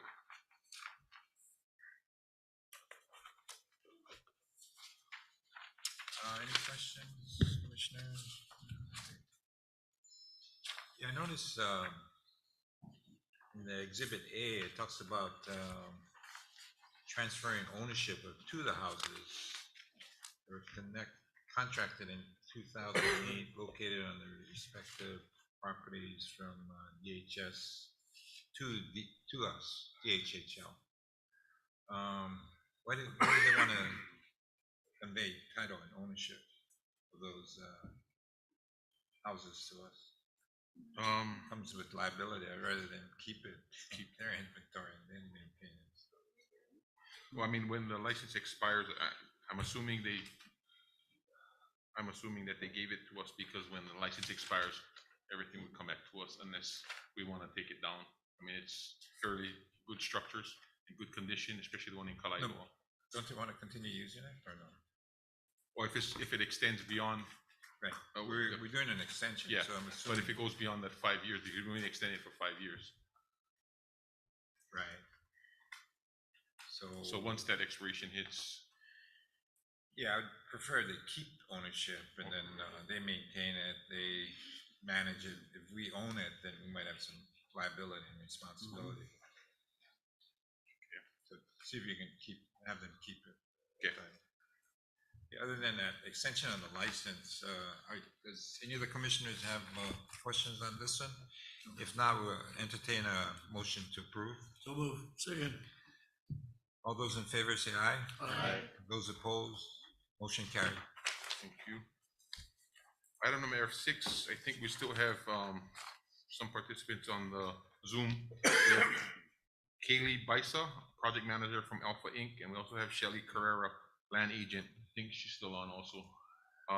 But this item, the Land Management Division is requesting that the Hawaiian Homes Commission authorize the issuance of First Amendment to right of entry number 727 issued to Alpha Inc. for an additional 12-month period for staging and base yard purchases during County of Maui Department of Water Supplies West Maui Source Development Project. Approval of the First Amendment is subject but not limited to the conditions as listed in the submittal below. Any questions? Otherwise, entertain a motion. So move. I'm sorry, we have a couple testifiers. Kanani Kapuniai?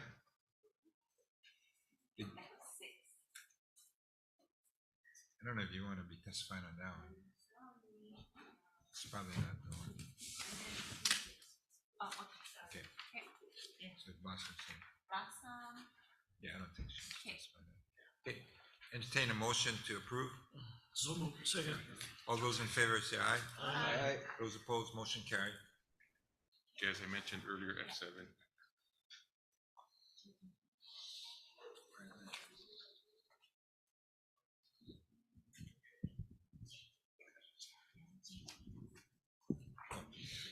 Okay, the next agenda item is G3. BC Hui Ho'okahua. Sorry, Commissioners, we're jumping you down because there was a beneficiary consultation that Andrew's going to present for this specific right of entry. So, G3. so ahead of item F7, Commissioners, I'm just going to real quickly present the beneficiary consultation report for the land use request to Hui Ho'okahua o Moloka'i. So item G3, so the recommended motion action is that the Hawaiian Homes Commission accept this beneficiary consultation report as the official public record of beneficiary input and feedback relative to two unsolicited land use requests submitted by two groups for two different parcels.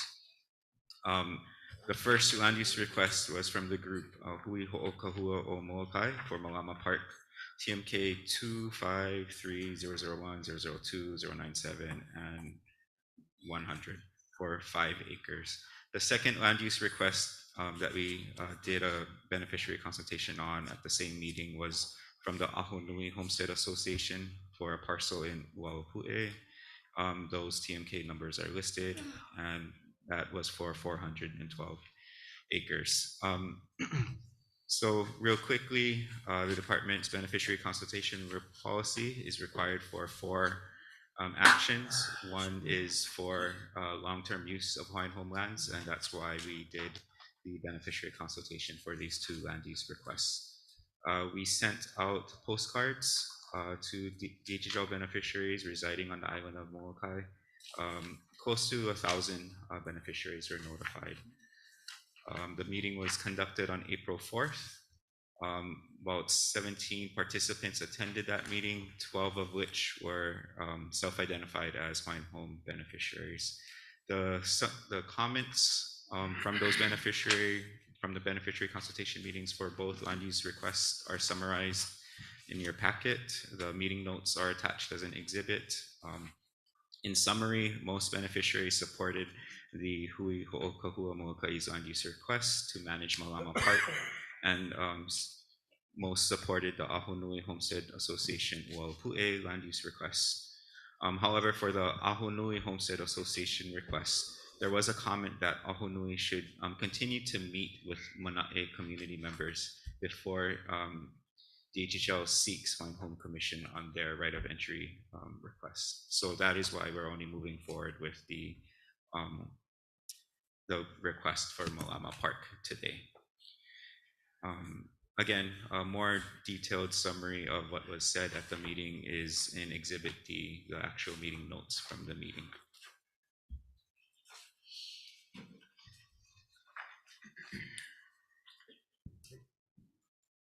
Any questions?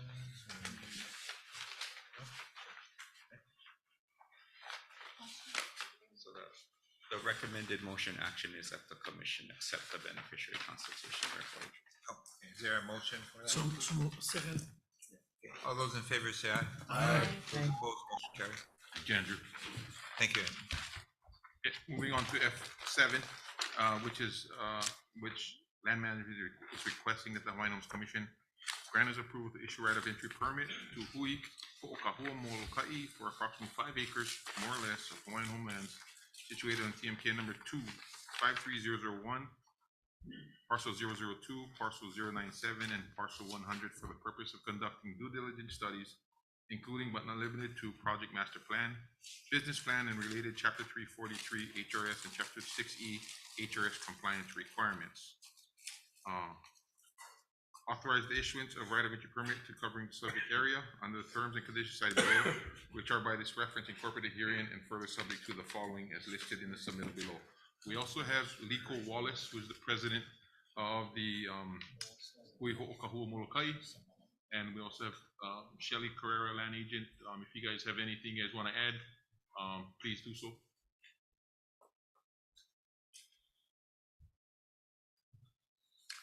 or if commissioners have any questions for Ms. Wallace.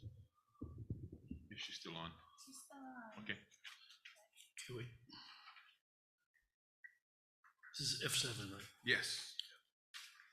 Commissioner Zablan, you got any questions? Yeah, Shelley, the master plan, when will that be presented by the organization? Aloha, Commissioner Helm. Thank you for that question. So issuance of the right of entry will allow the permittee to complete the master planning process. So we're requesting the right of entry be issued for up to 36 months with the option to extend for 2 additional 12-month periods. Thank you. Thank you.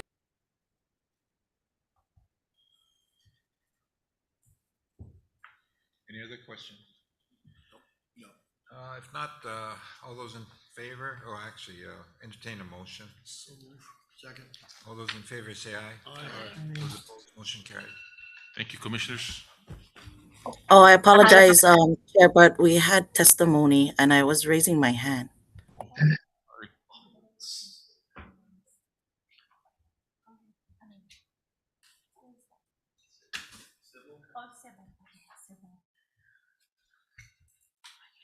Okay, go ahead, Sybil.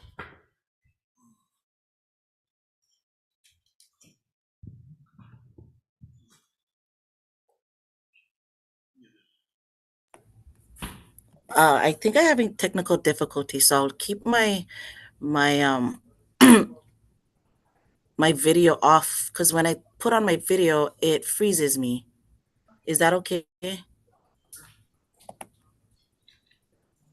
Okay. I don't know if you can hear me, but can I start my testimony? Okay. Aloha mai kākou. My name is Sybil Lopez. I represent the Shaw Moloka'i Mokupuni, and we hold monthly meetings here on Moloka'i through a virtual platform. And I am here today to support this initiative, the agenda item F7 in regards to the Ho'ohui Kahua Moloka'i. And Hui Ho'okahua Moloka'i was designed to gather all of our leadership on Moloka'i. And this organization, this nonprofit organization, comprises of 6 homestead associations, which includes Ho'olehua, Kapa'akea, Kamileloa, Onali'i, and Kalama'ula, both Kalama'ula and Na'iva. And I just kind of really want to commend our Moloka'i leadership here to take that initiative by forming a nonprofit organization to help support our community-based governance on Hawaiian homelands. As stated in section 201.6, which still needs to be vetted through an act of Congress, it really states that it is a policy of the state to support participation in governance by promoting the empowerment of democratically elected Hawaiian homestead community self-governance organizations. And or associations and organizations such as Hui Ho'okahua Moloka'i should be really exemplified as determining our own self-governance. And I would hope that the commission moving forward will be very favorable to these types of actions. As stated in 43 CFR Part 47, it is defined under the Code of Federal Regulations, homestead associations and homestead beneficiary associations. So we favorably ask that you support this effort, even though I heard you guys say you guys approved it, but moving forward, this is a master plan that has been in the works for years with Malama Cultural Park, and to see the efforts moving forward with this organization and watching other homestead associations gather and be collective. Yeah, it's a collective champion with our Moloka'i leadership. So mahalo for those who actually was able to form and be able to move this project forward. Sorry, I have my baby. But I Okay, so apologize. we But approve. mahalo nui. Thank you. Thank you for your testimony. Mahalo, commissioners. Okay, next item. No, we already, it's G1. Accept beneficiary consultation report for the general leasing of Oahu parcels. Andrew Choi. Aloha Commissioners. Item G1, the recommended motion action is that the Hawaiian Homes Commission accept this beneficiary consultation report as the official public record of beneficiary input and feedback relative to the general leasing of Oahu parcels in Kapolei and Moanalua. The TMKs are listed in the submittal. With me today, I have Uli Makaiga, who will quickly go through the consultation meeting and the results from that meeting. Aloha nui kako. Mahalo, Michael, for the pulling up the slideshow. Next slide, please. No problem. Thank you. The beneficiary consultation process was conducted virtually via Zoom on March 20th of this year.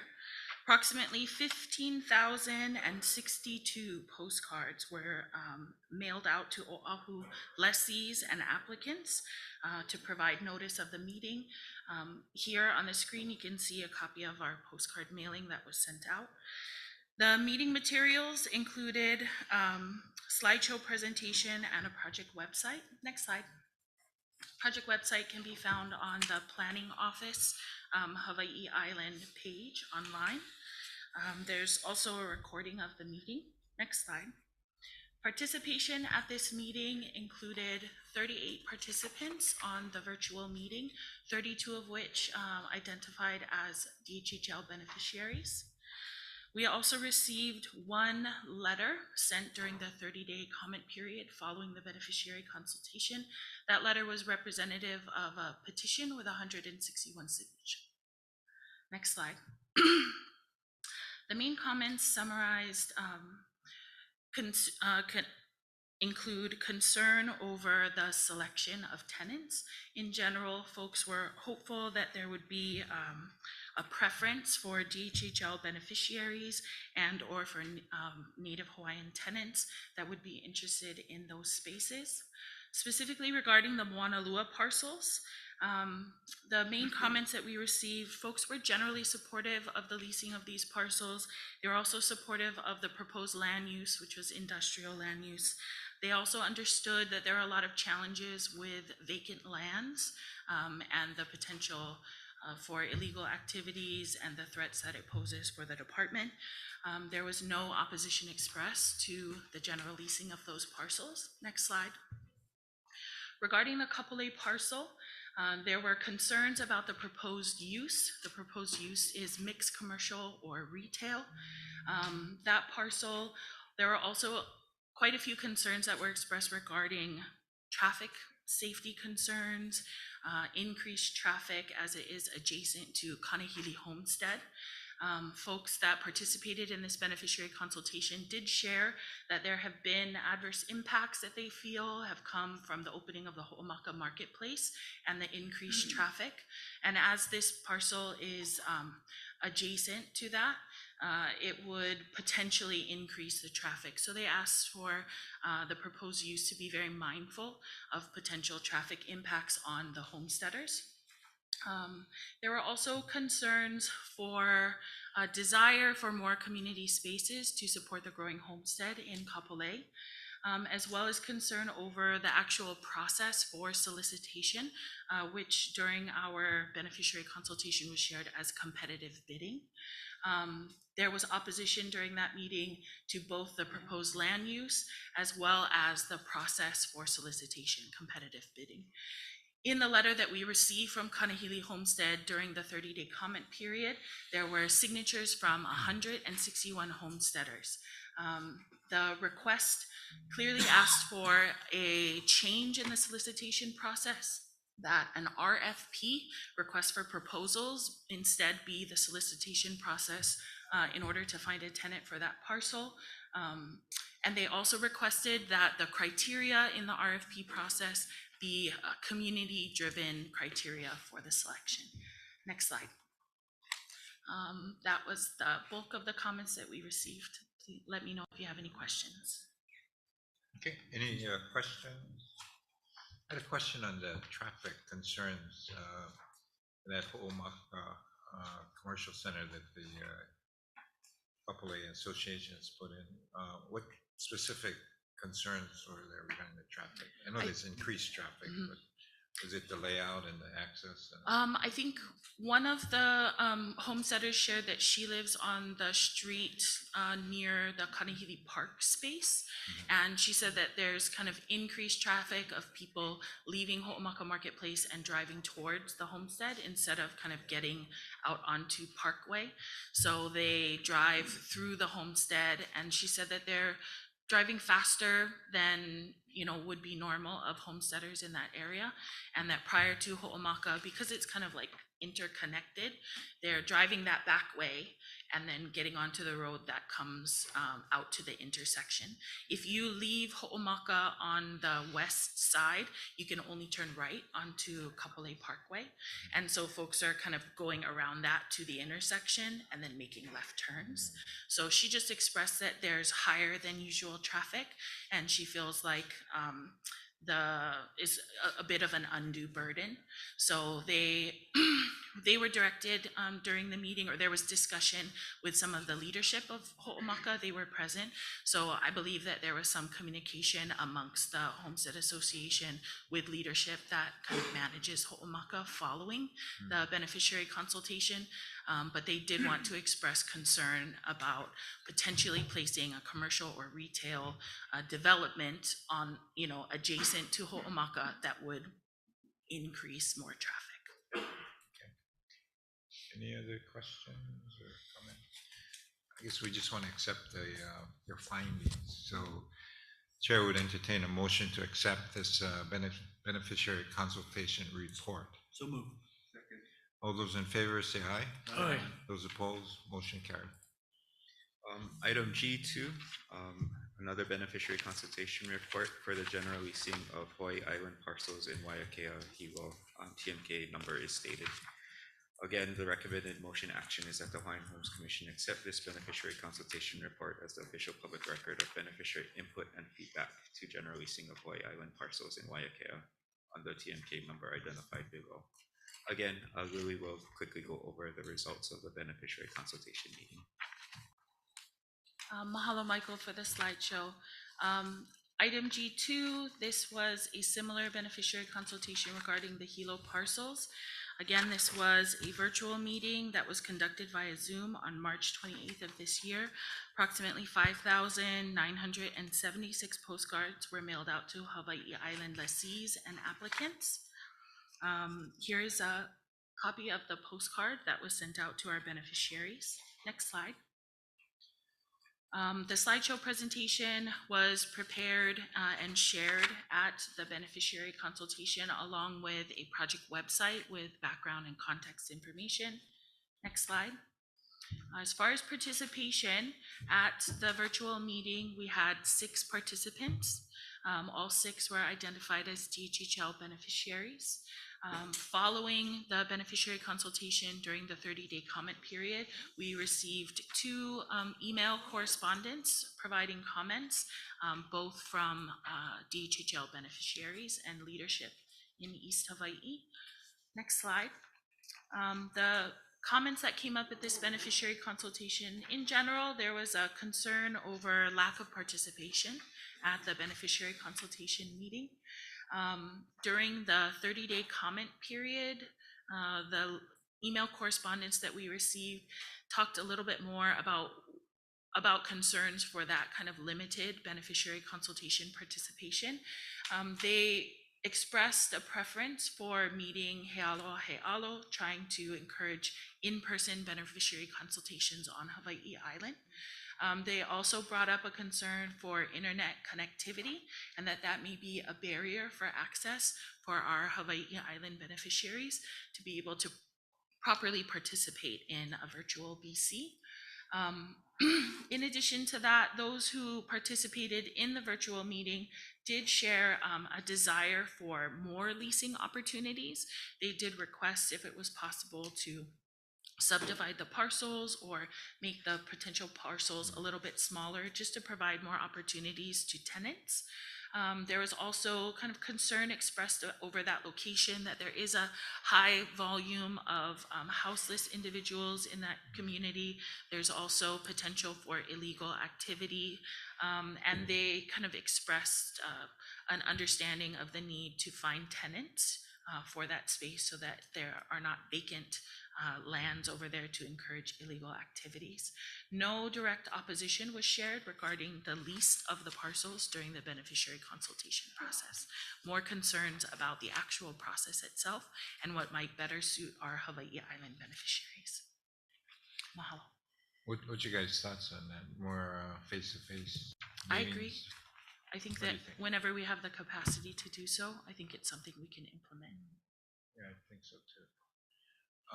Any questions? Not, we'll entertain a motion to adopt again this report. So moved. Second. All those in favor say aye. Aye. Those opposed, motion carried. Thank you. Excuse me, Chair. I had a question. My hand was raised. I'm sorry.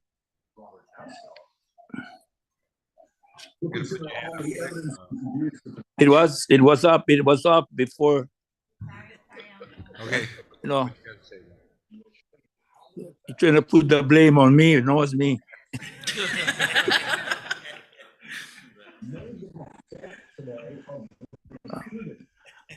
I do want to. It is about the process, and I think it was. I'm hoping it was maybe one of my inquiries about it, because it's sad when you have that kind of participation from the island that has the biggest industrial property that supports the Department of Hawaiian Homelands and the beneficiaries. However, one of the things was that the mailing, the 5,900 postcards, many of them was received 1 day late. So we were 1 day late, aside from the fact that connectivity on this island is atrocious, and that can be borne out if you ever had to speak to Jaren Tengan, who's working to try to connect Hilo. And so I live 5 minutes from the site, and I'm in an underserved area. So it says a lot about connectivity and having to go wanting face-to-face. And I'm glad to hear Liana mention that can work out. I think Deputy Duquette could attest to the fact that on very short notice, she had maybe 15 people, 20 people at her impromptu, along with Dean and Juan and Ross this past Saturday on transferring and successorship. So I think the process needs to change. And if no one did object to the property, I would be probably the first to object, because I think, like anything else, this process of having you accept, or having the commission accept a flawed beneficiary consultation sends a bad message to the rest of the beneficiaries. So that being said, I would, the process can continue, but I do not believe accepting 6 people virtually and 2 people written, regardless of whether or not they're Native Hawaiians, does send a strong message for us in East Hawaii. Again, thank you for allowing me the opportunity to voice my concern as an advocate for the department. Thank you. Thank you. Okay, thank you. The next item on the agenda is C3, summary of legislative session. Oriana? Or Lehua? Oh, both of you, or one of you.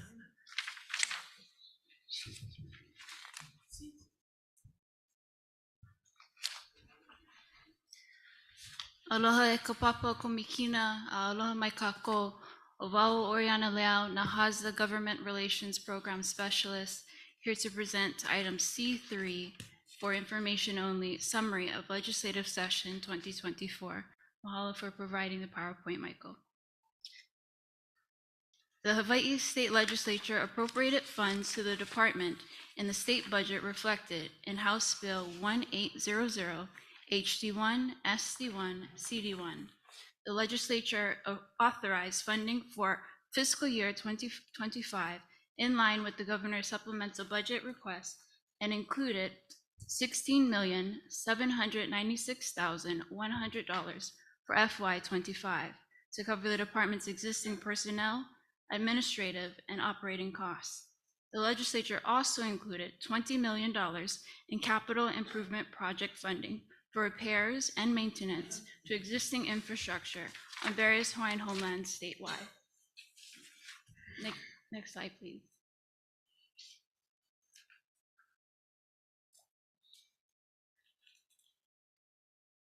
Next slide. Yes, thank you. As you all recall, there were 12 legislative proposals to be included in the governor's package for the 2024 regular session.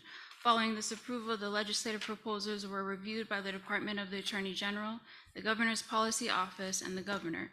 8 were included in the administration's legislative package, and 2 were passed by the legislature. The first of which was HB 2218, HD1, SD2. This bill proposes to amend the Hawaiian Homes Commission Act of 1920 as amended to increase the loan amount for direct loans provided by the department from 50% to 75% of the maximum single residence loan amount allowed in Hawaii by the U.S. Department of Housing and Urban Development's FHA, and 2, requires the Department of Hawaiian Homelands to provide financial literacy education for all borrowers. This measure requires review and approval by the U.S. Department of Interior. Second, we have SB 3109, SD1, HD2, CD1. This bill establishes the Act 279 Special Fund until June 30th, 2026. It deposits certain unexpended and unencumbered funds appropriated through Act 279 Session Laws of Hawaii 2022 that are set to lapse on June 30th, 2024 into the Act 279 Special Fund. It appropriates funds out of the Special Fund and lapses unencumbered monies from the appropriation out of the Act 279 Special Fund on June 30th, 2026. Lastly, we have SB 3236, HD1, CD1. Sorry, next slide, please. And the next slide. And the next slide. There we go. Relating to the Land Trust Act. This bill clarifies that if no personal property designation appears in a recorded instrument, the interest of the beneficiary shall be real property. This bill essentially places certain Hawaiian homelands into a land trust, thus separating the land from the vertical construction that would be developed with LIHTC funds, and allows for the department to issue leases to the beneficiary before the 15-year compliance period is completed. Now, there are other, next slide, please. Those related to DHHL that also passed, one of which was SB 3123, SD2, HD2, HD1, CD1. This bill authorizes DHHL to access vital records for purposes of verifying Native Hawaiian ancestry for beneficiary programs. It requires the Department of Health and DHHL to enter into an MOA to assure appropriate access and handling of confidential records and sealed records that have been unsealed pursuant to court order. Thankfully, we have completed and signed that MOA with the Department of Health in January of this year. There were also a number of resolutions that passed, one of which was HCR 196, SC1, also HR 176, urging the Hawaiian Homes Commission to consult beneficiaries of the Hawaiian Homes Commission Act regarding alternative wait lists and award prioritization based on lineal and generational descendancy for Hawaiian homelands located in Hana Maui. Thankfully, the planning office currently has draft rules that they are reviewing and are meant to be proposed before you all soon. Next, we have SR 73, urging the Department of Hawaiian Homelands to adopt and implement a neighborhood security watch in each homestead area. Next, we have SR 96, urging DHHL to display a portrait of Prince Jonah Kuhio Kalanianaole in each state building, office, meeting room, and waiting area under the department's jurisdiction. This one I thought wouldn't be too hard to fulfill because we currently have his portrait in most rooms. Now, there are a number of other resolutions and bills that were not directly related to DHHL, but are loosely related to DHHL, and I have them also noted here. The first being HB 1763, HD1 SD2 CD1. This bill prohibits HHFDC from forgiving any loan made from the Rental Housing Revolving Fund unless the corporation forecloses on the project.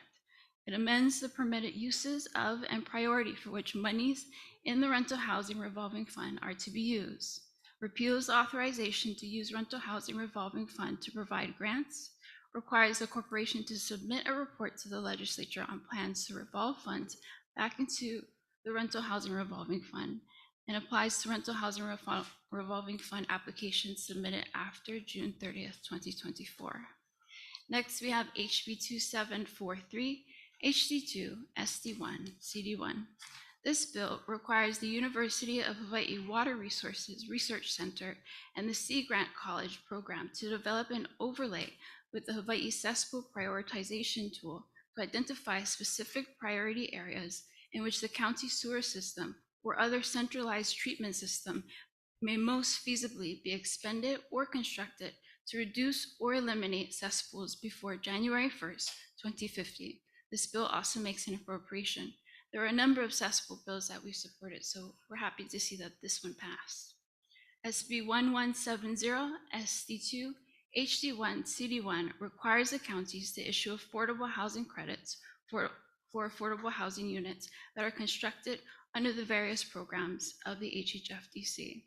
The department already has the privilege of gaining affordable housing credits pursuant to Act 90, Session Laws of Hawaii 2023, but we're happy that this privilege is also extended to HHFDC. Next, we have SB 2133 HD1 CD1. This bill authorizes HHFDC to issue bonds for housing project infrastructure and finance the development of regional state infrastructure projects. It exempts bonds issued by HHFDC for improvements by assessments and the interest thereon from state, county, and municipal taxation with certain exceptions. It includes proceeds from bonds issued for regional state infrastructure projects as a source of revenue for regional state infrastructure subaccounts. It authorizes the costs of providing regional infrastructure improvements to be assessed against housing and mixed-use transit-oriented development projects, specifically benefiting from the improvements when a regional infrastructure improvement project is undertaken by the HHFDC. It authorizes regional state infrastructure subaccount revenues to be used to repay regional state infrastructure project bondholders. As we all know, the DHHL has a large responsibility to provide and repair infrastructure, and this bill will help us to do that. We also have a number of transit-oriented development projects. Next, we have SB 2289, SD2 HD2 CD1, which requires the Department of Health to include in its annual report regarding Kalaupapa settlement details and updated information as available regarding the permanent transfer to other governmental or qualified non-governmental entities of the powers and duties of the department over Kalaupapa settlement. It also requires the Department of Health to report on its community engagement efforts with community stakeholders and the Molokai community. This bill sunsets on the first June 30th after the reviser of statutes receives a written gubernatorial proclamation that the reference transfer is complete. Next, we have SB 3068, SD1 HD1 CD2. This bill appropriates funds to support the state's continued response to the August 2023 wildfires that affected the counties of Hawaii and Maui. It declares that the appropriation exceeds the state general fund expenditure ceiling for 2024 to 2025. DHHL is noted in this bill as having the potential to be appropriated $20 million, but this is in P funds, P as in Peter, which means there would have to be a federal matching, a fund that would be allocated to the state and then appropriated to DHHL. Lastly, we have SCR 43 SD1 HD1 or SR 31 SD1, urging the Hawaii Housing Finance and Development Corporation to amend the priority for which low-income housing tax credits are allocated and monies in the rental housing revolving fund are used, and adopt certain administrative rules that incentivize the development of affordable housing in the state. The recommended motion is none because this is for information only, but I'm open to any questions. Mahalo.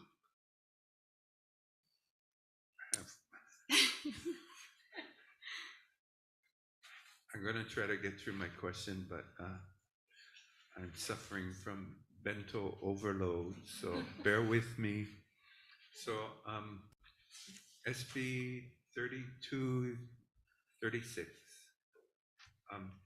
So I see in the testimony provided by the department, it's to support initiatives such as multifamily units, rentals, light tech, etc. I had trouble trying to understand the full implications of what that bill is intended to do, but one of the concerns that, knowing that I don't fully understand the full scope of it, one of the things that concerns me is that I see that our trust lands will be put into another trust. And so my question is, that feels like a generic trust that falls beyond the purview of DHHL. So that's a concern. So that is my question. Do our trust lands transfer to another trust that has no protection under the Hawaiian Homes Commission Act? That is my question. No, it doesn't do that. It stays within the Hawaiian Homes Commission Trust. Just by separating our existing trusts from the vertical construction, we're now able to do exactly that, or resolve the problem that we have with that 15-year wait for compliance before they would issue a homestead lease. With this change, we can now issue a homestead lease up front for the land.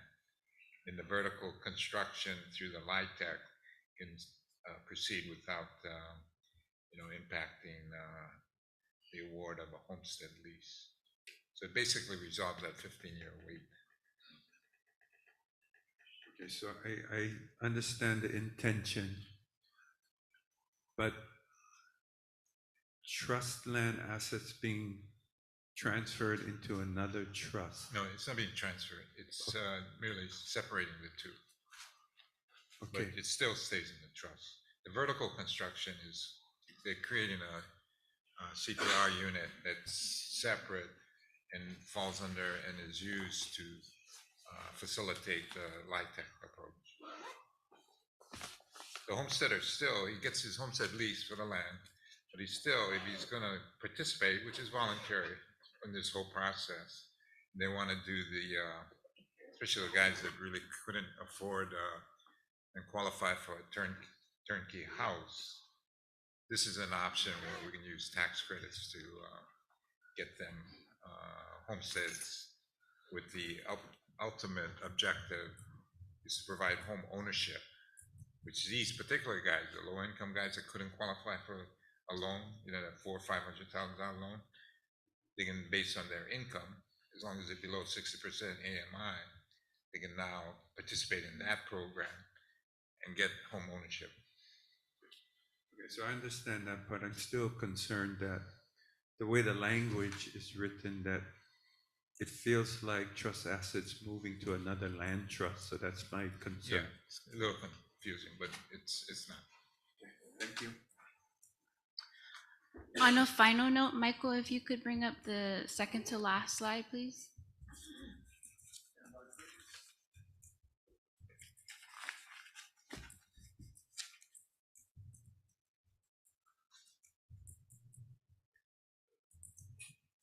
Mahalo.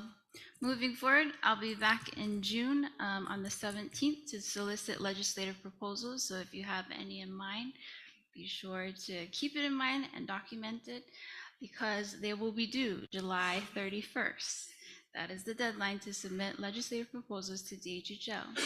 Then in August, that's when I have the kuleana of providing the draft legislative proposals to you all again.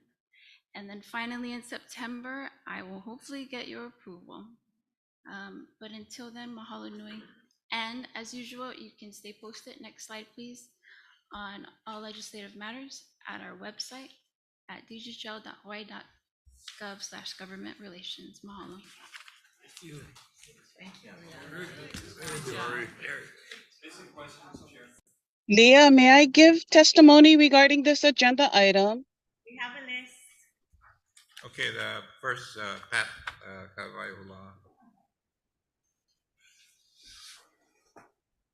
You had your hand up first, so you get to talk first. Pat?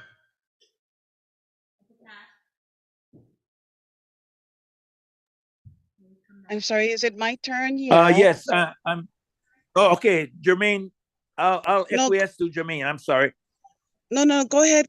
Go ahead, Pat. Uncle Pat, go ahead. Uncle Pat, then Kapua, Kapua Kamai, and then Jermaine Meyer. Oh, okay. Okay, thank you, Leah.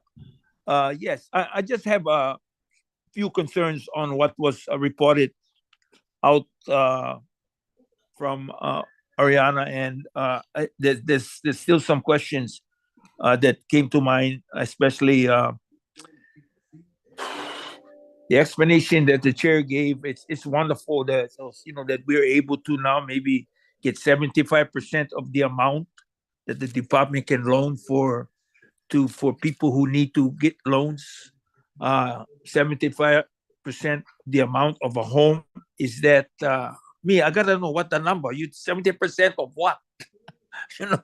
Like if the house 100,000, I'm gonna get 75% of that, or so those are the kinds of questions Native Hawaiians my age need to understand.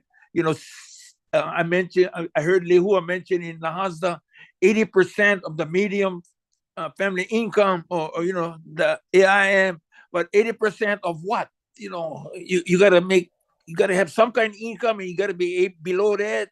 So it's confusing to just use percentages. It just makes simple. We simple people, we just simple people. But I appreciate what some of the things that Ariana mentioned, that legislatively, but I do have serious concerns about 3236, and I think, Mr. Chair, you explained why, especially when Commissioner Aul mentioned, which was my thought, is that our trust going into another trust, and then it's going to be operated by these people. 3236, I thought, was with the conservation, was taking some of our lands, put it into conservation. And that's where I have a problem when you move our lands. We need the land for our people. We don't need conservation. Yeah, save the trees, save the birds, say all that. But the endangered species just happen to be the Native Hawaiian. So I want to save them too, and give them their land, especially on this island. Mr. Chair, our discussion you had when you were here for the awarding of 16 half-acre subsistence agriculture. I think you and I had this discussion, although not in, but it was about there should be more. If you take 10 acres back, we should equate that to being 16 more subsistence agriculture lots. And the hell with density, but we got to be prepared to do those kinds of things, and just having two Native Hawaiian entities to be the ones going to speak on behalf of Native Hawaiians, the Alakaina Foundation and Hawaii Pacific Foundation sets, in my mind, sets a bad precedence that Native Hawaiian, anybody can identify themselves as Native Hawaiian entities or organizations. And then none of them 50%, but yet you're going to talk about our land. So I have a problem with that. And then I leave just that, the thought that Commissioner Aul did speak to. Are we now moving our trust lands into another trust? That was just one portion of Ariana's report on the legislation. And I'm glad to see that now you guys are going to get all this money so you guys can hire staff in Hilo. So again, I'm quite sure Ms. Fisher will be happy about that. Thank you very much for the opportunity. Mahalo for your questions and comments, Uncle Pat. If I may, I'd like to clarify concerning HB 2218. This bill proposes to amend Section 215, which allows the department to provide direct loans, which are 50% of what the county what is currently permissible according to the FHA loan limit per county. As it stands, Hawaii County would benefit the most. The FHA loan limit for Hawaii County right now is $517,000 and $517,500, which means right now the department can loan at a maximum $258,750. As I mentioned, this is the first step in the process, and it would still have to go through DOI review and approval. But if it passes, the amount we would be able to lease to a beneficiary would increase to $388,125. I hope this provides some clarity. Yes, and thank you very much, Ariana, for that explanation. Now makes clear sense. That I can understand. And again, I want to thank you, the rest of the staff that did this and have this report out there, and especially to the Commission and Mr. Chair for allowing me the opportunity again to interject into your already heavy set meeting. Thank you very much. Aloha. Okay, thank you. The next testifier, Kapua Kilikoa Kamai. Aloha o wau ka puakili I kua kamai no ka aina ho'opula ka ababa wainai mai au. Mahalo no ke ia mau manawa kuka au me opo. I do want to start off with thanking Commissioner Aul for his many years of great service. You are a model of what our commissioners should be doing. You are a level up from what we have had in the past, and I encourage all of our commissioners to take heed to what he has done, and it's going beyond. It's not just waiting for the department to share information. It's his engaging with his beneficiaries, because I want to remind all of our commissioners and everybody that listens that the whole purpose of these meetings is to implement the Hawaiian Homes Commission Act in a manner that serves the beneficiaries best, and the state of Hawaii is secondary.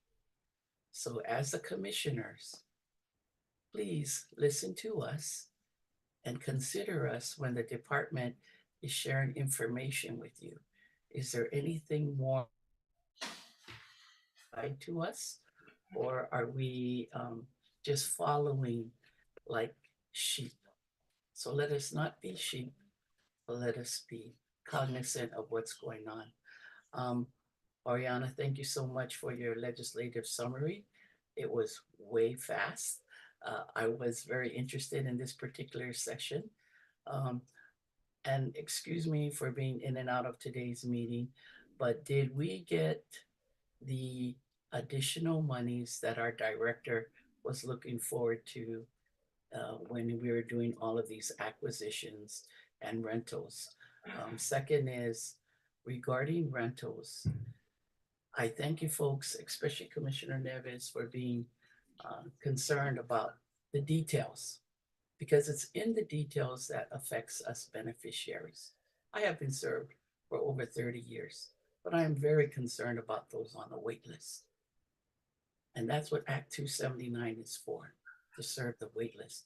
I'm very concerned about the lighting and about HUD loans, anything that opens the doors to a non-beneficiary on Hawaiian homelands is very concerning to me. And as a commissioner, it should be concerning to you. So I encourage all of our commissioners to speak to your beneficiaries, not limited to your moku or to your island. Go ahead and engage us. I thank you for all of your time that you give to us, because it's more than just these 2 days of full meetings and those visits that you have to go and see the INA.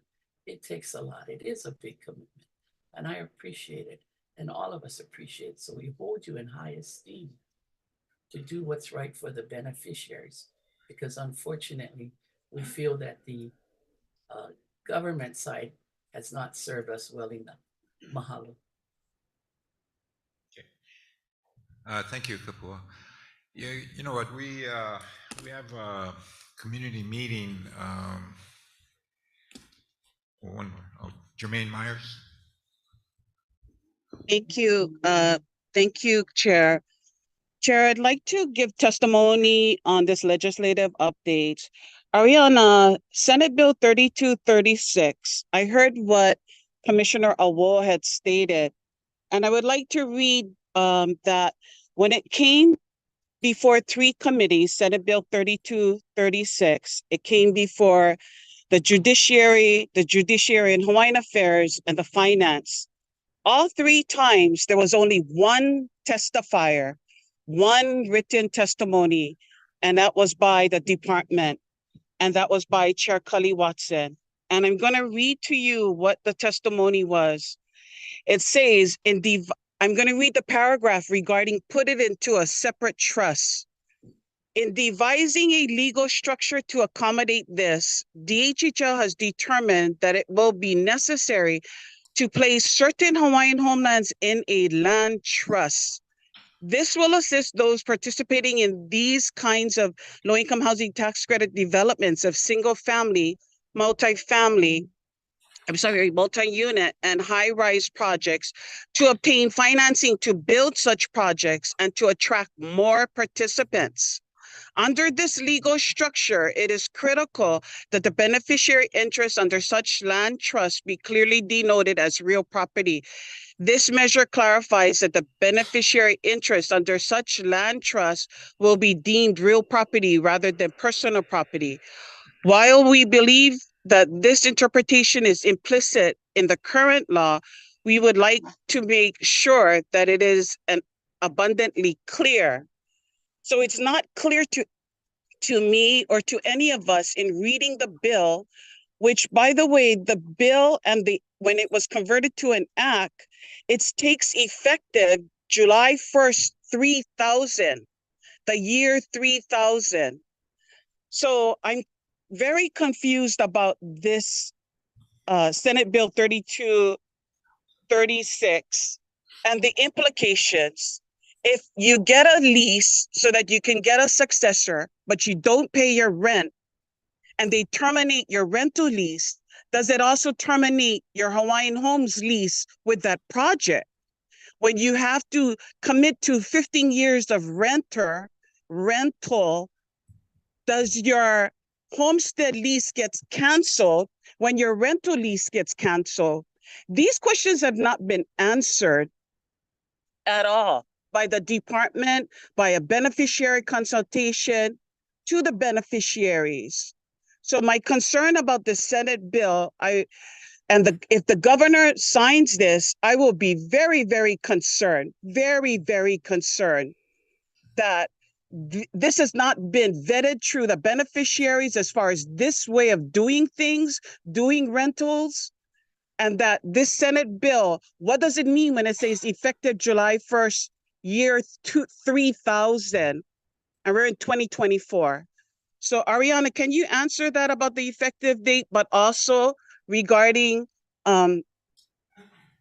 this separate trust that was denoted in the DHHL testimony in all 3 committee meetings? Mahalo. Sure, mahalo for the question. The defective date is typically used throughout the legislative session in order for the bill to go through different draft forms. When it went through conference, we made sure to submit our memo requesting that it be passed upon approval.